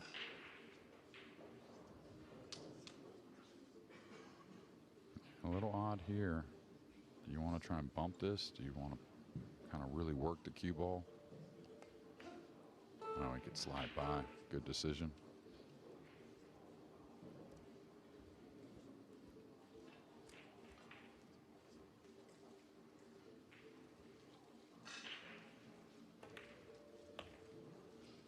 Well, he hasn't lost more than 2 racks in any of his first 3 matches here in Sarajevo, Federgorst. But he's going to lose the first 2 here. He knows he's in a contest. Sebastianov looking good and leading 2-0. Well, that was a very quick one, so I'm not sure anything has changed in any of the other matches since last we updated. Number of matches yet to start. Victor Zielinski against Imran Majid. Ermal Daily, who beat Pius Labutis earlier, now plays Mohamed Soufi. Got Yannick Pongers against Joshua Filler, and I can now confirm that will be on the main table after this one. And Filler, one of 2 past winners of the title, still in the event. The other is David Al-Kadi, who will be playing Marco Teucher. Dennis Graber of Estonia up against Claudio Cacci, and an all-German clash between Herman Hoy and Can Salim. I think Arseni's got dinner plans. He looks like he's in a real hurry here, Jay. Well, that's just kind of how he plays. I was saying he's a little unorthodox. I was just thinking at the end of the last rack that most of us, Nina Ross. Never mind, it might as well have been a golden break. Yeah, well, this is going to be a swift one, isn't it? Yeah, not just because the 9-ball, much better connection on the rack. Look at the spread. We're not going to get to see much of it, but yeah, there we go. The 1-9 combo. So, 2 shots to win rack 3. I said Gorse knew he was in a match. He certainly knows it now. yeah, I was saying though, I was thinking at the end of rack 2, you know, most of us slow down a little bit as we start to become, you know, good, really great player and professional, and watching the other guys. You just imagine how fast he used to be, probably. Eklund Cacci is now 5-1 up on the Norwegian player, Emil Gangflo. Moritz Neuhausen just a couple of racks away from getting through to the final 16. 8-4 now. The Mosconi Cup MVP leads against Pong at Nam Pam. Still 6-0 between Francisco Sanchez Ruiz and Haris Turtovac. And Naoyuki Oi has levelled at 1-0 with Georgi Georgiev. Mark Foster, 1 away from going out, 9-2 down against Oliver Shalnoki. If Foster loses, Imran Majid will be the only remaining British player. He's just starting against Viktor Zelinsky. 3-0 then to Sebastianov. Yeah, not the connection like the last. And you can always tell just the one so much slower going to the side pocket.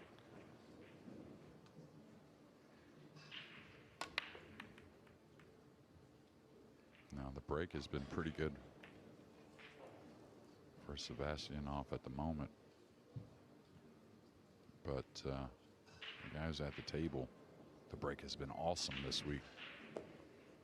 Saw him before this match. After the last match me and you did, I walked back to the hotel for a few and saw him on the way over and just had a few words. I was like, the break looks really good. He's like, yeah, I'm liking it. Seems like he's learned how to hit him even with more pace and still a lot of control.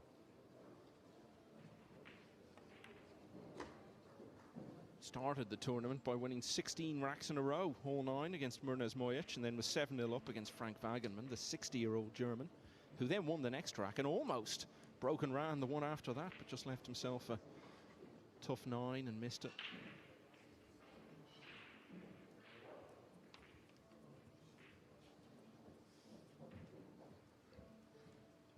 And watching that table 4, FSR is having a few struggles. A very difficult 9-ball.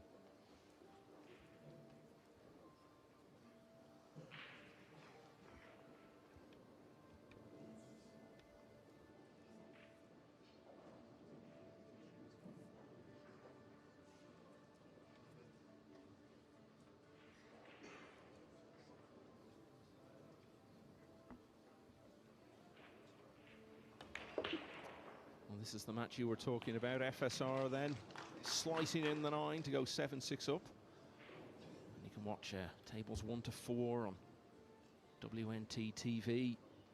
Table 5 is available as well on YouTube, so plenty of options. One of the great things about WNT TV, you can actually watch a number of matches all at once in the multi-screen format, so that's really good as well. Yeah, he's going to try and draw him underneath the 8 or the 6. I didn't know which it would be. He's going to end up a little shy.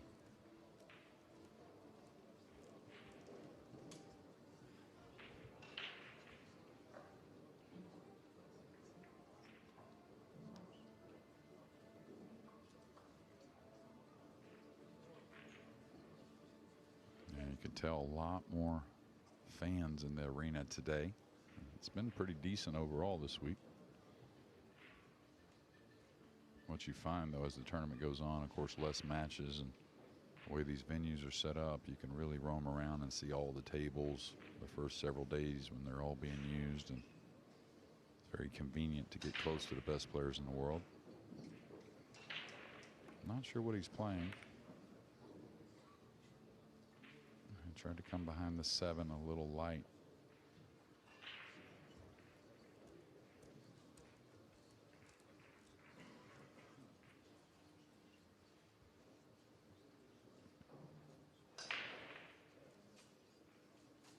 I think the light side here, Michael. Just kind of rolling through the pink and going to the rail up behind the green 6. Now let's see if he hits this a hair on what would be our left of the pink. No, he had good speed there, but he did. He actually hit it a little too deep. And the reason why I say that is I noticed a few times today, it seemed like the table had a hair of a drift to the left a few times. Yeah, you were pointing this out a number of times in one of the earlier matches that we did. I'm not saying that happened there. Had a bit more pace than he thought, but Fedor Gorst, not a guy that's got to take his time out early too often, but I'll tell you, I'd consider it after this rack.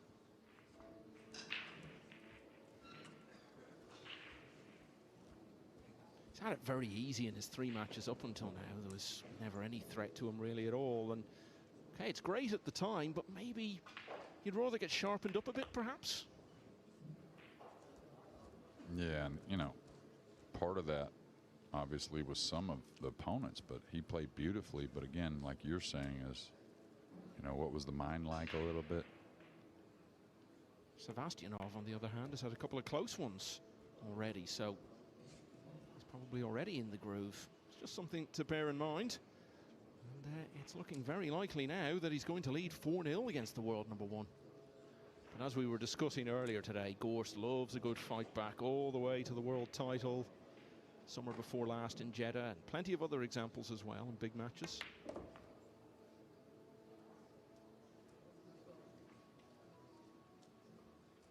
Yeah, it's funny. The bridge on the table before the cue ball's ever settled. But he's starting to feel pretty good. Absolutely, and he's already almost halfway to victory. He leads 4-0. Oliver Szolnoki of Hungary is through. A 10-2 winner against Mark Foster. And he'll now play either Viktor Zielinski or Imran Majid. Zielinski has won the first rack of their match. Georgi Georgiev has won rack 3 against Naoyuki Oi to lead 2-1. Francisco Sanchez Ruiz 7-6 up on Haris Turtovac. Moritz Neuhausen just needs a couple more, leading 8 racks to 5 against Pong Nam Pham. And Eklund Kachi is 5-1 up on Emil Gangflow. So we'll be down to 16 by tonight. Last 16 in quarterfinals tomorrow. And then the 2 semi-finals back-to-back in the early session on Sunday, followed by the final that evening.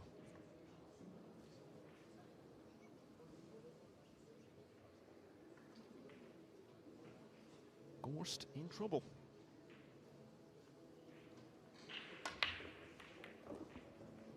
Yeah, you notice he switched sides there.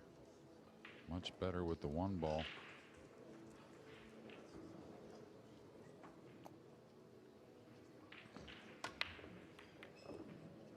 You know, it's been a talking point. We've had so many one-sided matches on the main table, and we said, oh, this one will be different. Well, it might turn out to be, but as it is at the moment, it could be another one-sided match, but not for the player we might have expected. Yeah, well, he's attacking here, and what a big shot. Well, maybe not. He's going to shave. I thought he would cut this in. All right, watch out for Gorst with the jump cue. We'll see how the cue ball ends up. Oh, he's got it straight in. I really thought he should have attacked there, Michael. Come down for the 3 in the side. The 4-9 was really a hanger. And the way he plays, it's surprising that he didn't. Yeah, I'm very shocked. I mean, don't get me wrong. He had to manipulate the cue ball a little bit, but there were a few ways to do it. Now, he hasn't left anything easy. Getting on the 3 is not going to be any kind of picnic.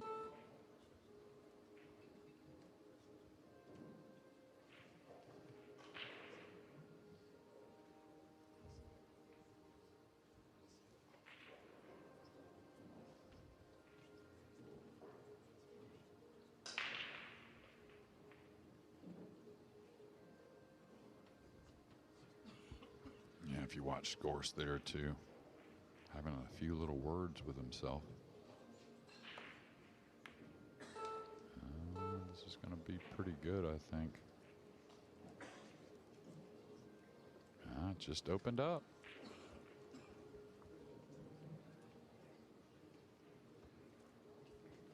Sebastianov has had plenty of wins over big names. We talked about the one against Van Bonin at the US Open. Well, he also beat Francisco Sanchez Ruiz to get through to the last 32 in Hanoi. Lost there to Fraser Patrick.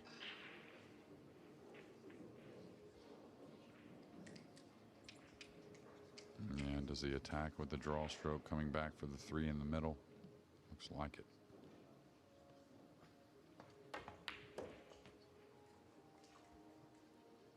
Really too much out of it now. He's got to make a decision. Don't know if he can really try and advance offensively. What he's looking at is, can I get to a kiss shot? But trying to get the cue ball in that position, besides just maybe floating it really lightly, I think he's an underdog to make the 3.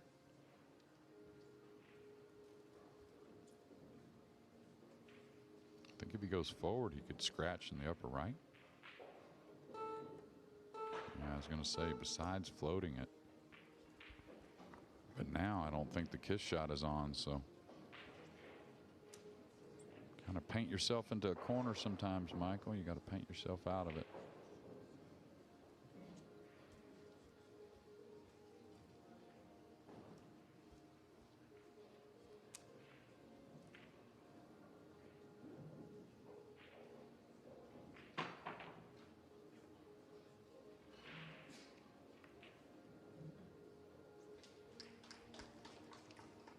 Yeah, awesome stuff from 6 or 7 feet away. Keeping the early pressure on Gorst. Yeah, he's gotten him so good. He's coming 2 rails up the table. You know, if he could get to the side rail, he'd just lay on top of the pink because, of course, the 5 is in the way of the other corner. But he snuggled him up on the 9 ball. If he hits this one, good chance he makes it.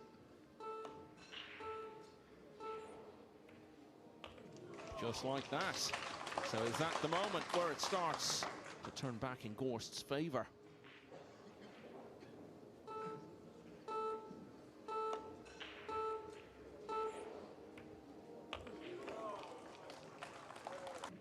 He's still a little awkward over the 9 here. This is not easy. Love to just follow out 2 rails for the corner, but such a good banker. I wonder if he may settle here. And this is why it's hard to make the ball move as much as you want. Whenever you're hitting down on that ball, you kind of curve into it, flatten the angle a little bit.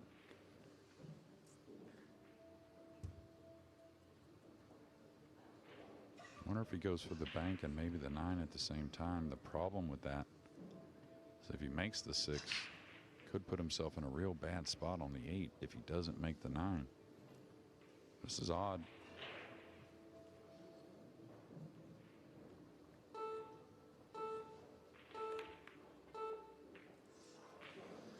He hasn't made either the 6 or the 9.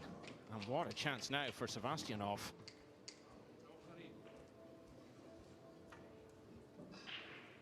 Yeah, and what I was talking about is, look at the shot he would have had at the 8 to get to the 9 if the 6 had fell.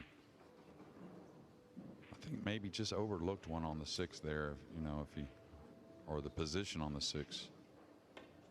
I think maybe just settles for the bank on the 6 ball. He gets much better position and then therefore much better chance to make it.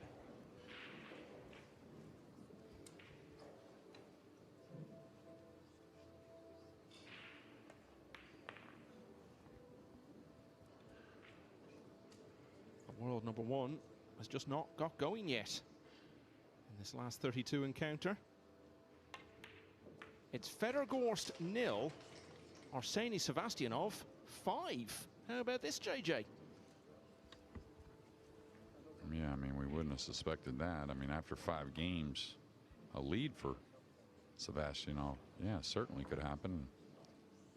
Hard to really bet totally against it, but 5-0, and Gorst has had a couple chances.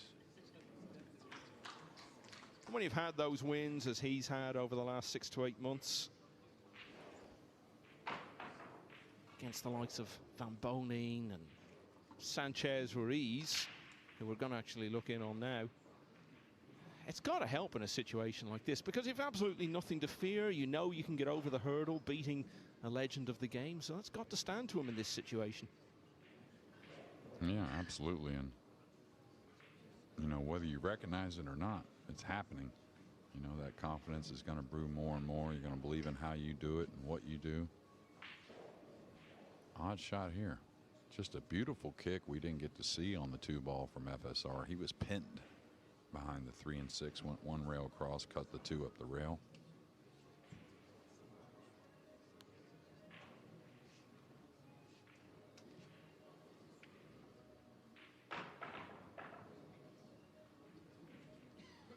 Looks like he's going to play a floater to try and just drop on the in rail.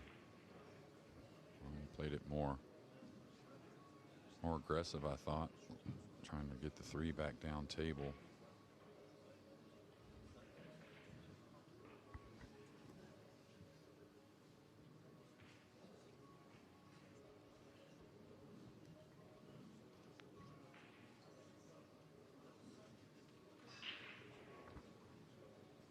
Viktor Zelinsky is 3-0 up now on Imran Majid.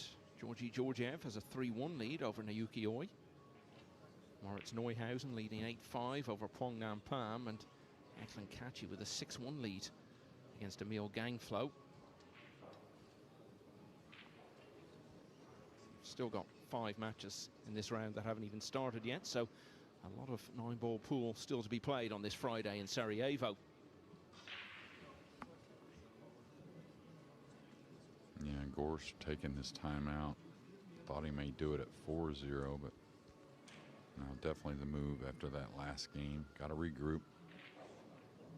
Got to believe he's going to get, you know, some opportunities to get back in it. And again, the break, he can overcome a lot.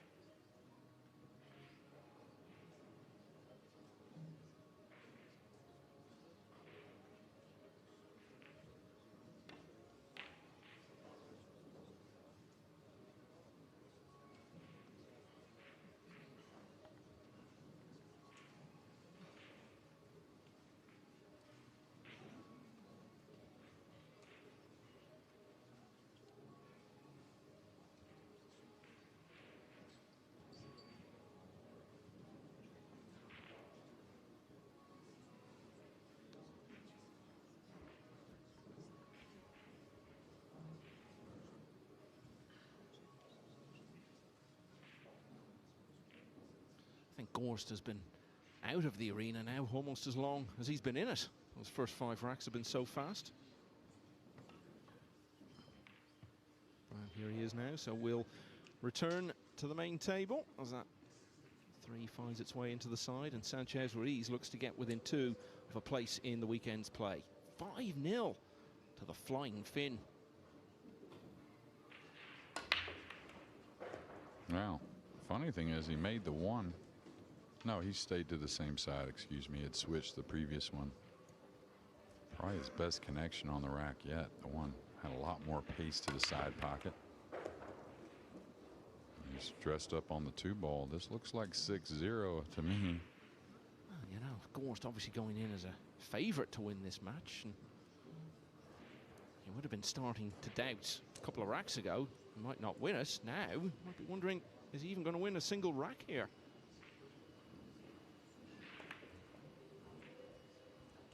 Yeah, the 3 does pass in the side. Now, is he going towards the brown 7? Going forward, because he is on the cushion. I think he gets past it. Doesn't seem too stressed overall. It is close, though. So sometimes you can brush the 7 and it kind of carries with the cue ball and it will snooker you.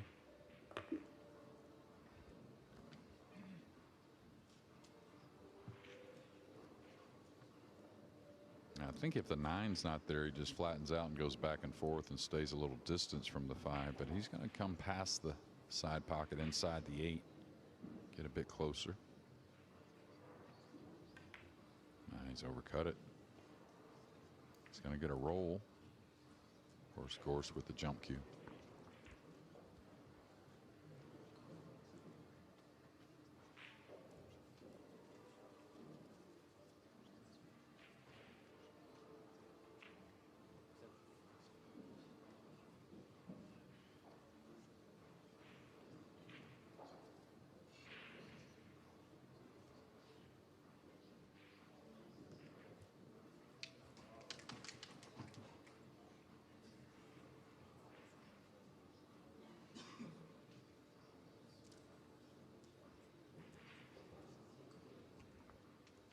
Gorst carries 2 different jump cues with him. That's a little more about cue ball movement usually.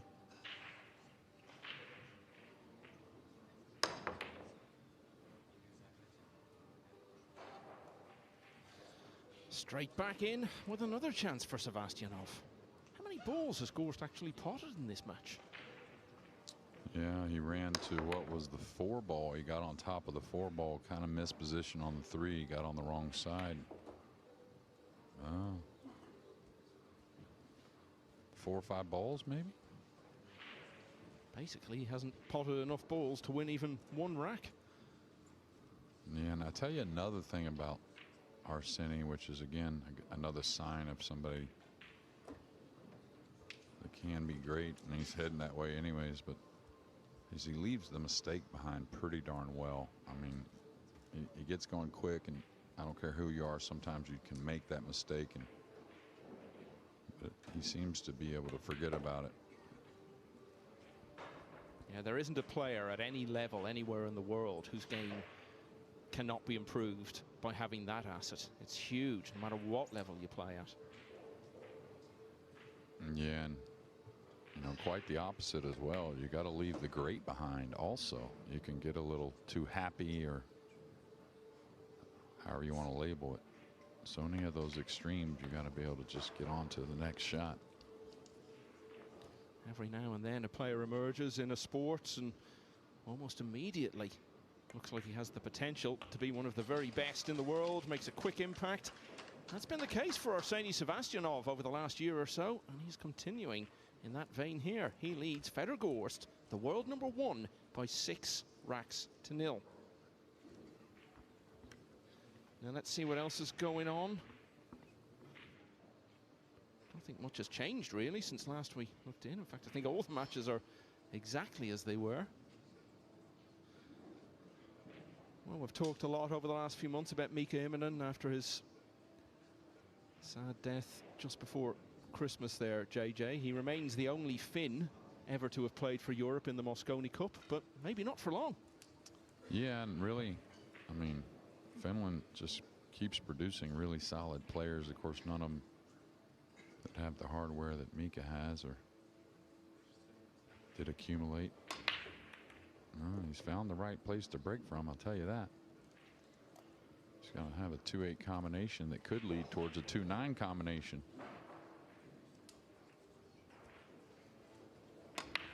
Tell you one that I thought was coming along, but we haven't seen him play as much lately, is Uski. Jani Uski. Jani Uski, yeah, I know he was one of those guys you were really talking up a couple of years back. I remember him pushing Van Boning pretty close in this event, I think it was. Yeah, and you know, I didn't really think he was going to be a top 5 in the world or anything like that, but I was just talking about a player that really was gritty and grinding his way into being a really good player, and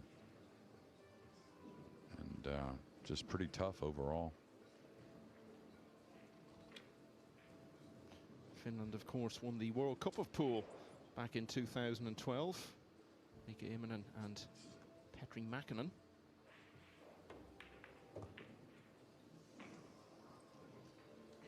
Yeah, I think he was hoping that the 2 came off and gave him some kind of play on the 9. FSR. What's the score there, Michael? Well, it was 7-6 when last we looked against Haris Turtovac. What have you spotted? Turtovac just missed an easy 8-ball to go 7-7. I mean, easy. He made a really great out to get there, too. All right, Gorst, here you are. It's not easy, but it's open. Under so much pressure, though, isn't he? Not just the fact that he's behind, but facing an absolute humbling here.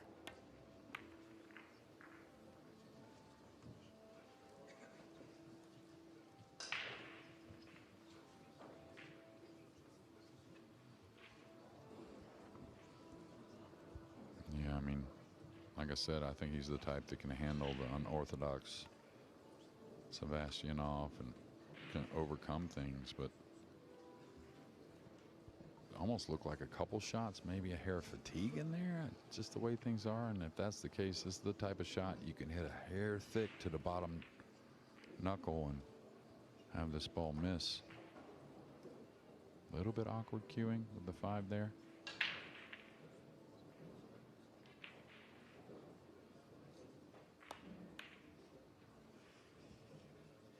This is turning into a bit of a nightmare for the world's #1 ranked player.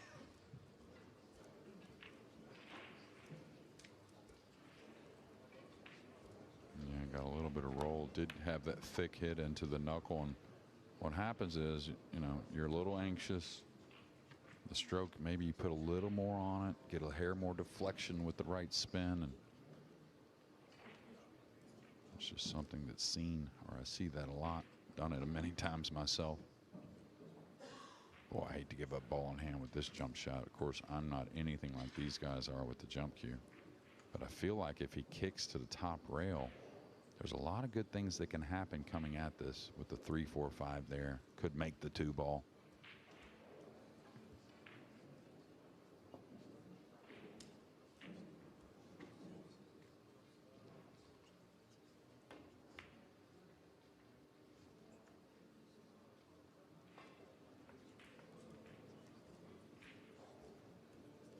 So another chance at the 2 for Gorst.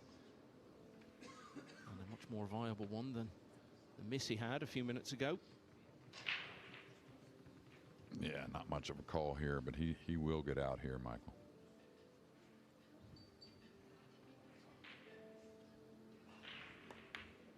Oh, my. Oh, dear. Well, you know, no matter who you are, this game can make you look foolish. It's certainly happening to Fedor Gorst. And it can even happen when you're sitting in the commentary box, Jeremy. He's really let you down there. What is going on? I don't know. I didn't know he had to stun the ball. I thought he could roll it, but it didn't matter how he wanted to shoot. Oh, wow. The jump got away. Thought he may consider the kick shot there, 2 rails up the table. Well, he's supposed to jump at that. These guys are so good with it.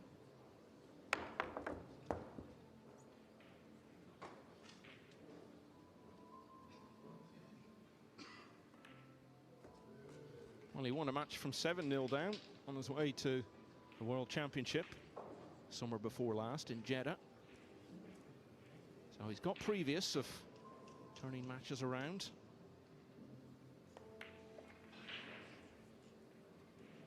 Yeah, I don't know if you noticed when he made that 2 ball with ball in hand, a few fans gave him an ironic cheer. Yeah, exactly. I think there's a few words you could use for it, but ironic's all right.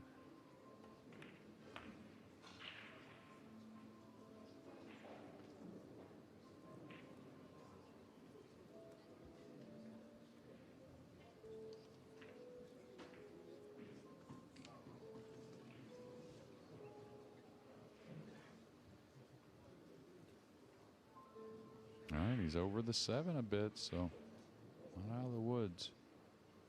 Does he come back for the side here, or does he come across? Oh, he could kill it. Sweet stroke. And we've had it all go on in this rack. Gorst missing an easy 2. Jeremy making the worst prediction in the history of sports commentary.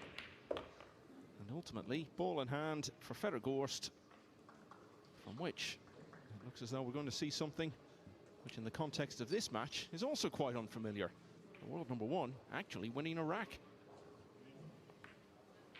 Back to 6-1. I don't think he got a cheer that big when he won the World Championship. Okay, let's see what else is going on. Imran Majid, the only British player left in the tournament at 53 years of age, 4-0 down. to Viktor Zelinsky. It's 3-all between last year's runner-up Naoki Oi and Bulgaria's Georgi Georgiev.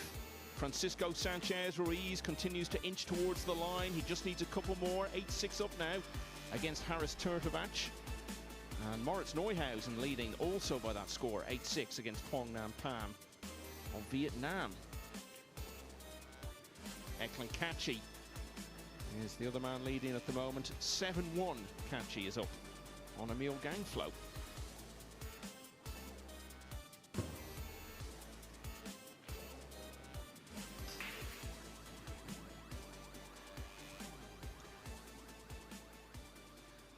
Well, it's rack 8, and remarkably, this is the first look we're going to have at the break of Fedor Gorst.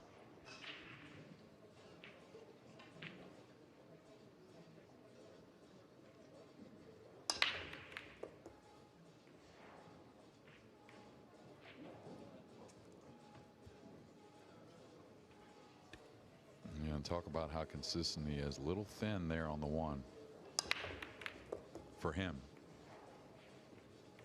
I think that's why you see a little more congestion around the rack as well. What happens is when you give a few away, you got to grind out some games usually. You got to maybe have some tactical battles and try and win that to get back in this match.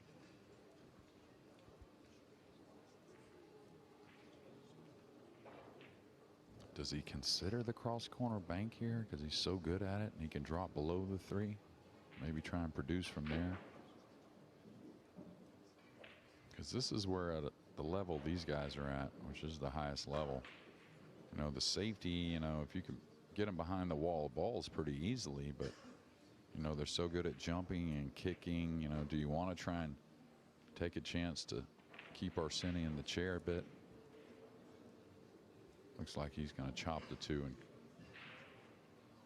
is he coming a couple rails behind these balls? Yeah, like that.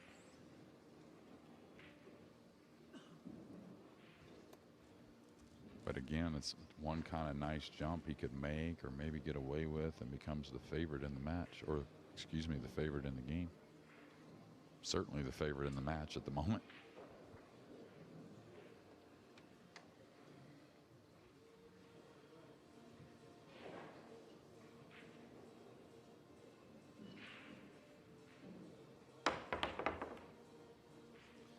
That was a good effort. Now, where's it going to finish?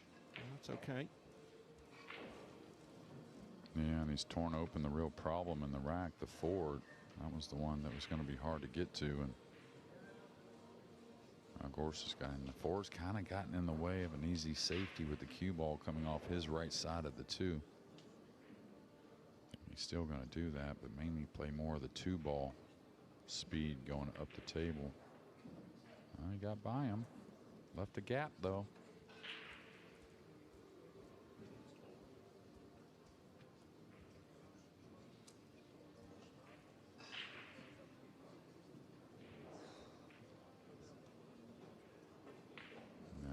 Sebastianov gets to play the 2 to the bottom rail, maybe go up and try and use the purple also. And he's overran this. He's given up a piece.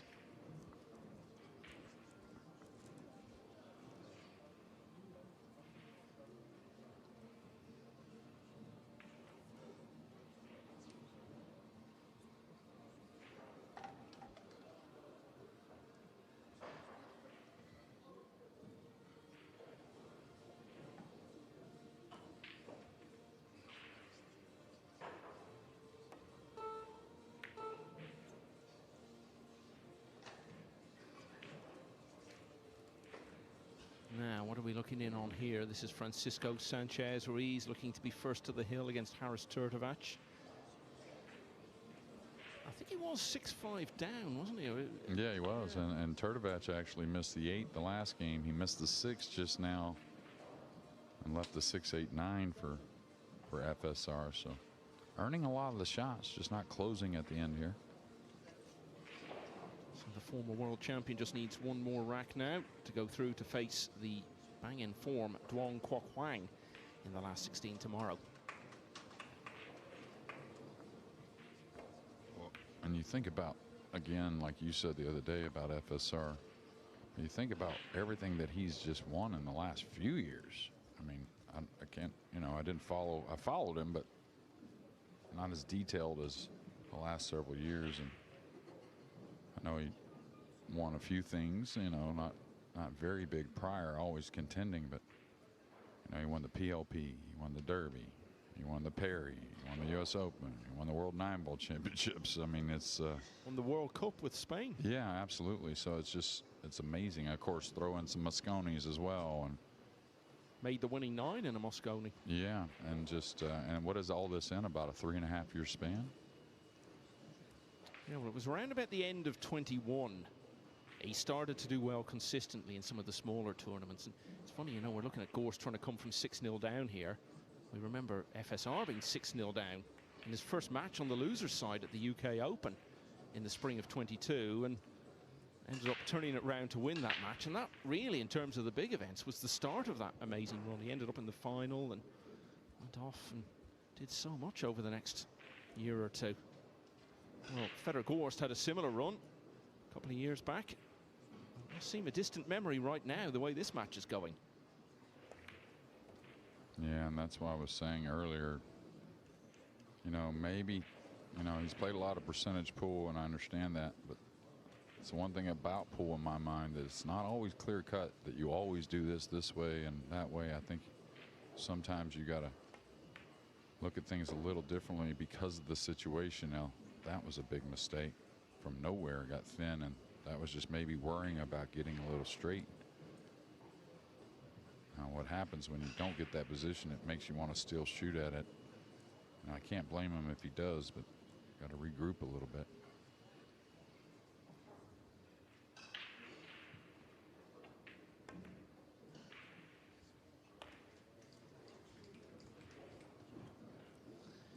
It reminds me a bit of Filler, you know, no matter what sort of position he gets into and no matter how difficult the pot, he just always seems to back himself.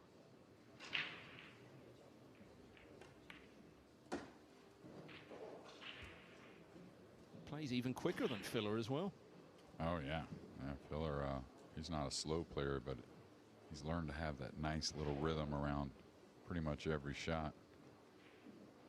Well, it will be a big surprise if Sebastianov doesn't go half a dozen racks clear again here.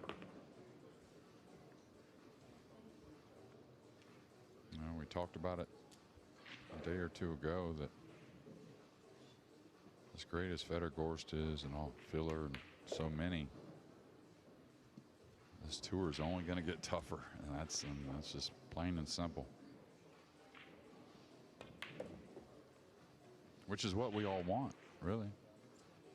Maybe not Fedor and Filler and all them guys, but we want it. Oh yeah, the competitiveness is so deep already, but you're right, it's only going to get more so.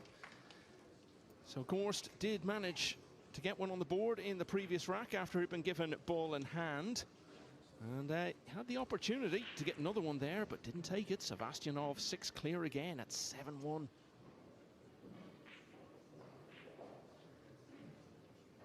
Now, we were asked for our picks. An obvious name and an outsider. Well, it didn't finish well for Jonas Suto. He was heavily beaten, and Fedor Gorst might go the same way. But FSR going well. Joshua Filler we'll see in a little while. And look at Phil Yates' outside pick, Arseny Sebastianov. That's looking better and better with each passing rack here. Yannick Pongers. It was Carl's outside pick, and it's going to be Filler against Pongers in the next match on the main table. Marco Teutsch, someone you've been talking up. And as I was saying earlier in the week, Jeremy, if you're talking up someone from the chasing pack, people need to pay attention, because you talked about Kraus and Labutis for years before they did much. And they've gone on to become major tournament winners. Maybe this man will soon. He's leading 7-1. And as the 7 just hangs on the table, he's come up dry. And it's another chance for Gorst to try and start mounting some sort of fight back here. How did the 7 hang? Wow. The deep shelves on the diamond table. Yeah, and Teutsch, I really don't think he's that far behind a lot of guys, to be honest with you. It's just a lack of participation in times, and so I've just seen him play very exceptional pool with high pressure situations. You know, those Gorse has lost it a little bit. We hate to see it. It's just kind of snowballed. It's one of those where anything but the most basic pot just seems to feel difficult to him right now.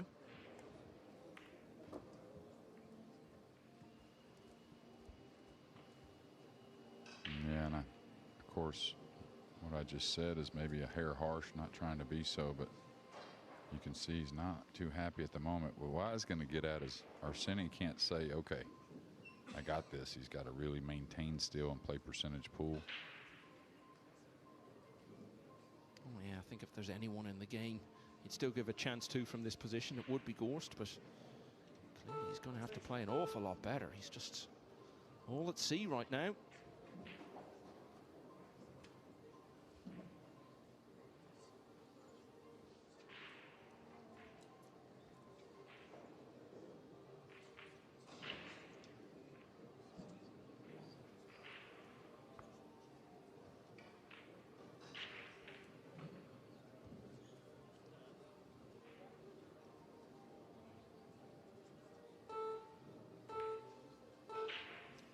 Francisco Sanchez Ruiz is 3 balls away from ending the run of Haris Turtovac, the one remaining Serb in the tournament.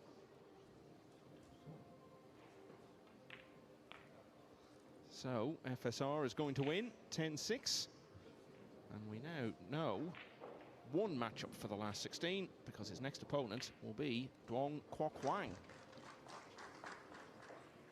To be a contender for some main table action tomorrow. We will see. Meanwhile, back here, Gorst has managed to deposit that 7 that was hanging in the corner, and he's got a chance here.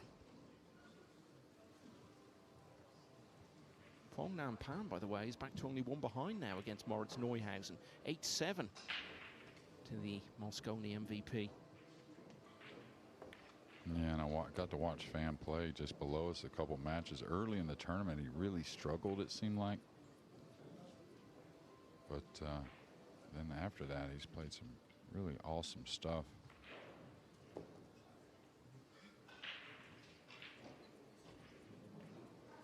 All right, just got to make sure you get into the ball a little bit.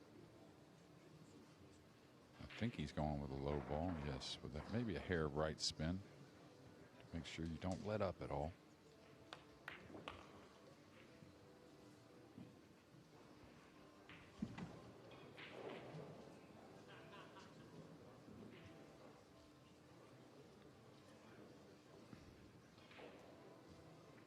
I'm not going to say he's definitely getting out. Don't want to jinx anyone, but if he does go on to get out here, Michael, I think you're going to see even a little more thump on that next break. I don't think you'll ever make a call like that ever again. Well, I just felt like it's set up to get out, and he's just that great. He's going to regroup, and it's just an odd 2-ball, I guess.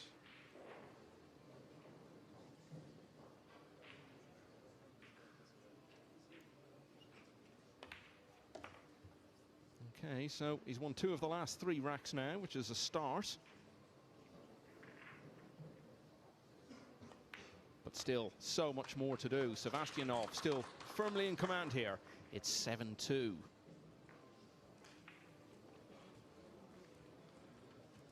So we've already had the Premier League pool this year, won by Duong Quoc Huang. We're here in Sarajevo now. We'll be off to Brentwood in May for the UK Open, and when we get to August, it's all going to be about the action in your home country, JJ.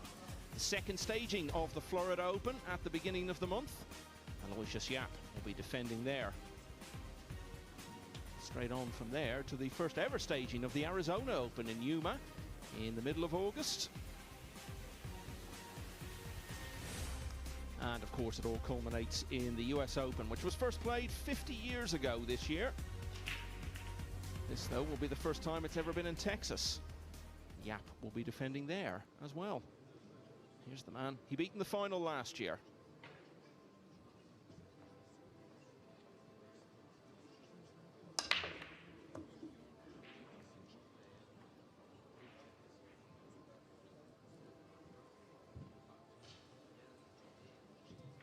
said it in the last rack or 2 racks ago that when you made a few mistakes and you got to overcome a few things, it's going to probably be something tactical. You got to kind of earn that shot.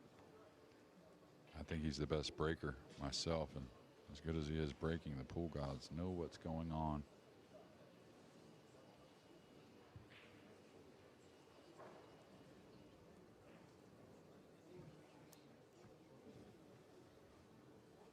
Looks like he's going to try and play off the bottom side of the tube. Maybe just, can he cut it past the 9 and drop below the 6?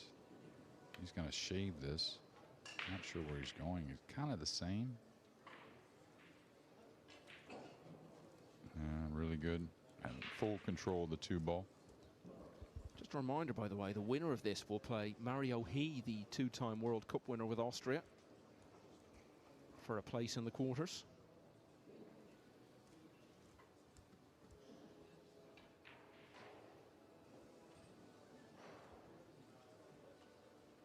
The Austrians were going along strongly, but then Lechner lost yesterday. Ocean lost today.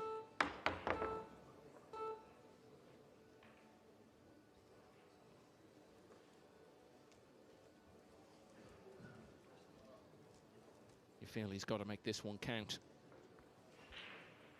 Yeah, absolutely, because one reason he's got this lead is Sebastianov is, you know, kind of added one on top after winning a game. He made the 9 essentially on the break with a 1-9 combo hanging there and had a break and run or 2. And wow, this is way off. Just everything. It's been a lot of, not just one thing or another.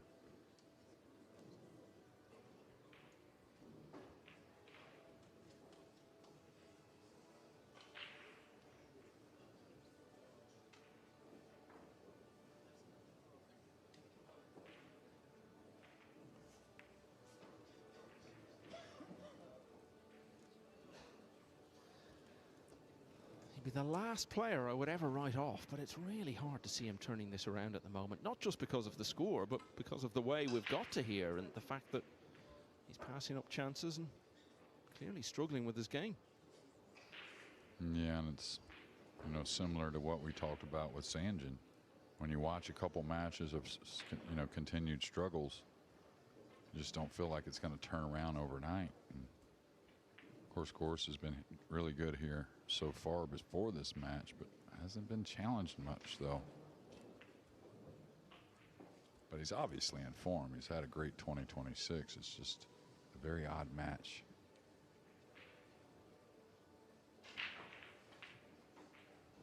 He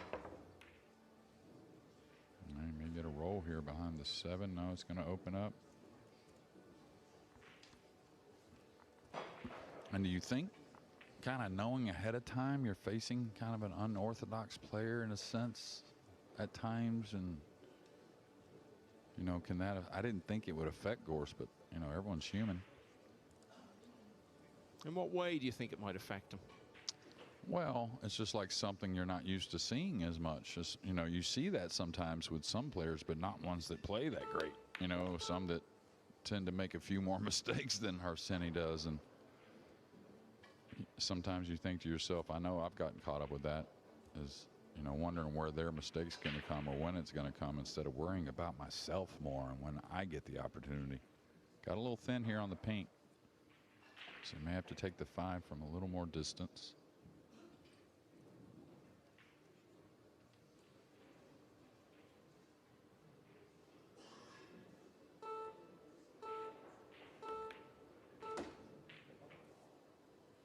Got into the ball nicely there.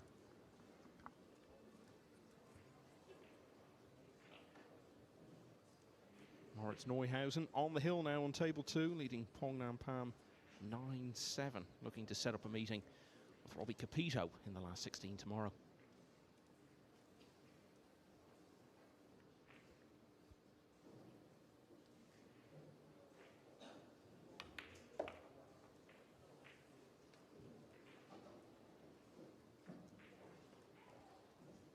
So should see it out from here, and that would be 3 of the last 4 racks.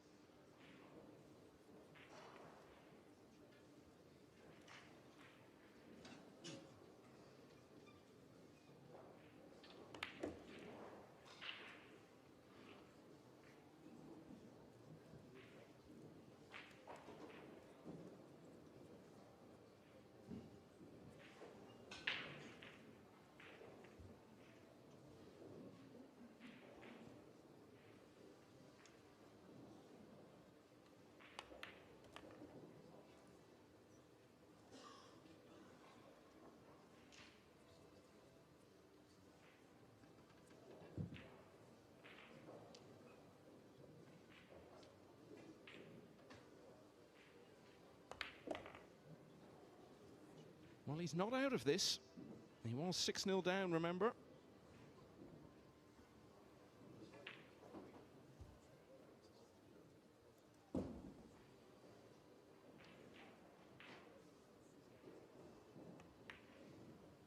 (7-3) looks a good deal less daunting as a deficit. Someone who has a huge deficit to overcome is Imran Majid. Had a big win earlier against the hometown hero Sanjin Pelovanovic, but it doesn't look likely at the moment that he's going to follow it up because he's 7-0 down to Viktor Zielinski. Naoki Oi is taking command of things right in front of us here on table 5 against Georgi Georgiev. 6-3 now to the former World Championship and US Open semi-finalist from Japan. Neuhausen I've told you about, 9-7 up. And Eklund Kachi in a strong position, leading Emil Gangflow 8-3.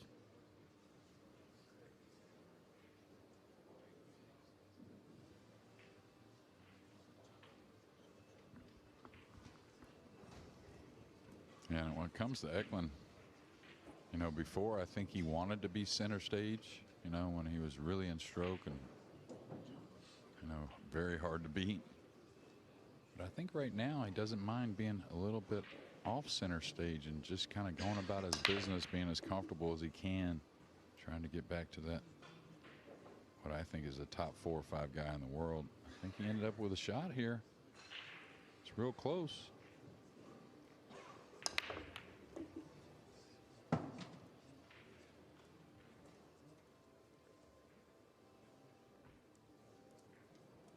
Now he's near the cushion. He's going to see if the 3 passes the brown 7. I thought it certainly did. But what I'm concerned about is, can he easily get on that with the purple 5, a little impeding the path of the cue ball? I don't think it's the type of shot you want to elevate the cue, and I wonder if he may go, I don't know. Can he open this up and get past the side with a level cue and some right spin added? If not, I may go one rail and just kind of coast across with a hair of inside spin.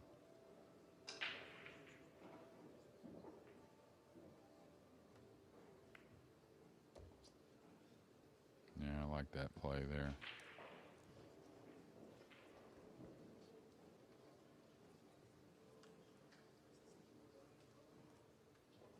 Two Germans about to get it kicked off on table 4. Yeah, Can Salim, who ended the hopes of Alban Ocean earlier today, and Herman Hoy, who beat Aydin Pikniach, thus ending home involvement in the tournament for this year.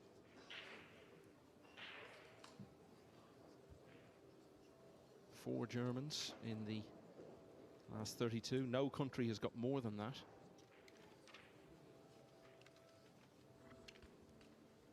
All right, big shot down the rail when the pressure's on. This is definitely missable.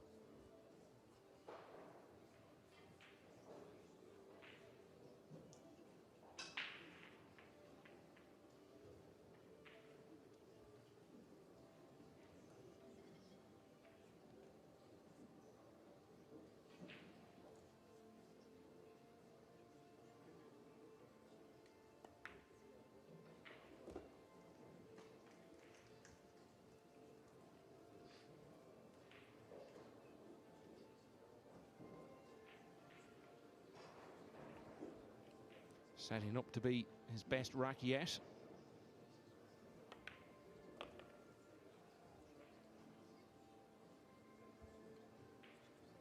It's starting to feel like we have a match on again, JJ. Yeah, absolutely. Yeah, if you remember that safety he missed, it wasn't hard. Arseni had made a combination. I believe it was on the 1-2. Looked at a bunch of different safety options. Put the 1 up near the 7. Didn't get the snooker. Gorst made a nice kiss shot off that and kind of got himself going a bit.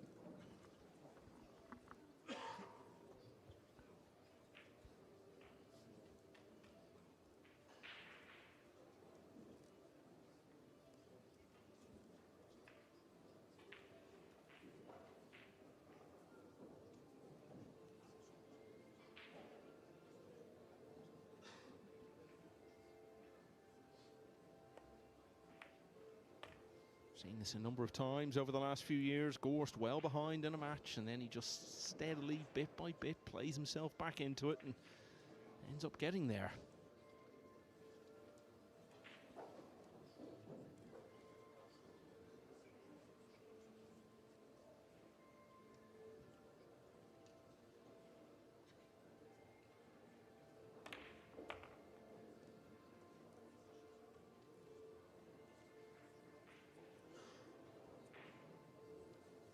So it's going to be 3 in a row.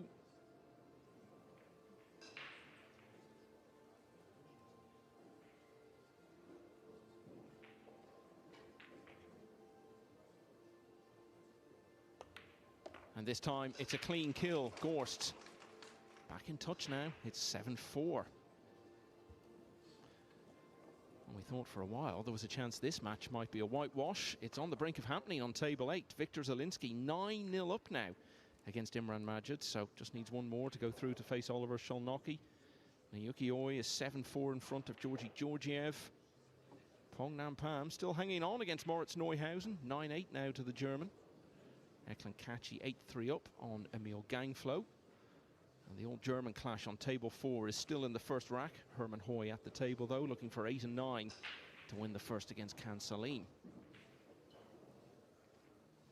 It looks like Pham has got a shot on the 1 or a ways away from his table, but I think he can go offensive, so chance of a heel match there if he can do something.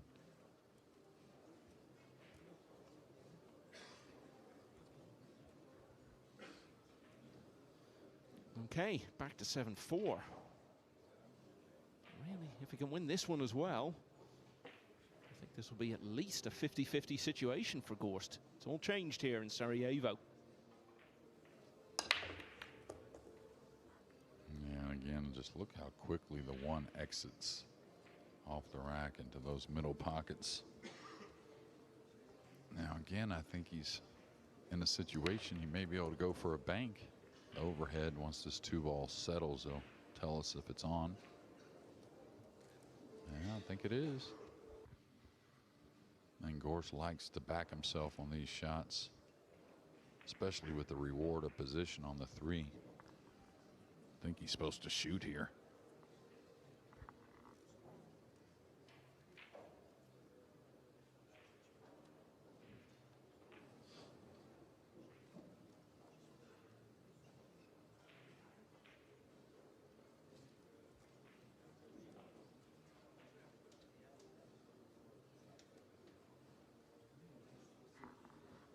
Now, the one thing that may keep him from shooting at the 2 is if the angle is where he's dropping below the 3 with a little draw, because he's got to cut the 2. Now he's going to roll on the purple. Oh, is this any good? This was way off. And what happens is, even to the best in the world, you're thinking bank, bank, bank, and then all of a sudden you change your mind and you just drop down and shoot it instead of taking that little extra time, and see it quite often.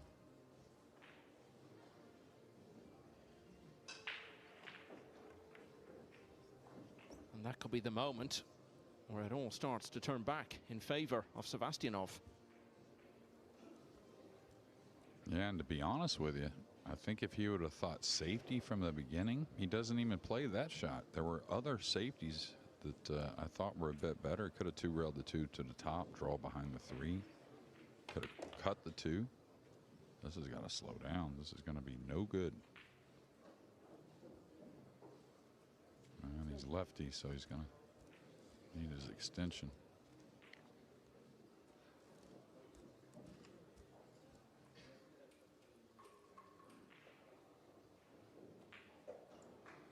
And I think Zielinski may have just goose-egged Majid. I'm seeing hands being shaken. Is that the match?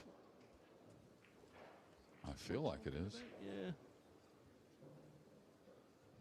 Okay, we'll confirm that in a moment anyway. Big shot here, and got to get the speed right. I like there is he let it run a bit. He simplified the 4. Got just about as odd as he could on the 5 ball. Love to shoot it to the left. It's a lot less missable, but easier position if you shoot it to the upper right.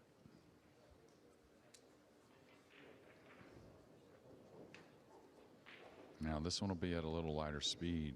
When you miss this one, it's usually a hair of an overcut. It did fall though.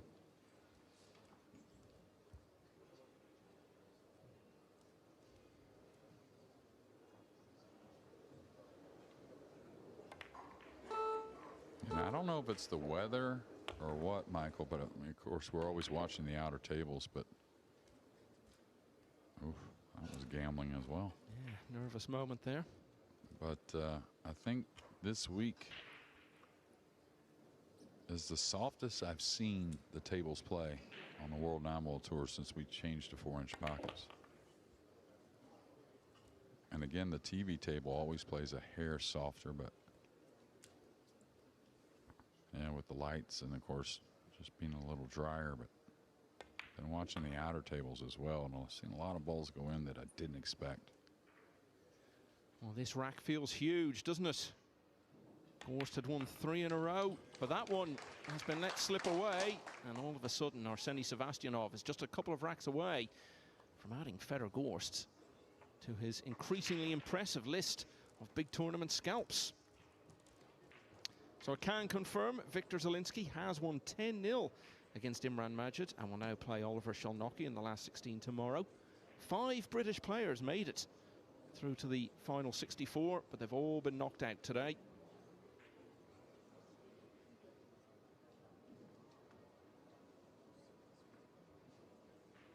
Declan Kachi still looking for one more, leading Emil Gangflow 8-4. And looking over at table 2, Moritz Neuhausen was 9-8 up on Phong Nam Pham. And fairly sure they're racking the balls up again, so it looks as though the Vietnamese player has taken that one all the way.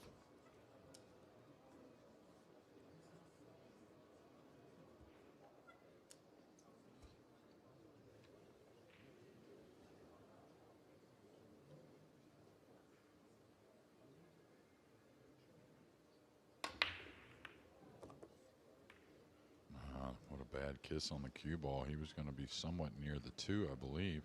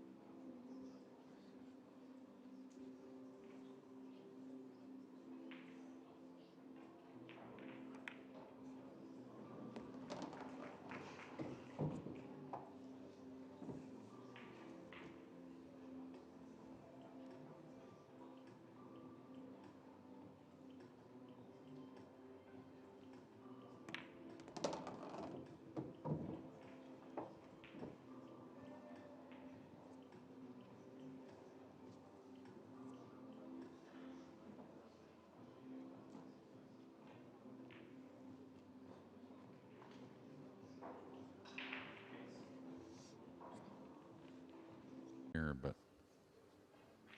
I just feel like it's going to be hard to deny him. He makes difficult pots look routine. Yeah, it's that confidence, huh? Great to be 22. Yeah, and it's, you know, I say unorthodox, you know what I mean? The stroke is fine. You know, a little different than some, but, you know, just his pace around the table and kind of way he looks at things, I think is a little different. Got out of line here, but kind of feel like he was probably a kid that kind of made balls great anyways, you know what I mean? Some you kind of learn that as you go. just a natural straight shooter. Sort of feels like if you got Filler, Sufi and Biado and stuck them all in a blender, Sebastianov is what will come out. Yeah, well, he's got to make a tough decision going thin either way. This is Moritz Neuhausen. Looks like he's going to get through in the end against Pong Nam Pham. Definitely someone who could win this European Open this weekend. He was very close to winning one of these big open events towards the end of last year. Lost in the final in Hanoi to his great pal, Pius Labutus. And he's into the weekend here. Neuhausen gets past Pong Nam Pham 10-9, and he'll play Robbie Capito of Hong Kong, the former UK Open champion, in the last 16 tomorrow. Back to this one. Sebastianov needs 8 and 9 to get to the hill.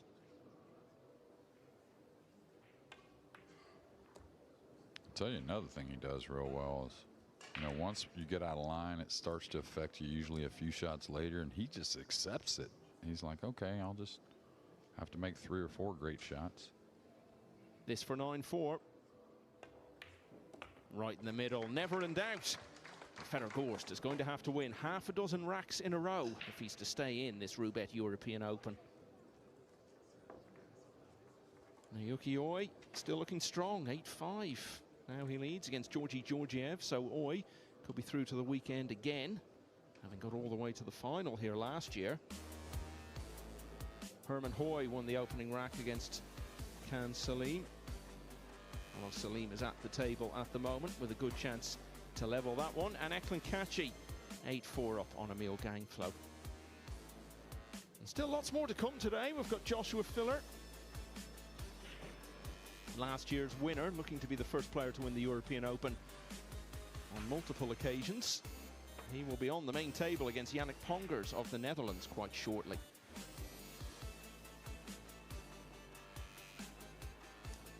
Ermal Daily and Mohamed Soufi meet on table 5. And a couple of other matches yet to start. David Al-Kadi against Marco Teucher. And Dennis Graba taking on Claudio Cacci. One more and the job is done.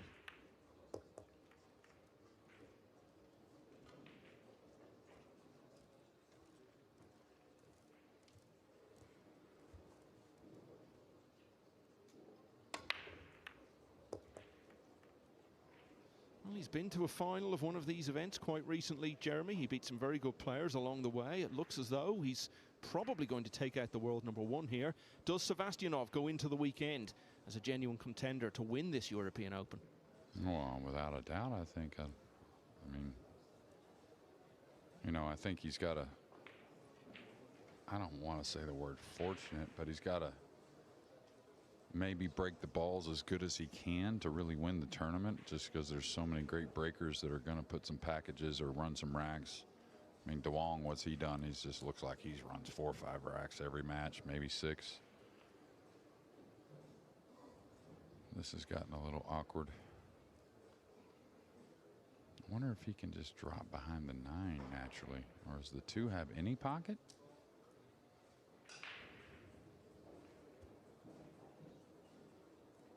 Well, usually I can figure out what these guys are thinking, but not sure about this one.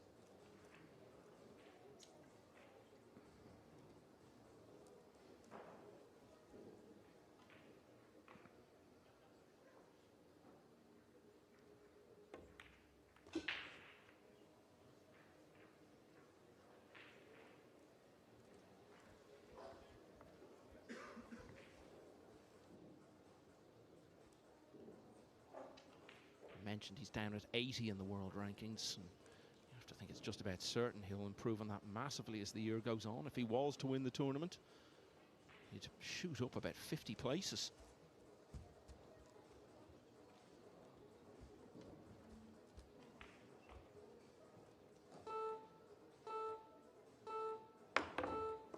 Oh, nicely done. The beep's going. He's done a little sprint to get back to the table. And it's a chance now to get this done. I don't think I've ever seen a player that wants the heart rate a little bit higher. Like right there, I mean, he was, you know, moving back to his chair to get his playing cue with plenty of time. This is not going to end up that great. It's going to end up behind the 6 maybe. Well, it looks like it may have settled. But I don't know if you realize how good a shot he opened with the 2-ball. He only had a portion of the pocket, and this was really good.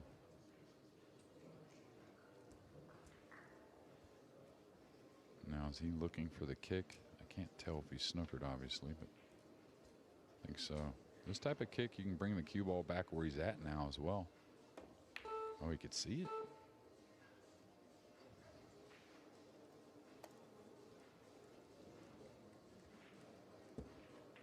Well, no time for the safety now.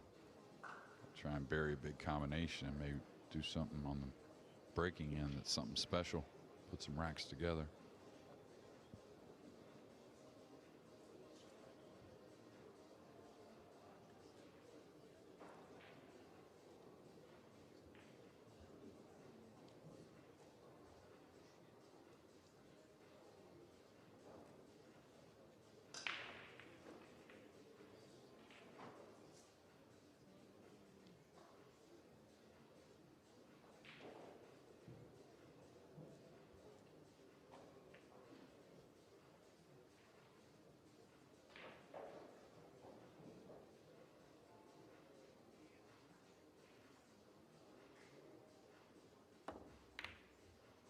Yeah, had to go all in. Knew that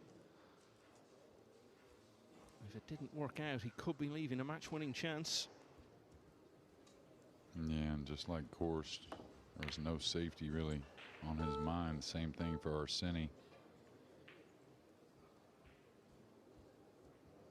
He's definitely going to attack here on this cross side bank.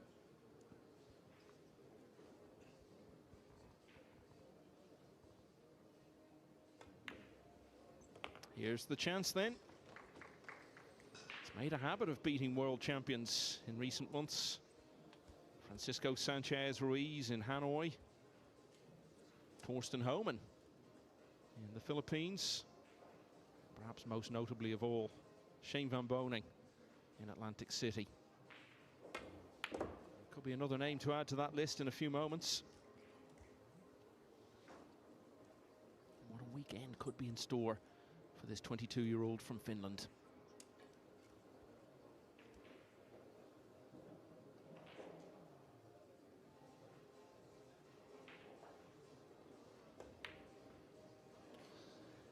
But he's not through to the weekend yet.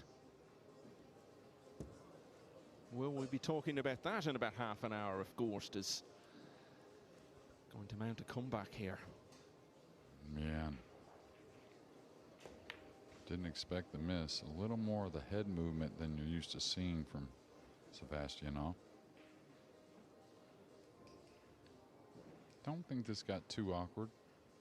Just got a draw out of this.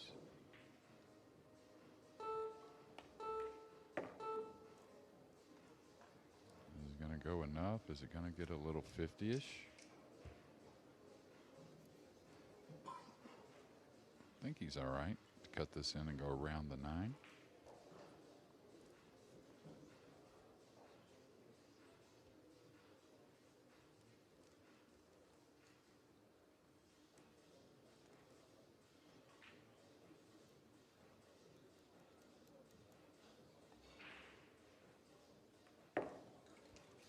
Well, he's run into the 9, but it's absolutely fine.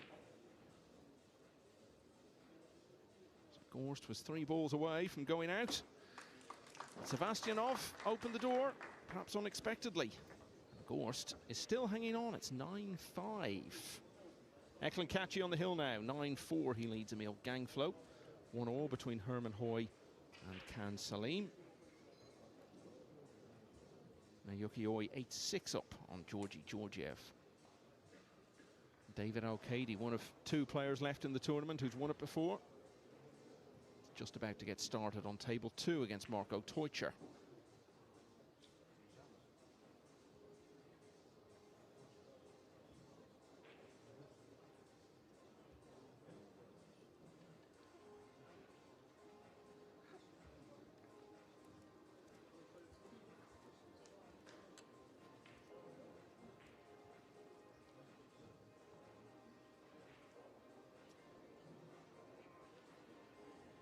So he's made the one ball consistently so far. Same again, 2's down as well. And you saw the little maneuver from him there, willing the balls to fall nicely for him, but it hasn't happened. Yeah, I think, though, he seems to produce a lot of shots after the break, as many as anyone, really. If he can grind out this game here, I kind of feel like he'll get a little more offensive opportunities and maybe able to promote a mistake from Sebastianov. Didn't think he was missing the 7 last rack, though.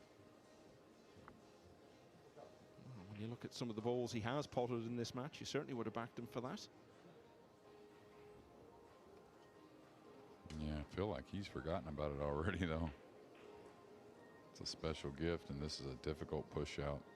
Easy to get a safety. This guy will fan that 3 in if you give him a chance, which I don't think will happen. He's trying to tie up the 5 to lengthen the game. So now, does he just bump the 3 past these balls? You got to be a little aware of Gorst with the short wand in his hand. I think this got a hair awkward, though. Not the easiest to get by him and hold the cue ball just right.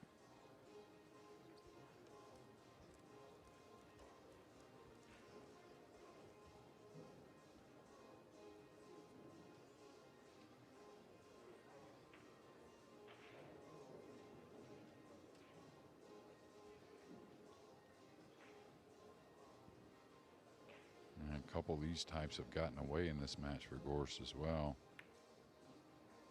Yeah, I was wondering that it didn't look that tough, and sometimes, you know, when the pressure's on something delicate, it's easy to want to avoid it, and I was a little shocked that he didn't take it on. Shocked, maybe just a little surprised.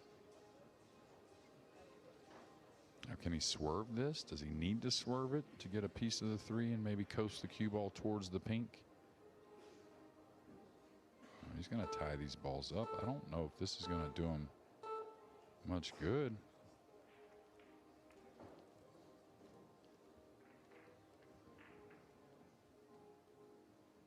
This is as much a 3-foul situation or an upcoming one as we've seen.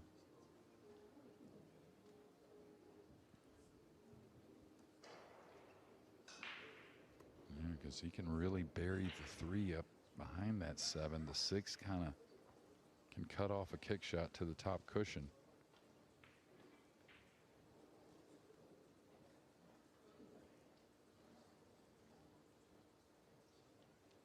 Now here you may overlook something, you know.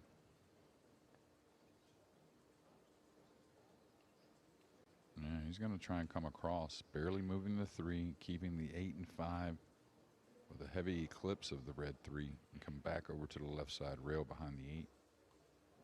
Like this. And now a very awkward kick. Didn't understand that play by Arseni a moment ago.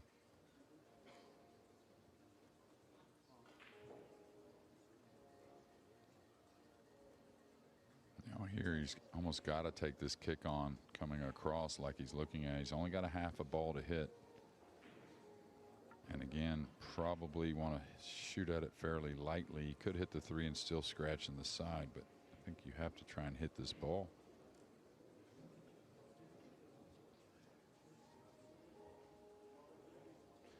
Last moments, it seems. Table 3, Eklund Kachi is in for the weekend.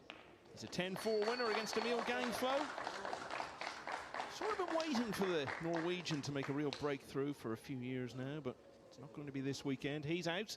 Kachi is through. It takes us a step closer to the possibility of an all-Kachi quarter-final. Cledio yet to start his match against Dennis Graber, but if he wins that and his next one, and Eklund Kachi wins tomorrow, they'll meet each other in the last 8. That's still some way off, though. Kachi in the last 16 will play either Herman Hoy or Can Salim, who's leading 2-1 at the moment on table 4. Back to this one. Can he hit rail first before the side with some left spin and catch the 3 and just come across the 5? I think he can.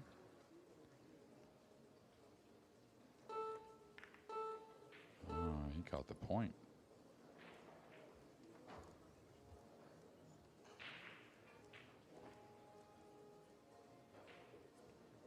And that's the crazy thing about pool. You can't practice all the situations, and also a man at 22 years old, not sure all these things have come up in his pool career.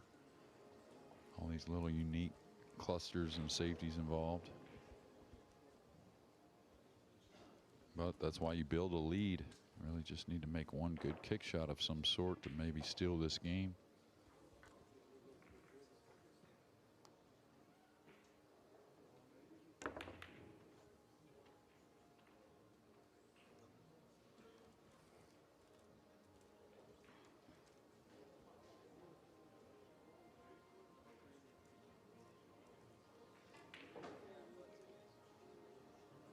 A little sign of concern on his face. Knows he should have got this done in the previous rack and be through to the last 16 now. I'm sure he'll be aware of Gorst's well-earned reputation for unlikely comebacks.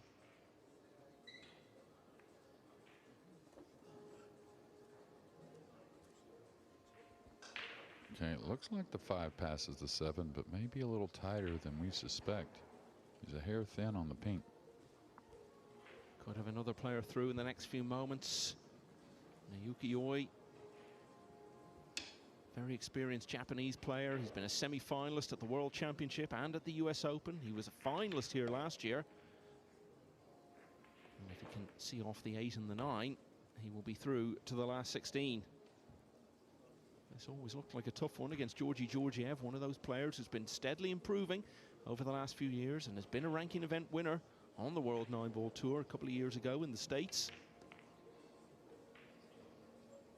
Well, he's left the 9 from distance, but this is for the match for Oi.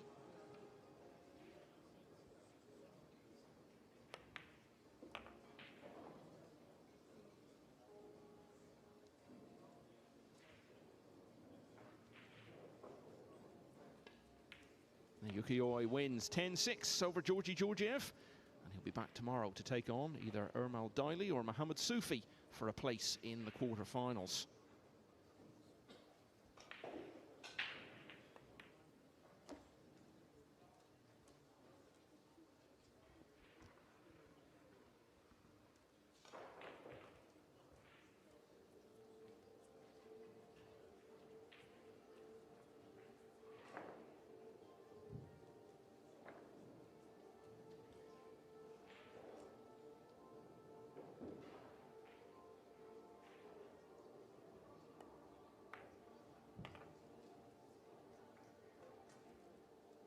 There's a unique brand of pressure, isn't there, Jeremy? When you're in a position where you had a big lead and it starts to get whittled away, and even more so when you've had a definite chance to get the job done and passed it up. Yeah, especially with the type of chance that he had. And the worry he has is maybe not getting that type of chance again. I think that's the real worry. Well, they're still playing. Back now to 9-6. And that,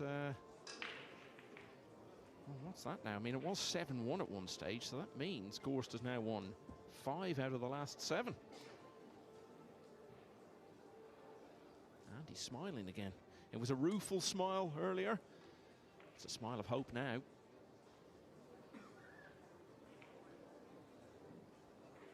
Well, you know, we all have those days, and he showed a lot of grit fighting, and I bet he still feels like, man, this break can come about, because he's really had not many offensive shots after the break. Yeah, this isn't over yet. Needs another 4 in a row.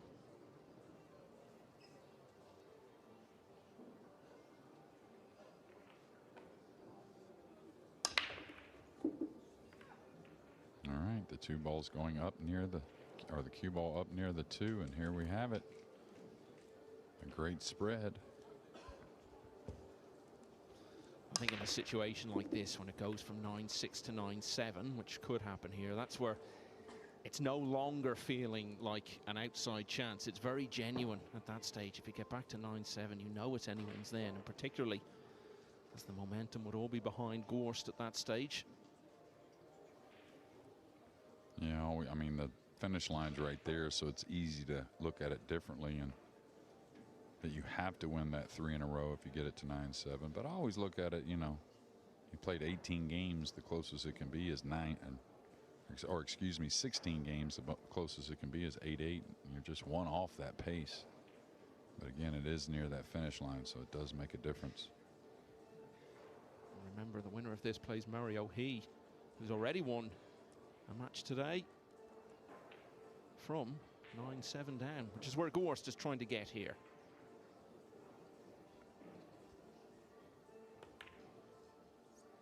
Oh, he was that straight on the 2 to the pocket that he had to play the bank, and that's amazing to me a little bit, though, because I just like it. You know, he had a 2-ball bank cross side earlier that he didn't play, and there he could pocket the 2 easily and just play a safety on the 3. So I'm a little shocked he went for that. Not saying it's wrong by any means. And it's just different ways to look at things. That's our job. And the way he was queuing up, I thought he had a hair of an angle and he was going to power the ball. And he just comes straight up here for the 3 in the upper right. This is snookered, guys. No, he's all right. So another chance for Sebastianov to pull off another big win. He's establishing a real reputation as someone who can beat the leading players. He's well on his way to becoming one of those himself.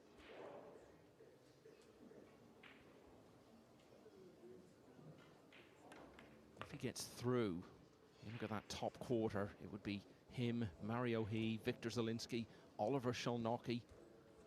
So one of those would be in the semis then. All players who you feel could win a tournament like this. Yeah, and what happens when these guys will look at that bracket, and it's hard not to, and sometimes you'll start off a little nervy because you feel like, all right, now's my time to pounce. I've earned my way to maybe get a little bit of not a soft match, but something that's not Josh Filler or Fedor Gorst. All right, got to go back and forth. Hit it with a lot of confidence. He's going to land on the rail, but does have an angle.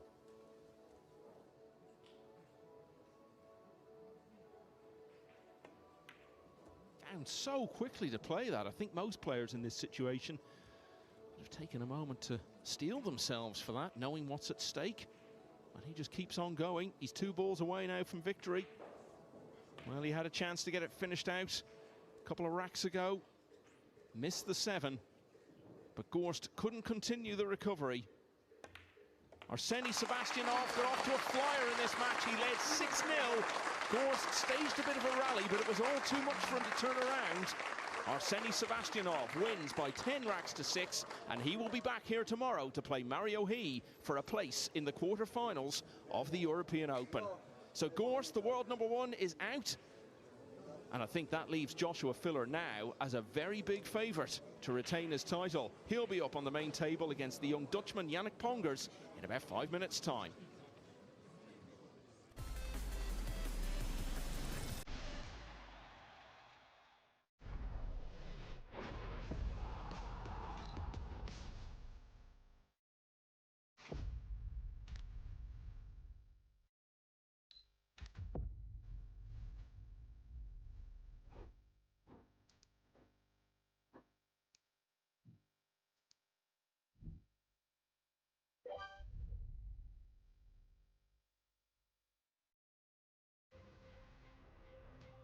Every new beginning starts with courage. And round here, we have that in spades.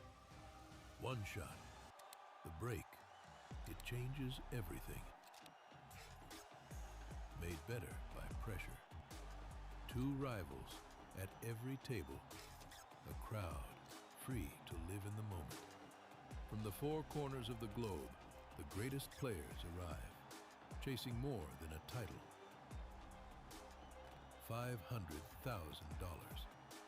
6 days of pure drama and unrivaled tension. And when it comes down to the final, they'll need every lucky 7. Take 8 seconds to steady the heart and sink the 9 for glory. The US Open. Witness history in Frisco, Texas.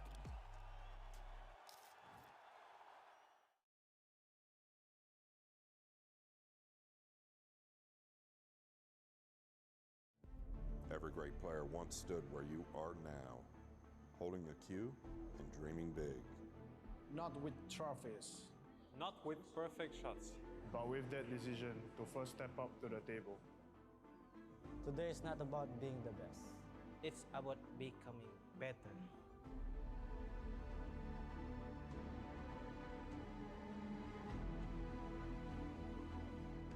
The pathway to the top is here. Become the next Eklund Kachi. The next FSR. The next Aloysius Yap. WNT Next Gen. WNT Next Gen.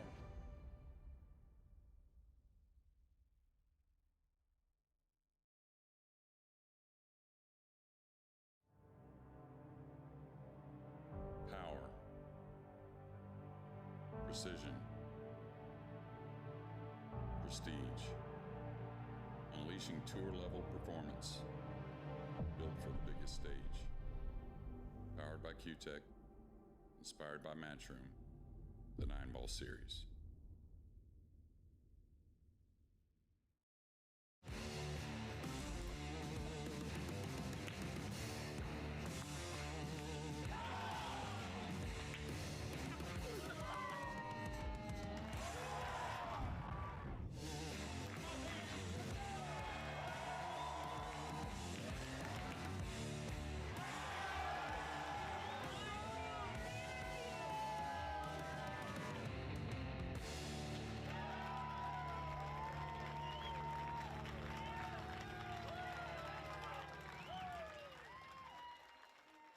DPBA, the official cloth of international competition. A, the choice of champions.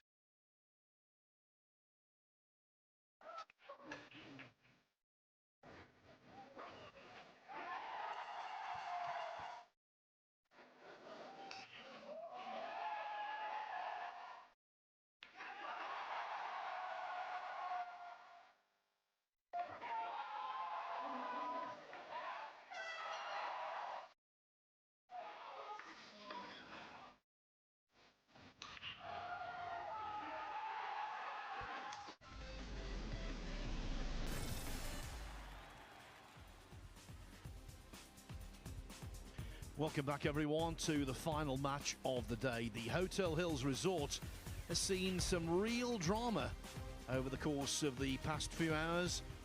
None more so than the demise of Fedor Gorst, the world #1 in terms of the World 9-Ball Tour rankings, beaten by the coming force from Finland, Arseny Sevastianov.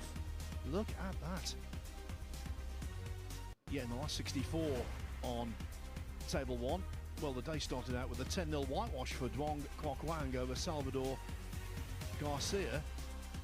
And Duong was very good indeed in beating Alexa Pachelsch 10-4 in the last 32.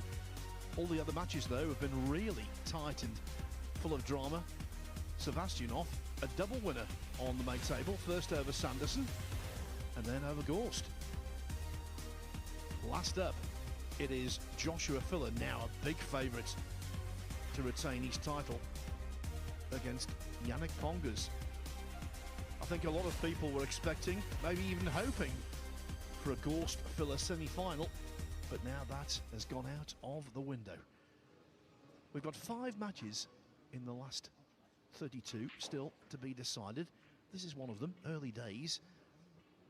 Claudio Cacci looking to join his elder brother Eklund in the last 16. He's taken the first rack.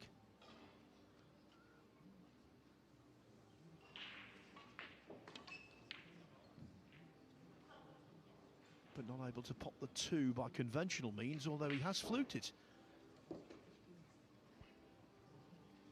Yeah, he's taken on Dennis Graber, who beat his fellow Estonian Mark Maggi 10-5 in the previous round. This is on table 3, which is available on the WNT TV streaming service. On table 2, also on that streaming service, David Al-Kaidi 2-0 up on Marco Tuta. Table 4, which is the Matchroom Pool YouTube channel. Can Salim, in an all-German match, leads Hermann Hoyer 3-1. Update from table 2, Marco Tuta just winning the 3rd rack, so he trails 2-1 against David Al-Kaidi.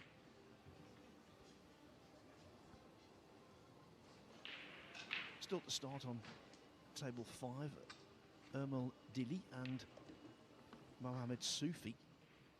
And of course, we're really looking forward to Joshua Filler against Yannick Pongers. In the commentary box with me for this one is Carl Boys, and it's a good way for the day to end.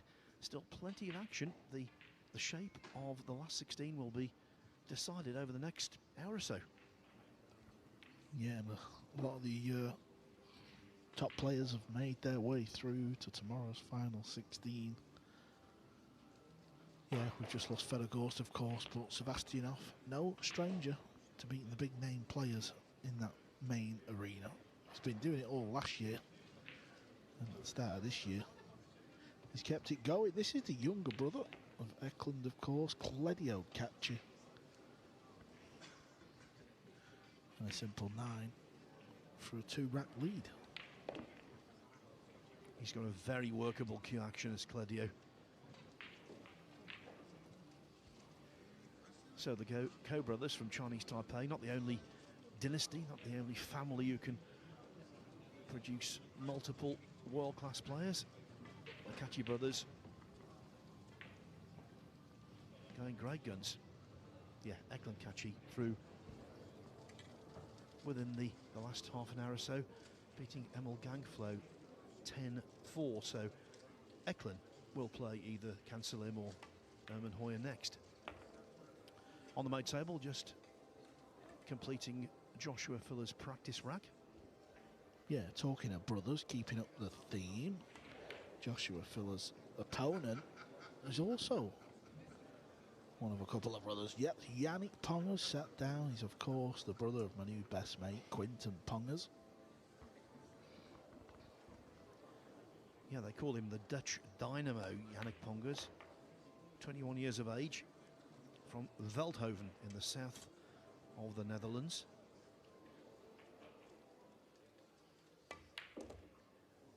He came very close to making the last 16 of this tournament last year, losing out to Tobias Bongers 10-9. That was after beating Niels Fine in the last 64. So although Joshua Filler is favourite, I think he's favourite for every match he plays. We've just seen that the form book can be shredded.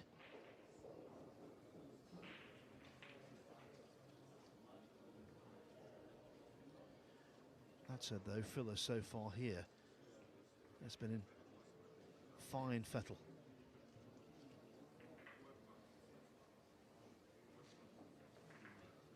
He's played 3 matches, won them all out of sight. 29 racks won, 5 lost. A 9-1 and a couple of 10-2s over Joni Sikkanen, Admir Jagic and Ernesto Gionji. Okay, then it's time to lag. The youngster against the established star, who is also still in his 20s. And it's Filler who wins the lag.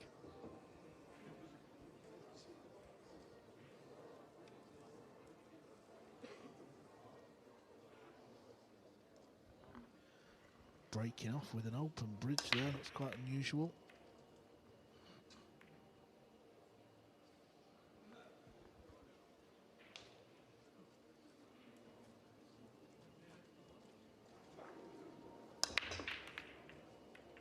Yeah, did this when he played Joni Sikkonen in his first match of the tournament on this table.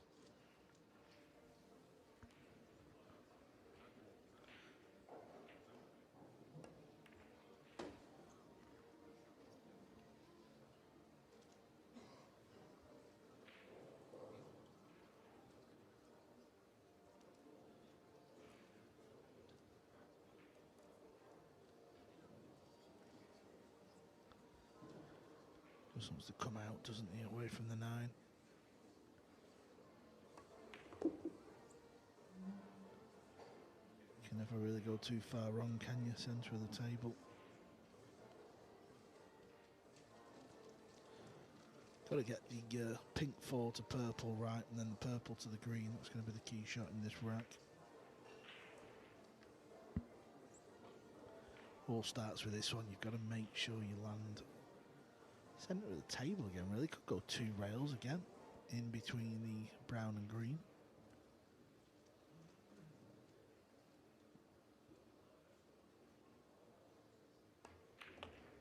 Goes for 1 rail. Sometimes it's more difficult to judge the pace, but the pace is spot on there. That's ideal. Seen it with the previous match, you know, obviously Ghost was the one with all the titles, World Champion, US Open and World Masters and a bunch of other stuff, but if the opponent gets off to the right start and puts you under the gun a little bit, they relax, you're under a bit of pressure, and this is what Jannik has got to do.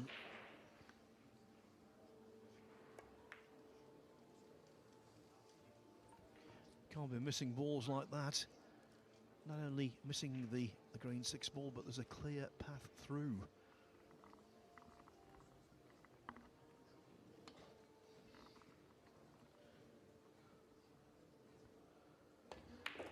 You can see the cue action there of Phil, very left eye dominant.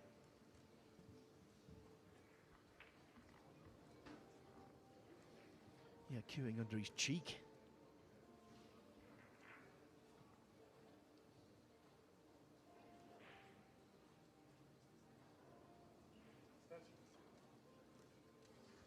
It's a 30-second shot clock, 1 30-second extension per player per rack. Why not take it when it's available? This should be meat and drink, a filler, but you never know. Just settle yourself if you are unsettled. This is the kind of ball that Sevastyanov missed at 9-4 up. A little easier than the one Sevastyanov missed, but yeah, if you're not feeling 100% on the shot, take the extra time. Yeah, he just double checked on the cue ball. He was always thinking near the rail, but I think when he took his extension, he questioned whether he should play it harder and go off 2 rails and leave the cue ball in centre of the table. Experience, that's what he's got. Lots of it. Well, yeah, got into that a bit. Heart in the mouth. Filler 1-0. What a start he's had to the year, Joshua Filler. He won the 9-ball division at the Derby City Classic. That's an achievement in itself to win it on 1 occasion, let alone 3 years on the trot when you think about the gargantuan entry in that event. He also won the Las Vegas Open, so if he were to win this event, and of course he's a clear favourite to do so, especially with the exit of Gorst, if he were to win this event, by mid-March he would be well over $100,000 won for the calendar year, with so many big tournaments to come.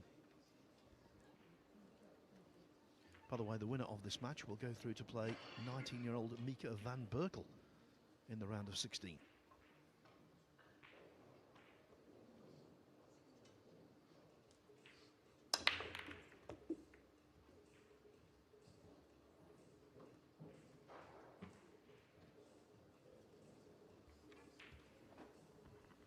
Well, that spread them, Carl. Yeah, there's the open hand dodge again. Actually swapped over sides, didn't he? Come over to the other end of the break box.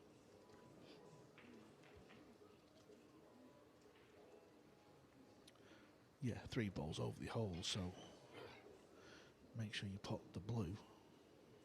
And unless you cannons a ball. Oh, yeah, that will hurt him a little. That's very unlike Philip. Yeah, not just missing the two, but missing it by a mile.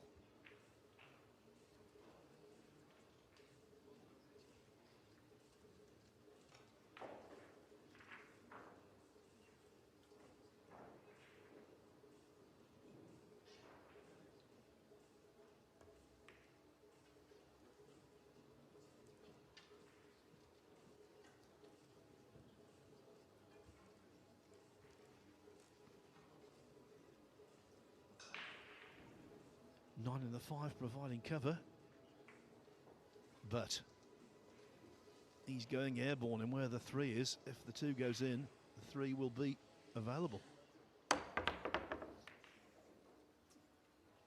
Not a bad effort. Lucky to get that secondary kiss and bring the white away from the object ball.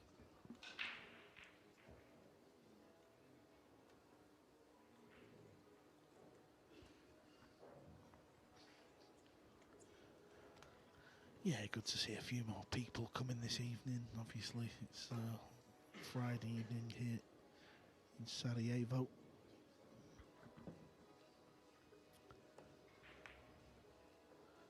That's a nice pot right in the middle of the hole.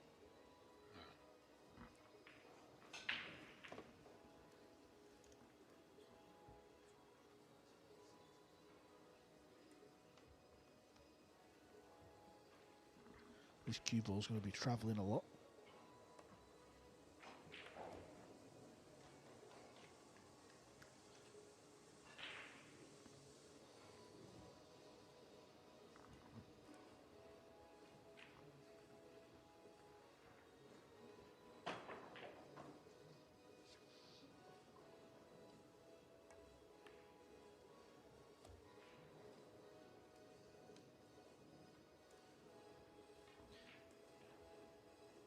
Couldn't quite hold on the 5 as he wanted to.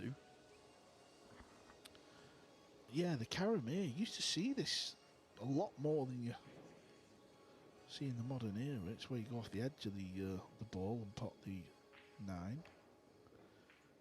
That went okay and he could hold. Yeah, but that type of shot seems to have come a bit.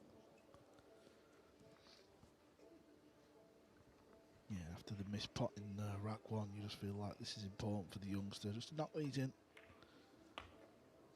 Nothing like winning your first rack, is there?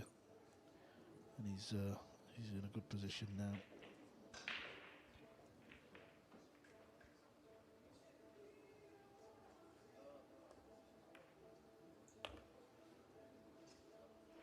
Given the circumstance, given the stage, this would be the best win for Yannick Pongers on the World 9-Ball Tour. No ifs, buts, or maybes. And the first 2 racks have been shared. So Pongers here, like Filler, had a bye in the first round. Then in winners' qualification, he beat Norway's Joachim Lankors 9-5. Last 1 to 8, Adi Kadrik was beaten 10-6, and then earlier on today, he overcame Luong Doc Tien of Vietnam. Good win there, 10-3. Another member, Carl, of Pool's Healthy Youth Movement.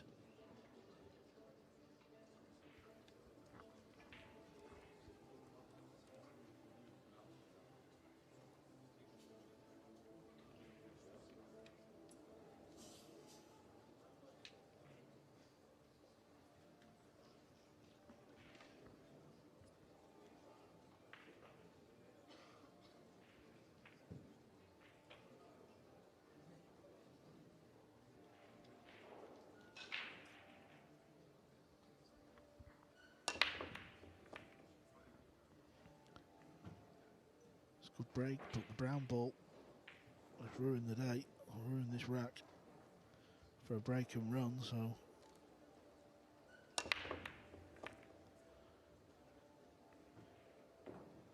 I believe it will be the push out. I don't think you can see an edge.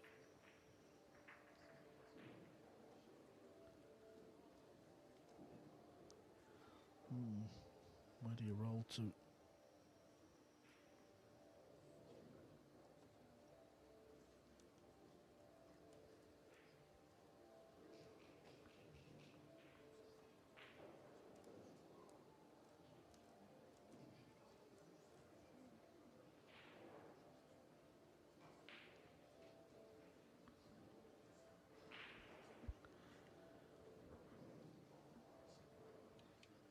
Frozen to the spot there. Filler can't quite make up his mind. He saw danger, so the sensible thing is to hand it back.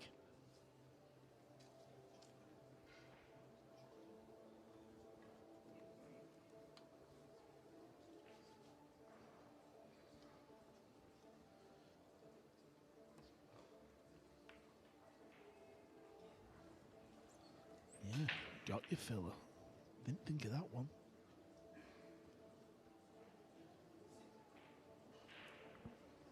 Yeah, it was clever, wasn't it?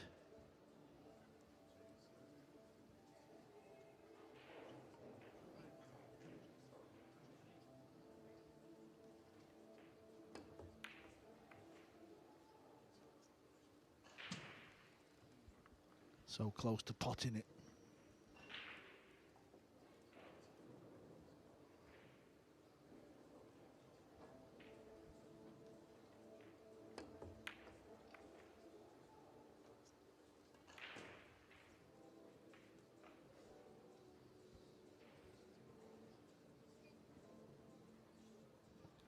He's had a really good chance in every rack so far, and these are the opportunities against Filler you simply have to take.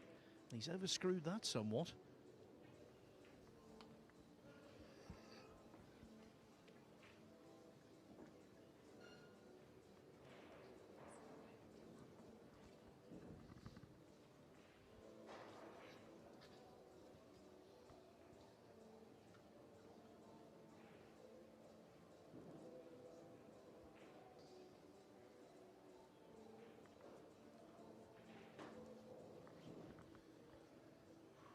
Yeah, the purple 5 obviously only goes in the upper left.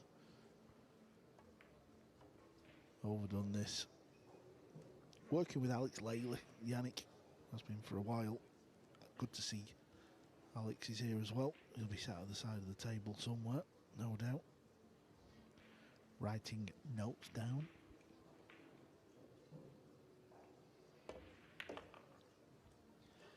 Yeah, in what language? He speaks about 6 of them. He's remarkable, Alex Laley. Pool language.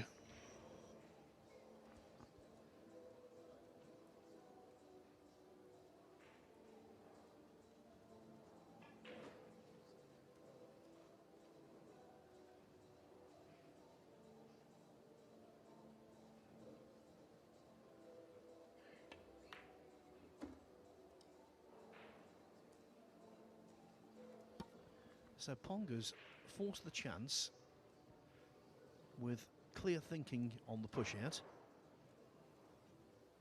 But the chance was wasted because he rather clumsily overscrewed.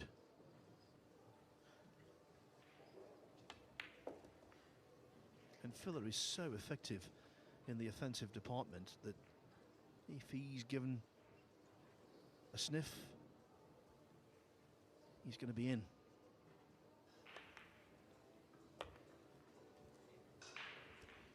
Yeah, listen, Joshua Filler. He's just a joke at this game. It's as simple as that. He makes it look easy. He times the ball beautiful, and if you get the odd error, you have to pounce. Yeah, 2-1 to Filler when it might have been the other way. You know, in Q Sports, in all sports, you see people who are absolute genius potters,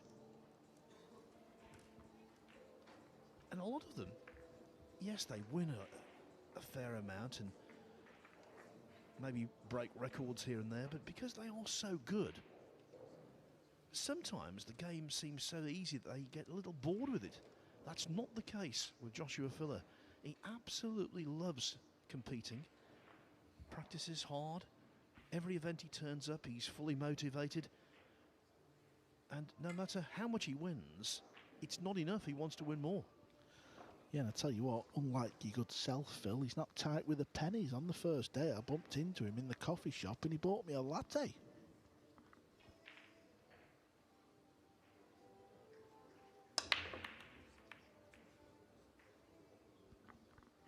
Is the mic still working, Phil? Yeah, well, I'm just trying to, you know, dignify your disgraceful comment with a response.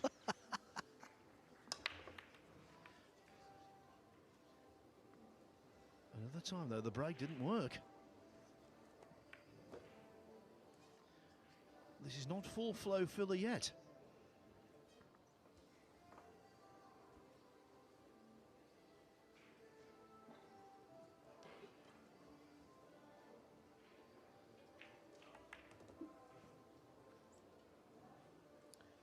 Yeah, when you're not making the one in the side and you don't fluke another ball, it's going to be hard for you to win matches.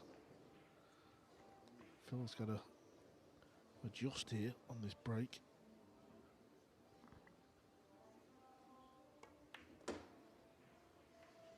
Oh, didn't want to bump the 9. Can still cut this in, but he's going to have to settle for a mid-range pot on the purple 5 ball.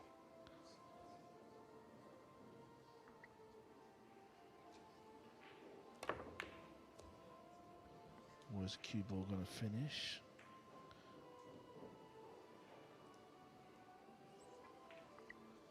Well, it seemed to stop in the nick of time. Crashing into balls, and he may crash into the 9 ball here. I don't really know where the angle's going. Oh, look at this. Yep, I'm afraid when you start losing that cue ball, it's amazing how many times it just unravels.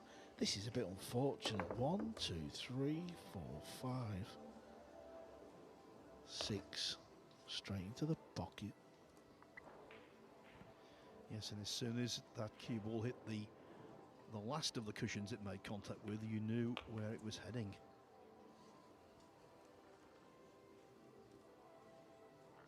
Well, just picking up the pieces as he did in rack 3.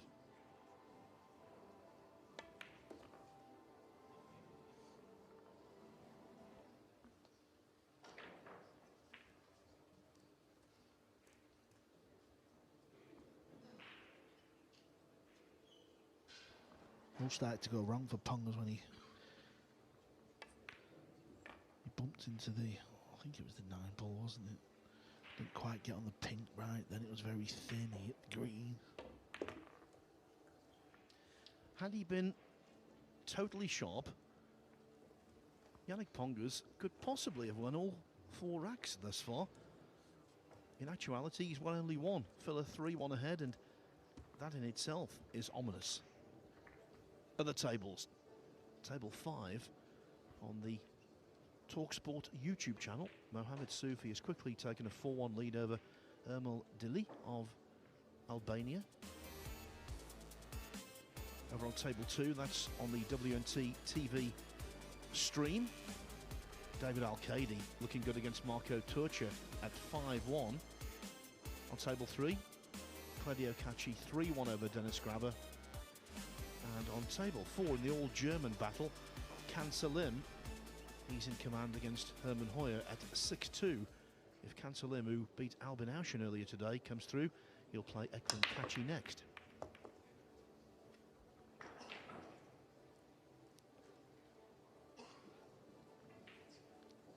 Seemed a bit more powerful.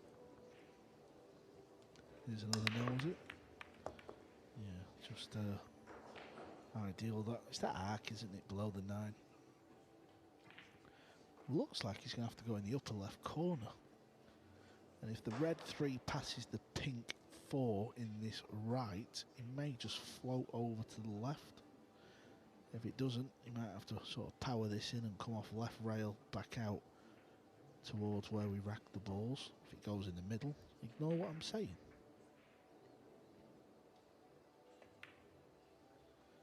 Yeah, so the first shot is what he played. I've already mentioned his dominance so far here. Well, that was in keeping with how he won this event right here in this very room last year.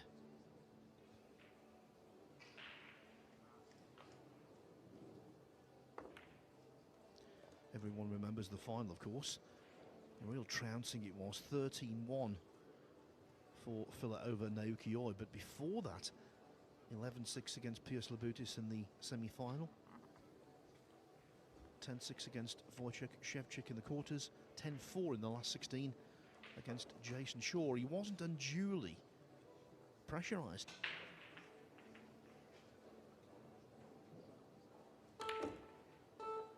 And so far this time as he defends, he's not been pressurised at all.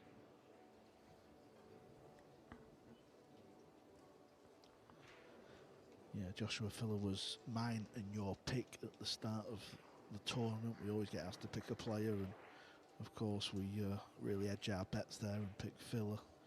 But my outside pick was actually the man he's playing. I know yours was Sebastian off, Phil, so you're still going. Yeah, I mean, is he an outsider?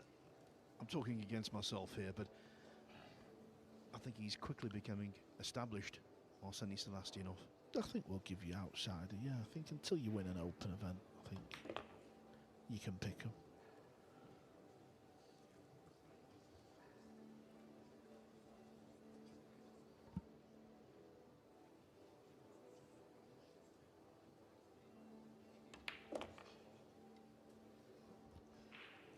After this rack, I'll tell you the best pre-tournament pick I ever made.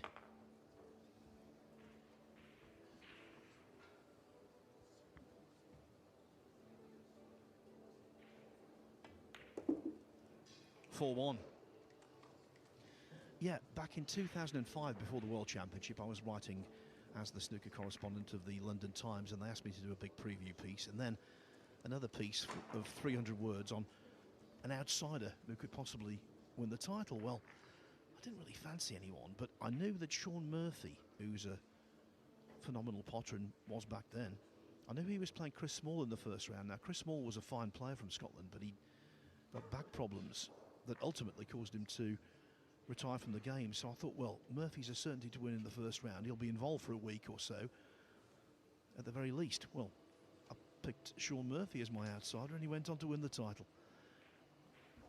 Only the second qualifier to lift the trophy. 2005, was it? 2005, yeah, 21 years ago.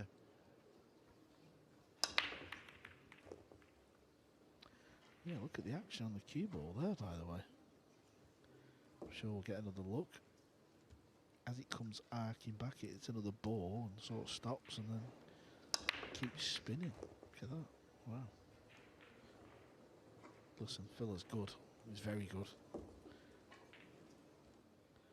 But he's not that good. Surely he's not going to slam this in and get on the purple 5. I mean,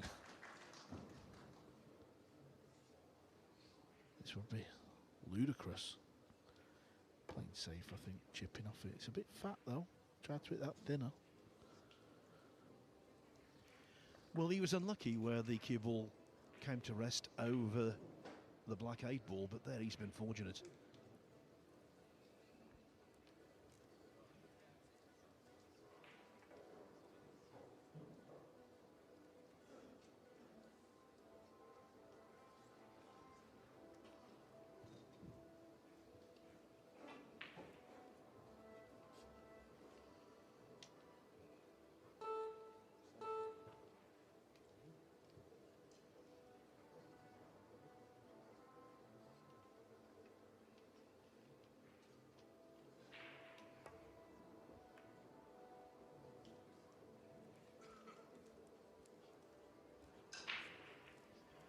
Not a bad contact, but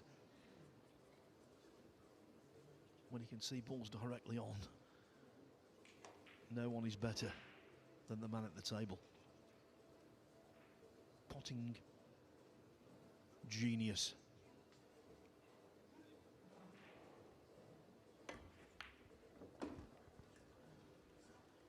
Wonderful.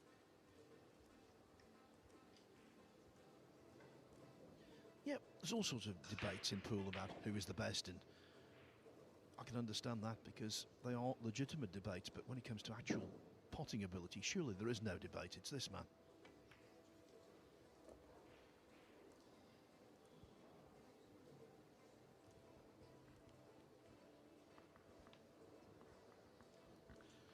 Just won so much in the game, hasn't he? All types of events all over the world, year after year. He's been doing it from such a young age. He holds all the big titles. Won the World 9 Ball, he's won the US Open, he's won the World Masters, he's won the World Cup of Pool. I will say that though, when he won the World Cup with Christoph Reinches, who isn't an elite player, they were a little lucky. They beat you and Darren Appleton in the final 11-7 and had a really good run.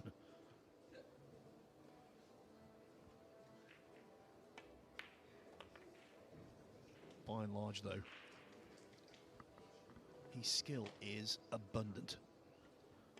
Yeah, he's won the World 8 Ball as well.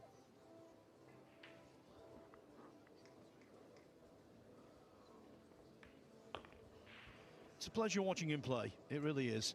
The cornerstone of that rack was the 2 ball, but once it was left on, you just knew that he would zone in, knock it in and go about his business.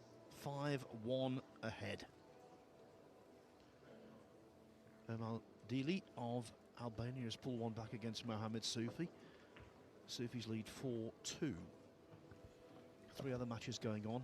David Al-Qaidi 6-1 up on Marco Tuta. Now 4-1 for Claudio Cacci over Dennis Grabber. And Khan Salim, he's had a really productive day. And it looks like ending with a victory because he leads Herman Hoyer 7-2. Hoyer responsible for knocking out the last remaining Bosnian player in the tournament, Aydin Pekanjak. I'll tell you something else he's won and all, Phil, which is impressive. You know they have that massive one pocket tournament every year, don't they? I think, is it Buffalo or something? Have I got that right? Yes, you have. Yeah, I'm sure he won that last year, which obviously for our serious pool fans who are watching, who might be familiar with the game One Pocket, it's a real sort of old historic tactical game, and obviously our commentating friend Scott Frost, but Jeremy Jones as well, who's obviously very good at that game as well.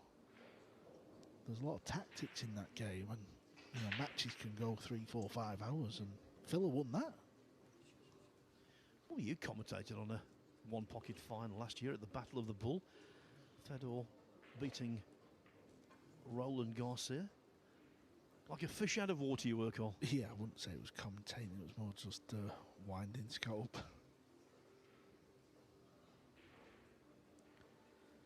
Anyway, push out.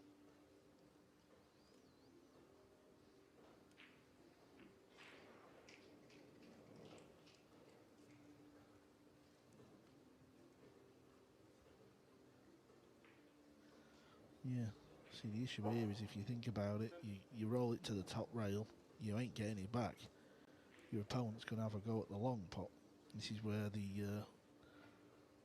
skill and the thinking comes into the play on the push. You've got to be a bit savvy, but this is a difficult one. You'll probably roll onto the top rail.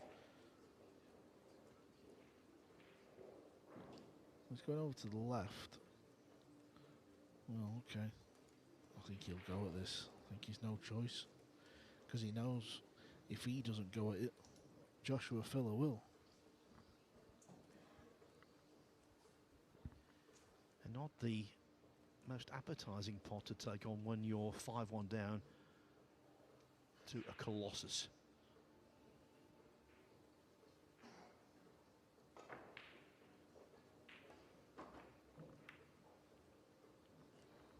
Yeah, did the right thing for me.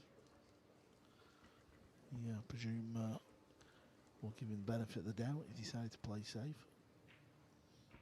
Oh, I'm sure he did.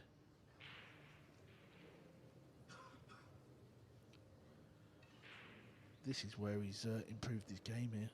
So good at kicking off one rail into a ball.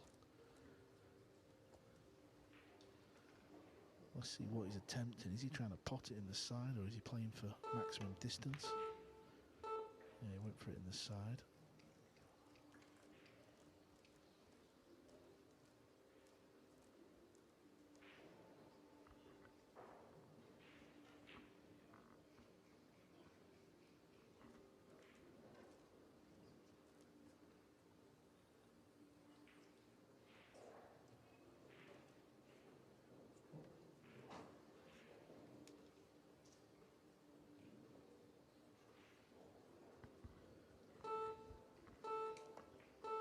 It's also going in behind it. I don't believe that's what he played, Phil, but he'll take it. Well, Phil are looking for the faintest of edges on the two.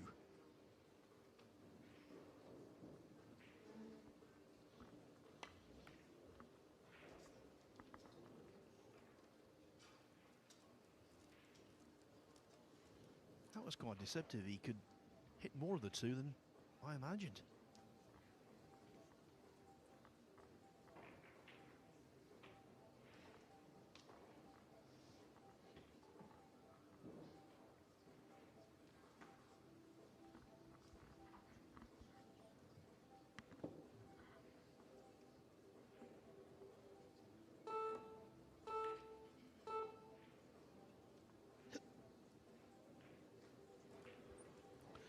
The line was good, wasn't it? A little bit harder. He'd have got him. Yeah, one of these shots where there's enough gap between ball and rail to play a kick, but if he plays the kick shot, it's sort of going towards the green. Now, is he trying to stun over towards the 8? Timing here's got to be lovely.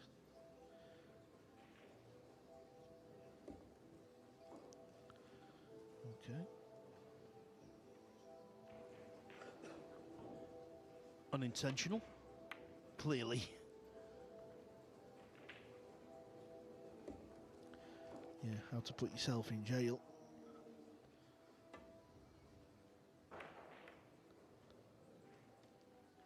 How to reply and put your opponent back in jail.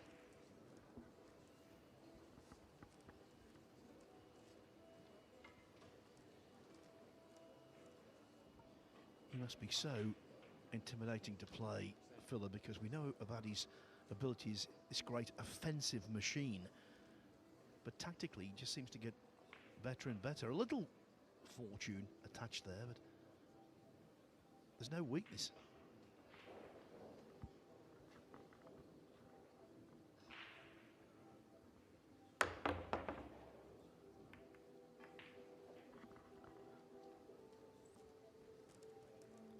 Yeah, forced into the jump shot.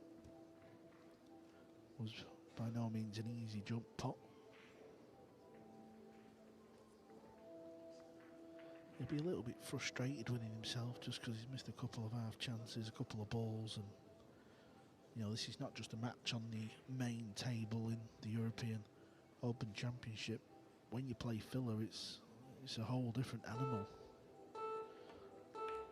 You're part of a show. You're part of the Filler show. Well, no applause. Wasn't that a wonderful shot?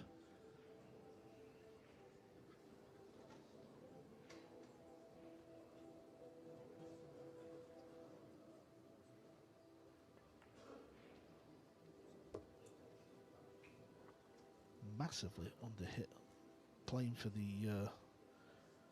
well, what was he playing for? Was he playing for lower left or upper left? You know, it was either under-hit or over-hit.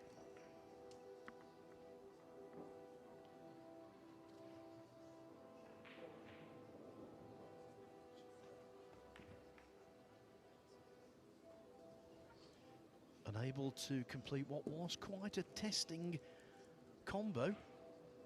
So Ponga's back to the table. Has to take advantage. Simply has to. Yeah, and things like that can just turn the match on its head. You'd have bet big money Filler were going to be 6-1 up with the break. Looks like he's going to throw the rack away. Pongas will break in the next.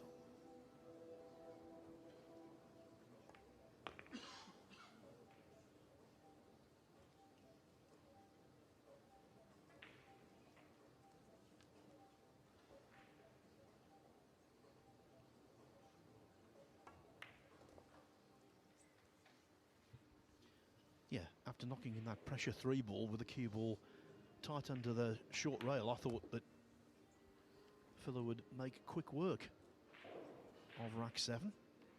Not the case.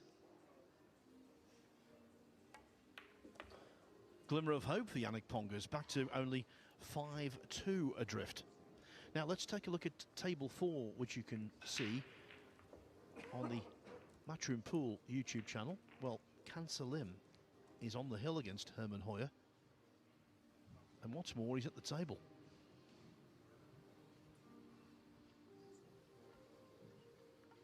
The curtain is about to fall here.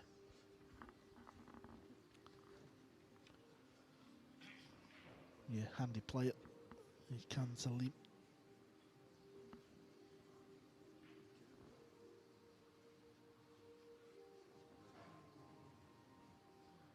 Just wants to pop this off the right hand side rail, pull the cue ball down a little bit, yeah, just like so.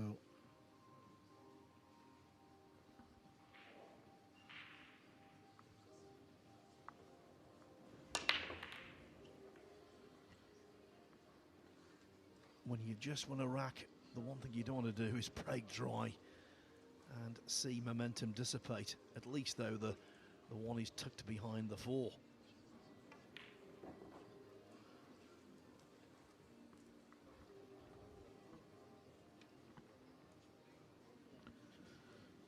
Couple of balls away for another player to qualify through to the final 16, which is tomorrow. Tomorrow we'll play the last 16 and the quarter-finals, and of course the day after, a couple of semi-finals, followed by the final.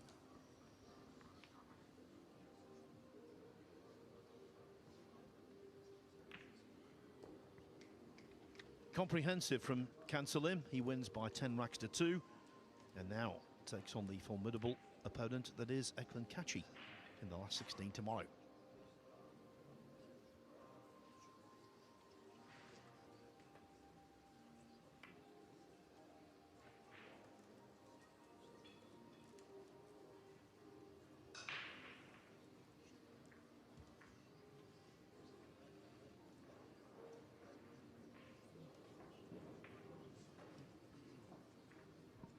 So 12 players through to the last 16, just 4 pieces of the jigsaw to be affixed.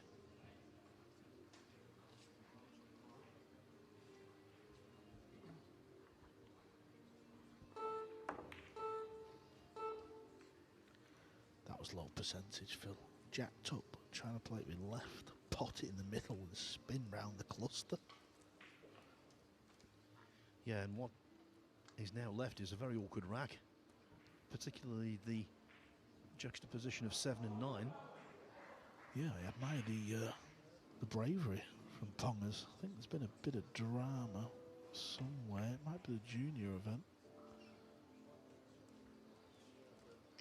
We may be going hill over in the final junior match of the day. Yeah, the dads do get involved, don't they? Well, both parents, actually.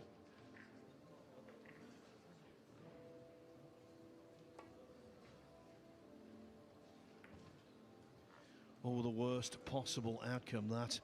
Not just missing the hook, leaving the 1 on and splitting the 7 and the 9.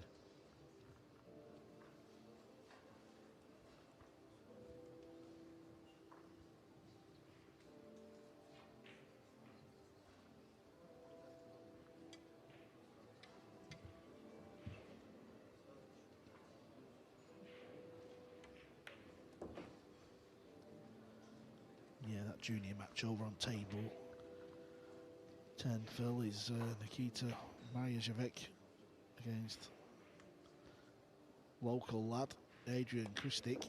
It's 6-6, so it will be 1 rack over there in the next gen event.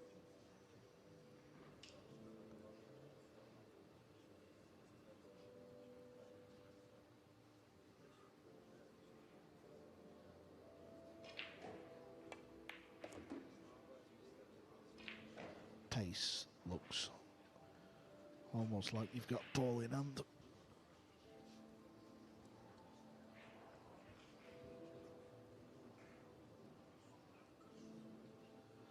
This will have to go off the rail.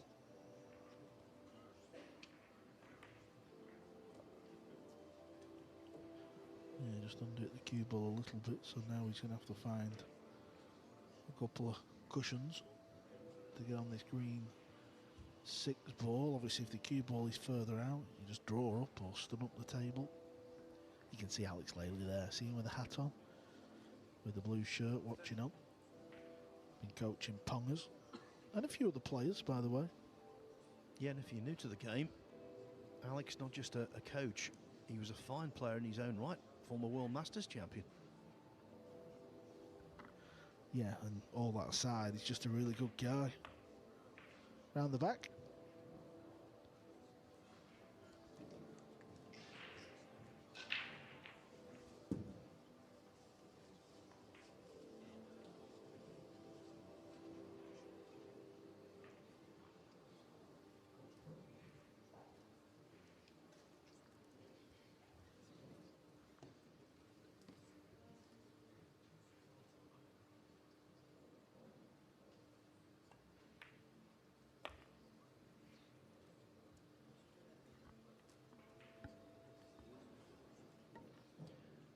There's almost an inevitability to these kind of situations with Filler. Yeah, the odd rack he might have a blip, but overall he's just relentless.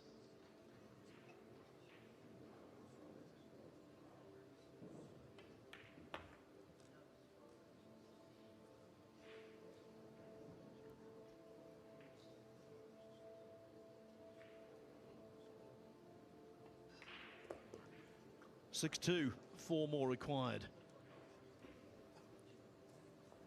So what about the other matches left out there? It's also 6-2 for Mohamed Soufi, former World 9-Ball Championship runner-up. That was in 2023 in Poland. He's leading Ermal Dili 6-2. Looking good for young Claudio Cacci against Dennis Grabber. 5-1 the score there. And David Al-Qaidi has got an even bigger lead against Marco Chuta. The Spaniard who won the Philippines Open at the tail end of last year and made another appearance in the Mosconi Cup on the back of it. He's 7-1 in front. So let me tell you how the last 16 is shaping up right now. Arseny Sevastianov will play Mario He. Victor Zelinsky, after that 10-0 whitewash of Imran Majid, he faces Oliver Szolnocki. And the other 2 matches already in place. Francisco Sanchez Ruiz against Duong Kwok-Wang, looking forward to that. And Robbie Capito against Moritz Neuhausen. And now, of course, in the last few moments, Cancel Lim has gone through to face Eklund Kachi. Yeah, I'll tell you what, Phil, you know, obviously some of the top players around the world, for whatever reason, are not here this week. And, of course, we're blessed in 9-ball to have world-class players from all over the world. But I tell you what, all the big players, they're through, aren't they? You know, when you look at that lineup, it's going to be one of the strongest last 16s we've had. Yeah, I agree. The one notable exception, of course, is Gorst going out. Yeah, I mean, he's gone out against Sevastianov, who we know he's not won one of these big tournaments yet, but we've seen him beat the big players on the big stage on the main table, and kind of feel like, you know, he's knocking on the door, a bit like Szolnocki. He's always thereabouts, isn't he? He's through Mario He, another player who has got to win one of these at some point. Good to see Eklund Kachi back in the mix as well. Yeah, I think there's only one little-known player left battling away, Ermal Dili, who's taking on Mohamed Soufi. All the rest of them have got a real reputation, including Yannick Pongers, who's had wonderful success at junior level.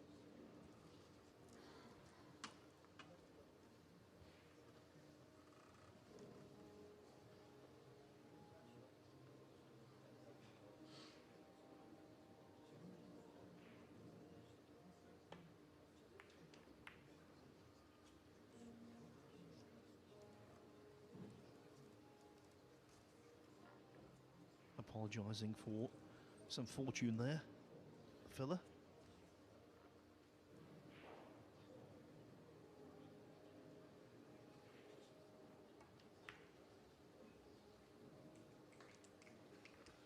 Nicely done. Friday the 13th today, Carl. And the one player that applied to was poor old Torsten Homan. This morning, Hill with Mika van Berkel. He potted the 7 ball at length with a jump shot, screwed back for the 8 and went in off. It was cruel. Gonna fluke a ball here, Philip. It's not Friday the 13th for him.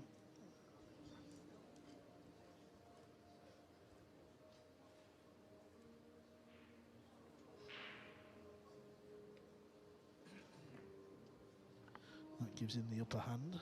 Did he take advantage? Seems pretty happy with it. Al-Qaedi, he's still battling on out there. He's got a big lead, 7-2 over Deutscher, and of course Al-Qaedi, a former winner of this event, and our newly crowned Philippine Open champion. So he's throwing his name in the mix. Yeah, I think Al-Qaedi's win was in the best European Open final we've had against Anton Raga.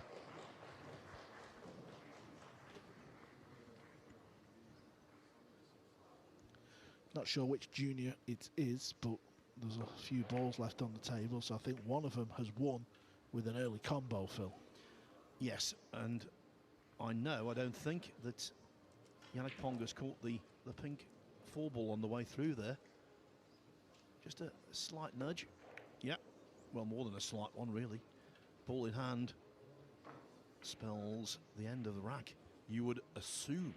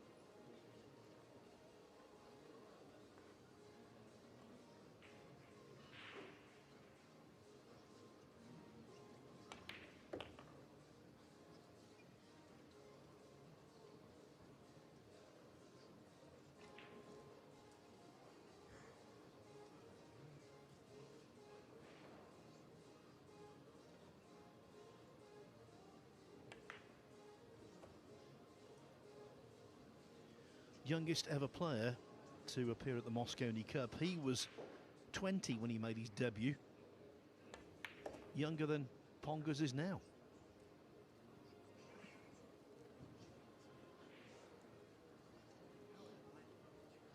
Ideally, he wanted to be straight on this.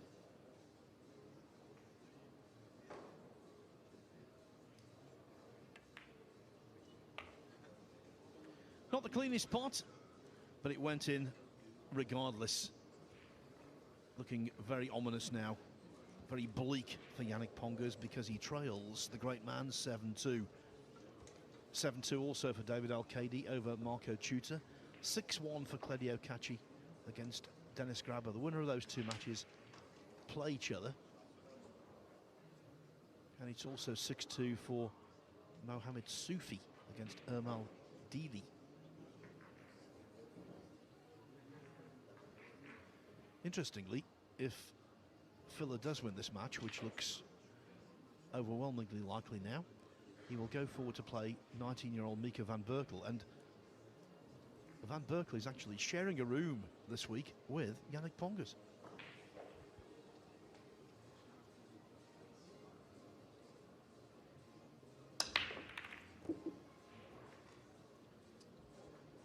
The one is rifled into the intended target, but the 8 ball blocking the 2 rather rudely.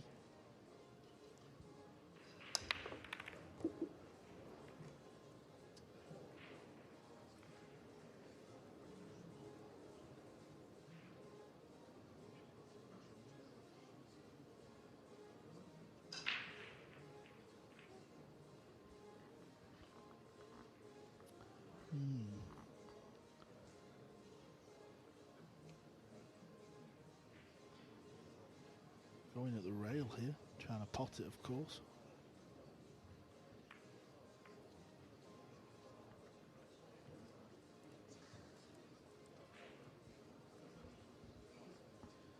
You know, it's amazing in snooker and pool when a player plays cushion first. If they do miss, overwhelmingly, it's by undercutting the ball rather than overcutting. It's a sighting thing, obviously. I think there also Filler was restricted as to how much cushion he could see.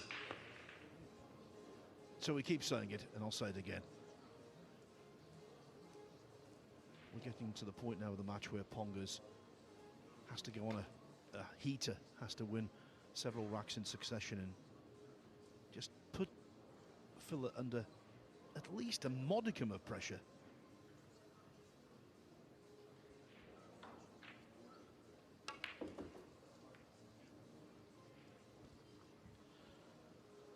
Oh, honestly.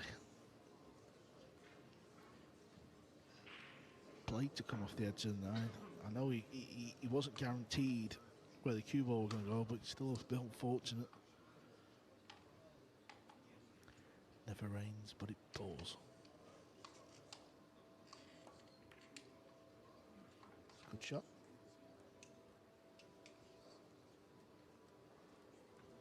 Now, Joshy boy. Are you going to play safe or come with some magic?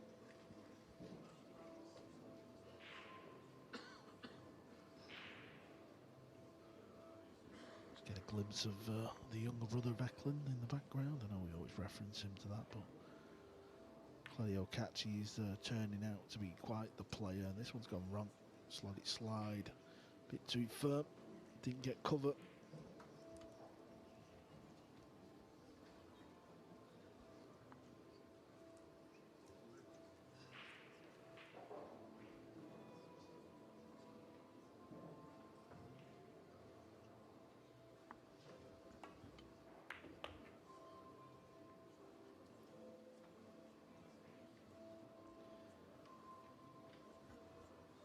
Lots of distance here as he plays diagonally across the table.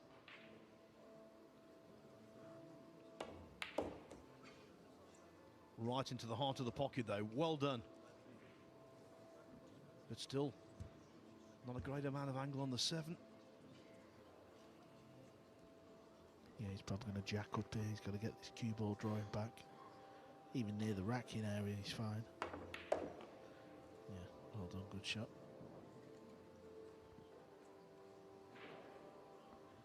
Okay, 7-3, he's got the break. Breaks pretty well, doesn't he? So if you can put a little 2-pack together, that would make it 7-5. That's the target, Yannick. Well, he's done better than any of Filler's opponents so far this week by winning 3 racks. That's already the most that Filler has conceded in any match. Claudio Cacci 7-1 up on Dennis Grabber. Marco Tutor pulling one back against David Al-Qaedi. Al-Qaedi's lead reduced to 7-3. And the only other match going, Mahmoud Soufi 6-3 up on Hermal Dili. Vast arena this, you can see just how many tables we've got packed in. Well, I say packed in. Towards the far end, there's plenty of room for quite a few more.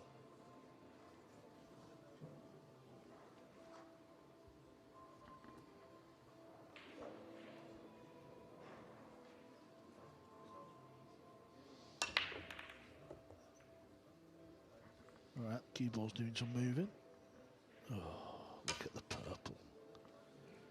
It felt like you were going to get a look at the blue then. Yeah, there's nothing more deflating. The 2's in the open, he's thinking, okay, here we go, and then the 5 is a party pooper.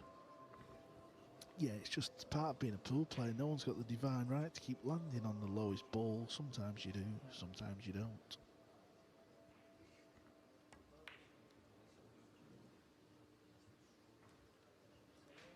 Yeah, trouble is against Filler, you need all the help you can get. Could be a scrappy rack, this, the way things have started out. Yeah, at first glance I was thinking Josh might just bank the 2-ball off this bottom short rail and just to the right and use the purple 9 and the green as blockers, but cue ball might go into pink 4 and then it might pop the red 3, I don't know. That's what he's looking at here, isn't he? He's just looking to see what happens if the cue ball hits the pink. Anyway, he's jacking down a bit, so that tells me he's stunning the cue ball in behind the 3 balls. Oh. Okay. Well, pot is on here.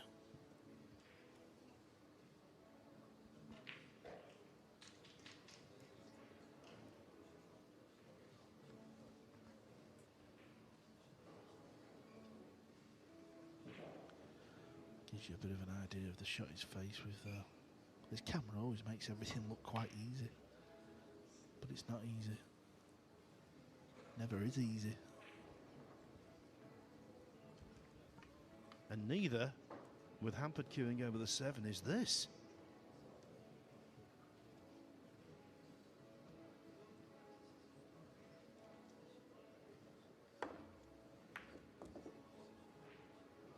Nicely done. At least he could play that in the knowledge that shape on the 3 would most likely be achieved, but I don't think it has been. The 7 intervening on the shot and now intervening again.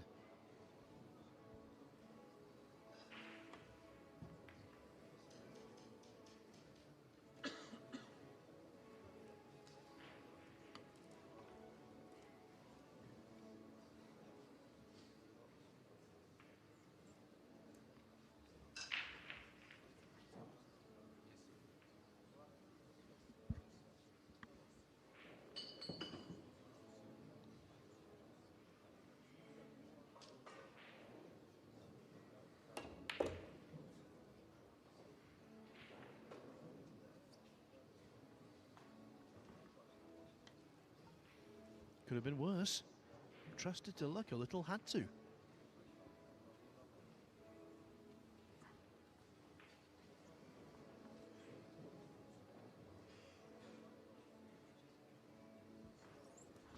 Yeah, 9 o'clock here in Sarajevo. There's not many tables left.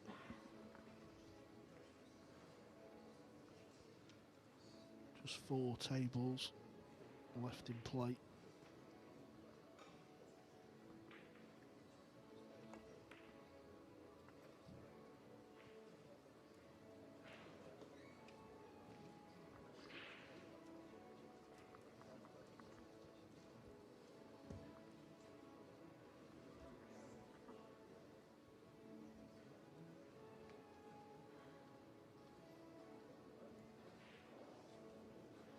Suddenly a little sticky wicket for Joshua Filler. Yeah, this shot here, Phil, is where he's really improved. I can't stress how difficult this is. And he's going to go 1 rail, 2 rail, in behind the pink, try and hit it full, leave the cue ball around there, hook his opponent. Easy to scratch in lower right. He's unbelievable at that shot. If you're at home and you're watching and you've got a pool table at home, just have a go at that shot. It's brutal. And the amount of times he sticks the cue ball off 2 rails is scary.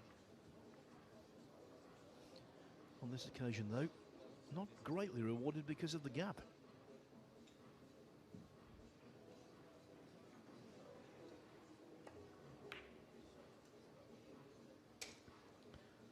This looks a better shot, doesn't it? Better safety, yeah.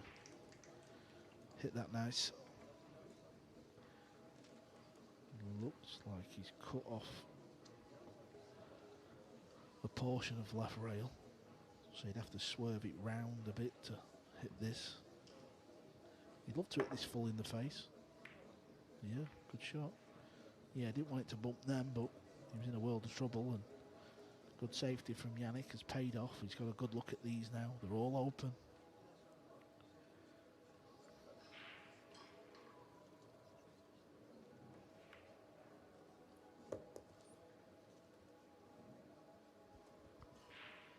Well, really, this is the kind of opening that has to be grasped with both hands.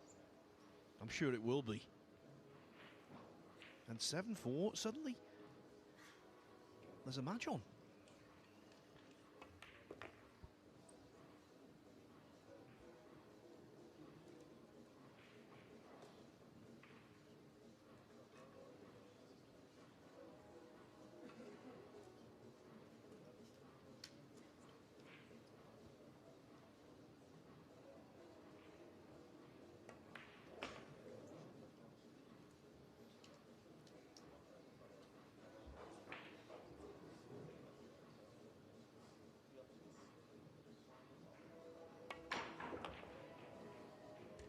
He hasn't. He has. That could be the end of Yannick Ponger's this year's European Open, Phil. He's got all the table in the world to land on, and he finds the corner pocket. Yeah, the connotation is if you scratch, you're unlucky, but that wasn't unlucky. That was a monumental blunder just when things were starting to move in his direction. Yeah, and he's put his cue down and he's walked straight out of the arena. He's took his time out. Mr. Laley is following him. He'll be having strong words. Okay, while he's out, let me tell you, Mohamed Soufi might be in the unusual position this evening of being the last player off. The Syrian is so quick, he normally gets his matches done in no time. 6-4 up. This is Claudio Cacci. He was 7-1 up on Dennis Grabber. Grabber won the 9th rack quite recently. The other match still out there, David Al-Kadi on the hill against Marco Ciuta at 9-3.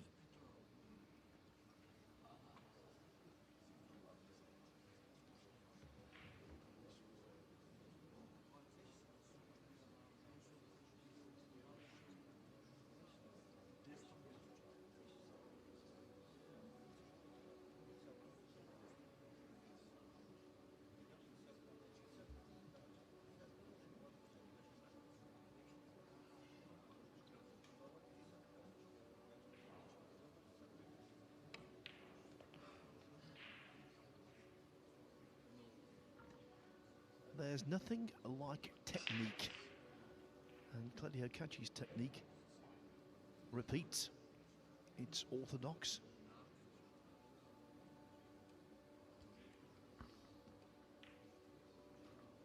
And he doesn't miss a lot. No, the cue ball's gone a little further. Maybe just a ball. I'm sure he'll be okay, but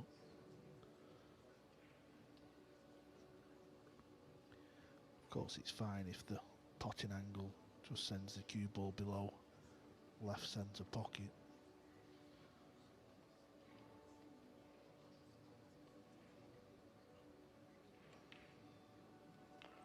Yeah, which it is, and he misses the 9, so this will go in left centre. 8-2, a couple more to go. Are the Cacci brothers in separate halves of the draw, Phil? No, unfortunately not, as Claudio takes an 8-2 lead. In fact, they're very close in the draw. I think if they both get to the last 16 and win there, they will come up against each other in the quarters. And that's what they're all playing for. The European Open trophy, won by the likes of Albin Ouschen, David Al-Kadi, Mickey Kraus and Joshua Filler. The European Open exclusively won by Europeans, and here's another of the leading players from this continent, David Al-Kadi, potentially in to win. Jeremy Jones picked Marco Ciuta as his outsider for the championship. I think he's on his last legs here. Who did Mr. McMullen pick? Jonas Suto, who was heavily beaten by Mark Foster today, 10-2, in arguably the biggest shock of the entire tournament. Not just the fact that Foster won, he's a fine player, but 10-2.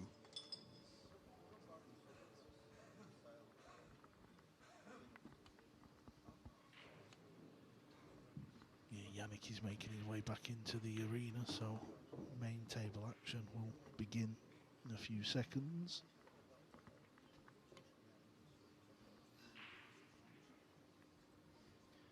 Al-Qaedi is not flash.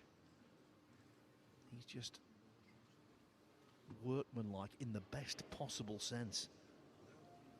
Yeah, he plays the right shot so often. That's a big strength, good temperament.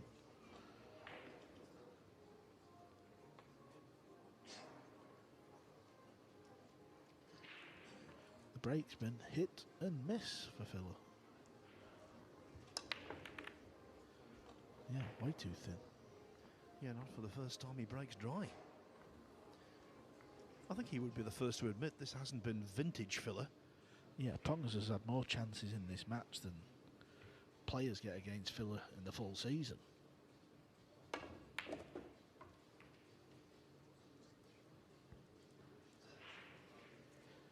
Yeah, he's on this. He might have to play another cannon though, so crashing into balls. And we all know that how that can work out. I think he's trying to go into the purple, but you see at the left edge. Oh, he's done this. Very nice, hit it full. So now he's in prime spot.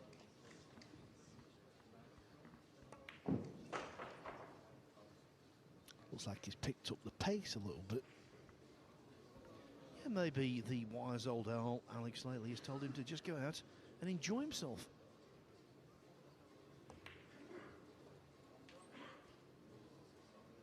Would have enjoyed missing that 4-ball, which he nearly did.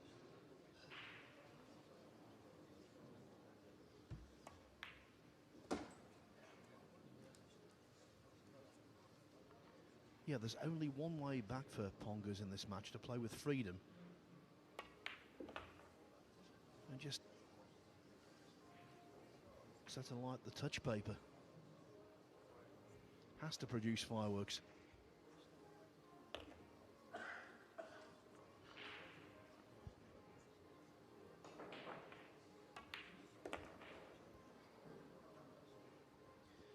After the scratch in potting the 8-ball in rack 11, that was a really good dish off Filler's dry break. 8-4.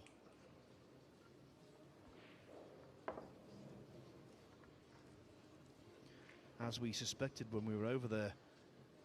Table 2, the action has concluded. David Al-Qaedi with a 10-4 win over Marco Tuta, so he now awaits the winner of Claudio Cacci against Dennis Grabber. Cacci, the younger, leading 8-2. Over on table 5, Mohamed Soufi still stuck 6-4 up on Omar Dilly, and that's the only action out there apart from the match we're watching. What a packed day it's been, Carl.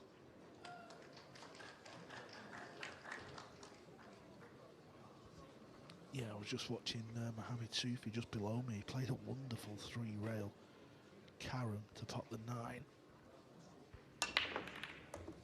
Oh, the cue ball flew in that corner pocket.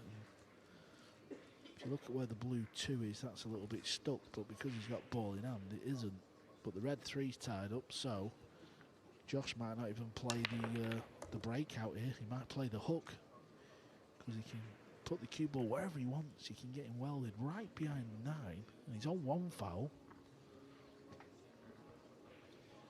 Yeah, the 3 cozying up to the 7 really saved the bacon of Pongas. For now, at least.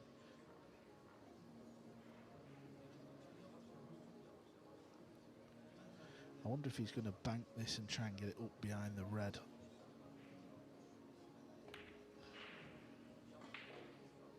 He is, but he'd have loved the cue ball behind the 9. That'd have made this feel impossible to hit. I wonder if he can go off the top rail now. Yeah, I think he can. So Phil's missed a bit of a trick there. Ball has to hit a rail after contact. I think the blue 2 will do. It'll go off to the right. Yeah. Well, by playing it like that, he basically kicked the can down the road. I think he's going to be in more trouble after this.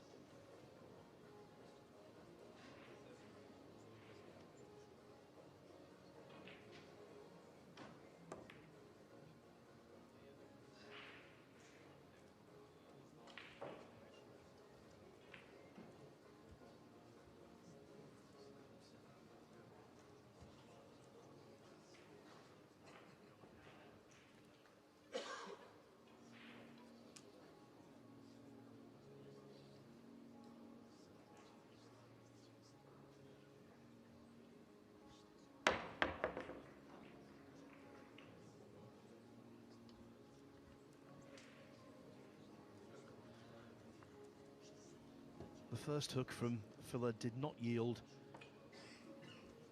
but the second did.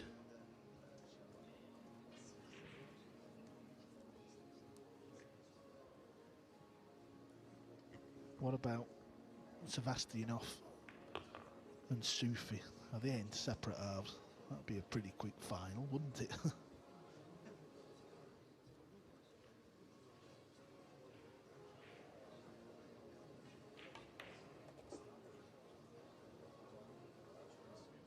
Again, Carl, sorry to disappoint.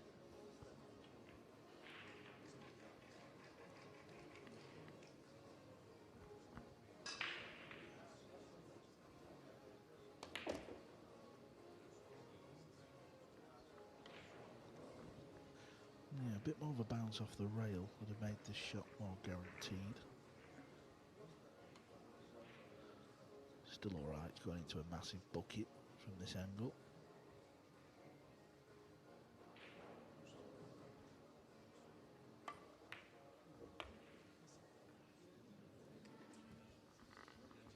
A massive bucket. I like that.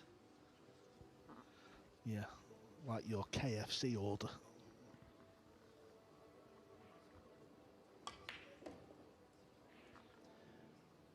Yeah, I do enjoy the Colonel's produce.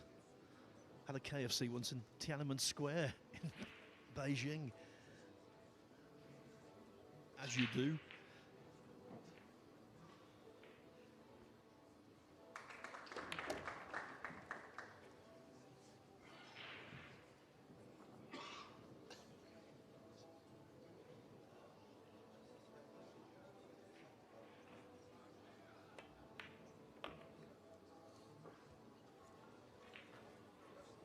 Joshua Filler likes his fast food, and he likes winning fast as well. He has been detained a little in this match, but now he's on the hill. One more required. As for young Pongas, he needs six in a row.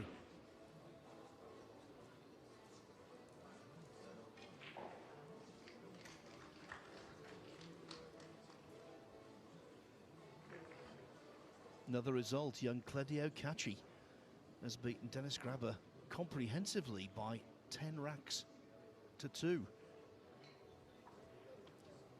So meeting in the last 16 will be Claudio Cacci against David Al-Qaedi. Just a matter now whether Mohamed Sufi can convert his lead into victory and take on Naoki Oi in the round of 16. Joshua Filler on the verge of setting up a meeting with Mika van Berkel.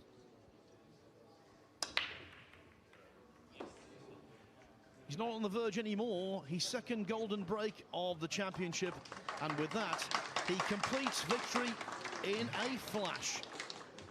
By his standards, that wasn't his best performance. That's how good he is. It was a reasonable display, but he can be better. But he's done enough, more than enough, and the defending champion remains on course for a successful title defence. He beats Yannick Pongas, the 21-year-old from Holland, by 10 racks to 4.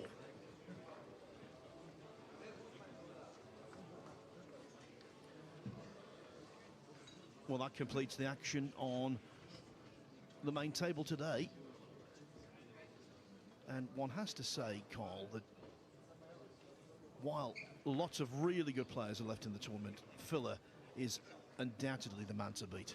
Yeah, he's our defending champion for a reason, and he's going along nicely. He's going unscathed, and there's confirmation of today's and these evening's results.